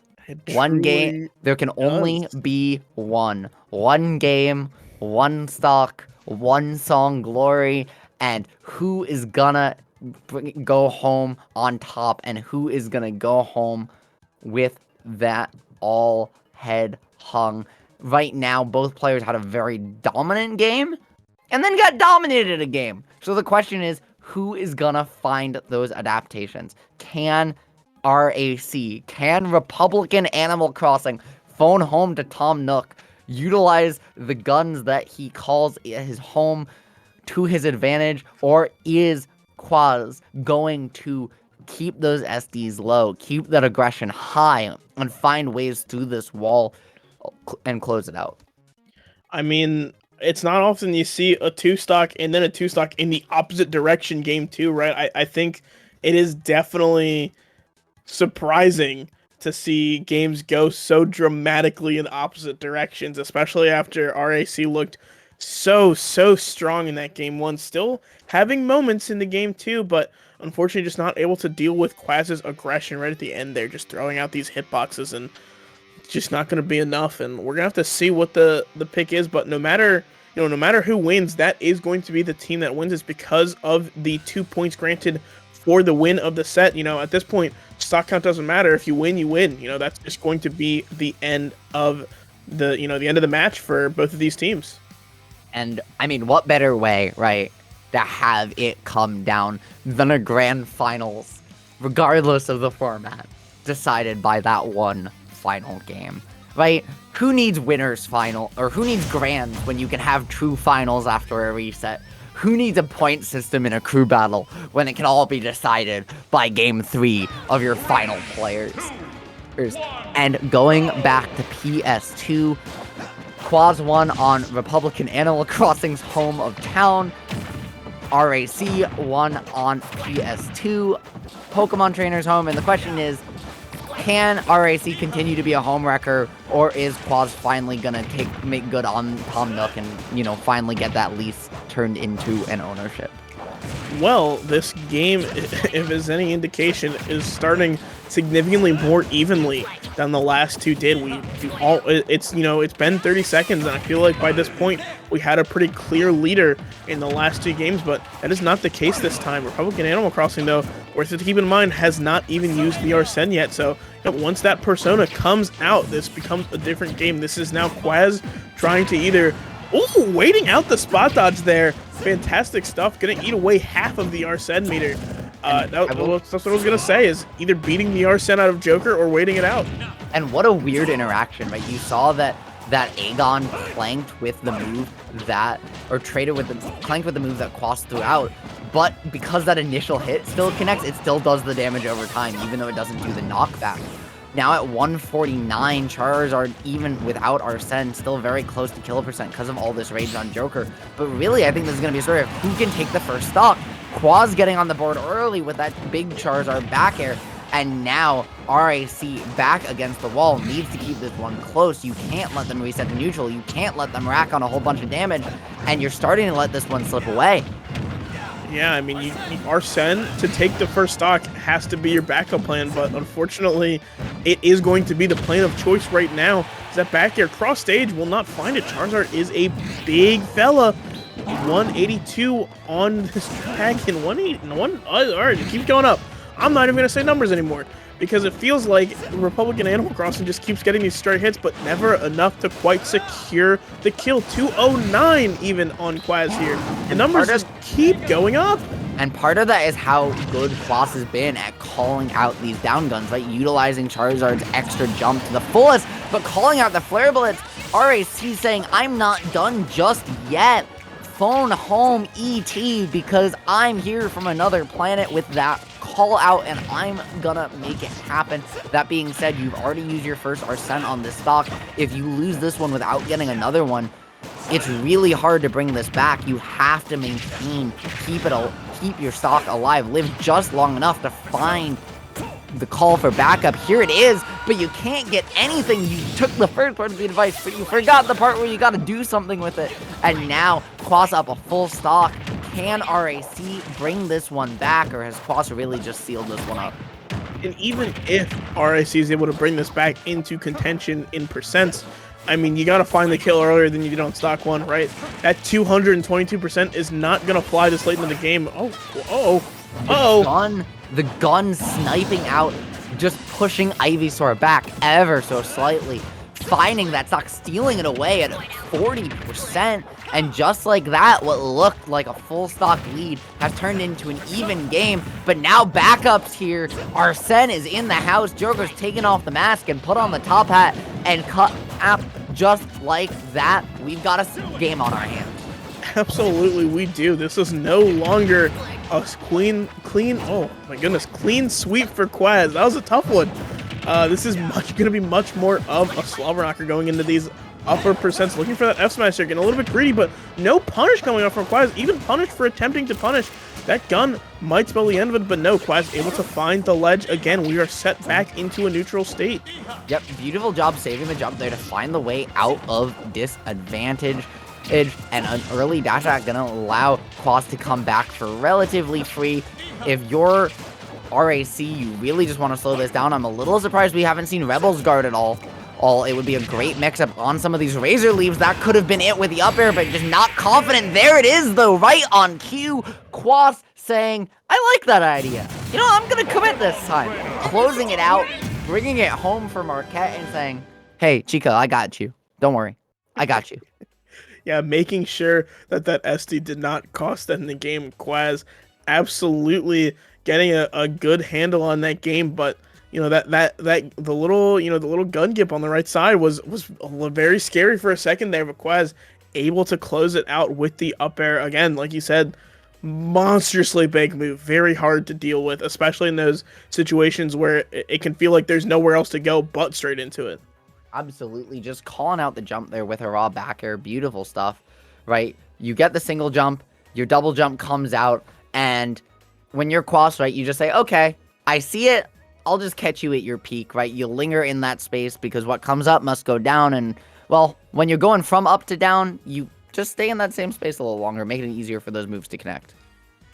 Absolutely. I mean, yeah, I think the killer for this set really was, honestly, despite how close it was, you think Republican Animal Crossing takes that first stock any percent earlier, right? Even assuming, Big Boy Charizard is living for later percents, you take that at maybe 180, right? We could be looking at a wildly different game, but unfortunately, wasn't able to secure that first stock, and then suddenly it led to just the snowball situation where suddenly, you're at 2 stocks apiece, but Quaz is at 35 and you're at 138, and you're going off the top blast zone. And that pressure there, unfortunately, just right, you press that up air on shield and then catch them on that run off the platform.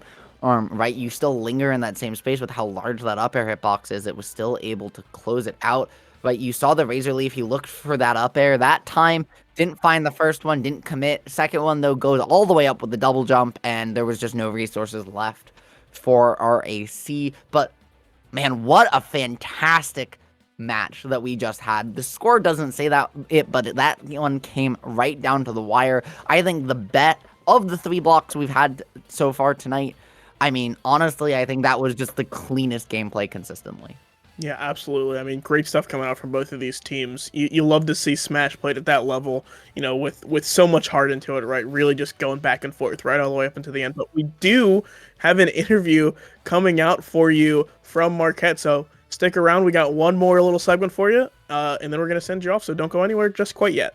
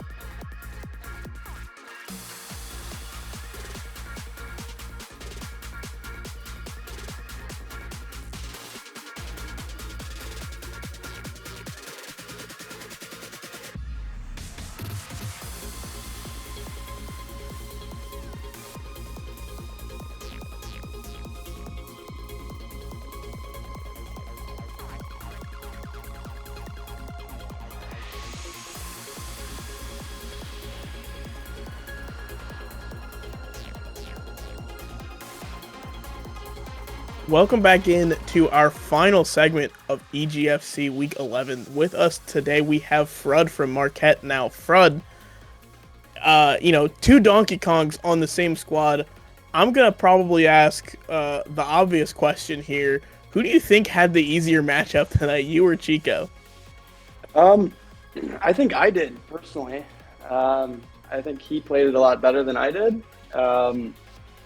And I kind of forgot I was playing Lucario half the time, so I was kind of just running in and dying at 50. But I think Marth is a much harder matchup, and I think Chico played it immaculately. I mean, I agree. I mean, Chico, especially once that Lucina switch came out in Game 3, was styling. But I have to know, as it came down to the wire right there at the end, how much was Chico, as each game, each set went on, starting to sweat that, maybe I shouldn't have gone off for that down air. Maybe I shouldn't have really gone for all of the style points where it mattered most, because it very nearly came down to that. And, you know, I'm curious if that was actually something that was being thought about, or if it was really just, you know, a whatever moment. You know, and as DKs, I think we have to go. And honestly, we can never say no to going for style points. So I think at the end of the day, we weren't sweating it at all. We have full faith in Quaz and his ability to clutch up. And going for style points is kind of, you know, what we do. So if we lost because of it, we lose going for style points. And I don't think anybody can not respect that. Oh, no, I have all the respect in the world, dude. I mean, the amount of, whether it was the skill checks, the spikes, the monkey punches, you guys were styling out there, and it was really cool to see your very different styles of DK, especially back-to-back like that. That's what we're here for. And I mean, I think on Wi-Fi, sometimes that goes out the window, and some people play some less than hype characters. So I think it's our job to bring the hype to the EGF. Absolutely. Hey, we definitely appreciate it as casters. I did want to ask you about, I did do a quick search here. It looks like Chico tends to be your starter, but tonight we had Chico coming in second and you coming in first, Fred. Which kind of begs the question, what kind of goes into your pick order, especially when you're blind picking for your first games? What's kind of the ideas behind that?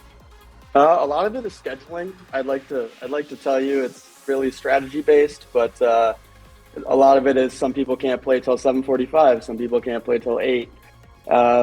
So we play who can play first. And this time I'm actually at Chico's apartment right now. He's Noah.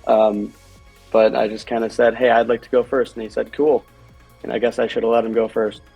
But no big strategy coming from us, at least in normal bracket play.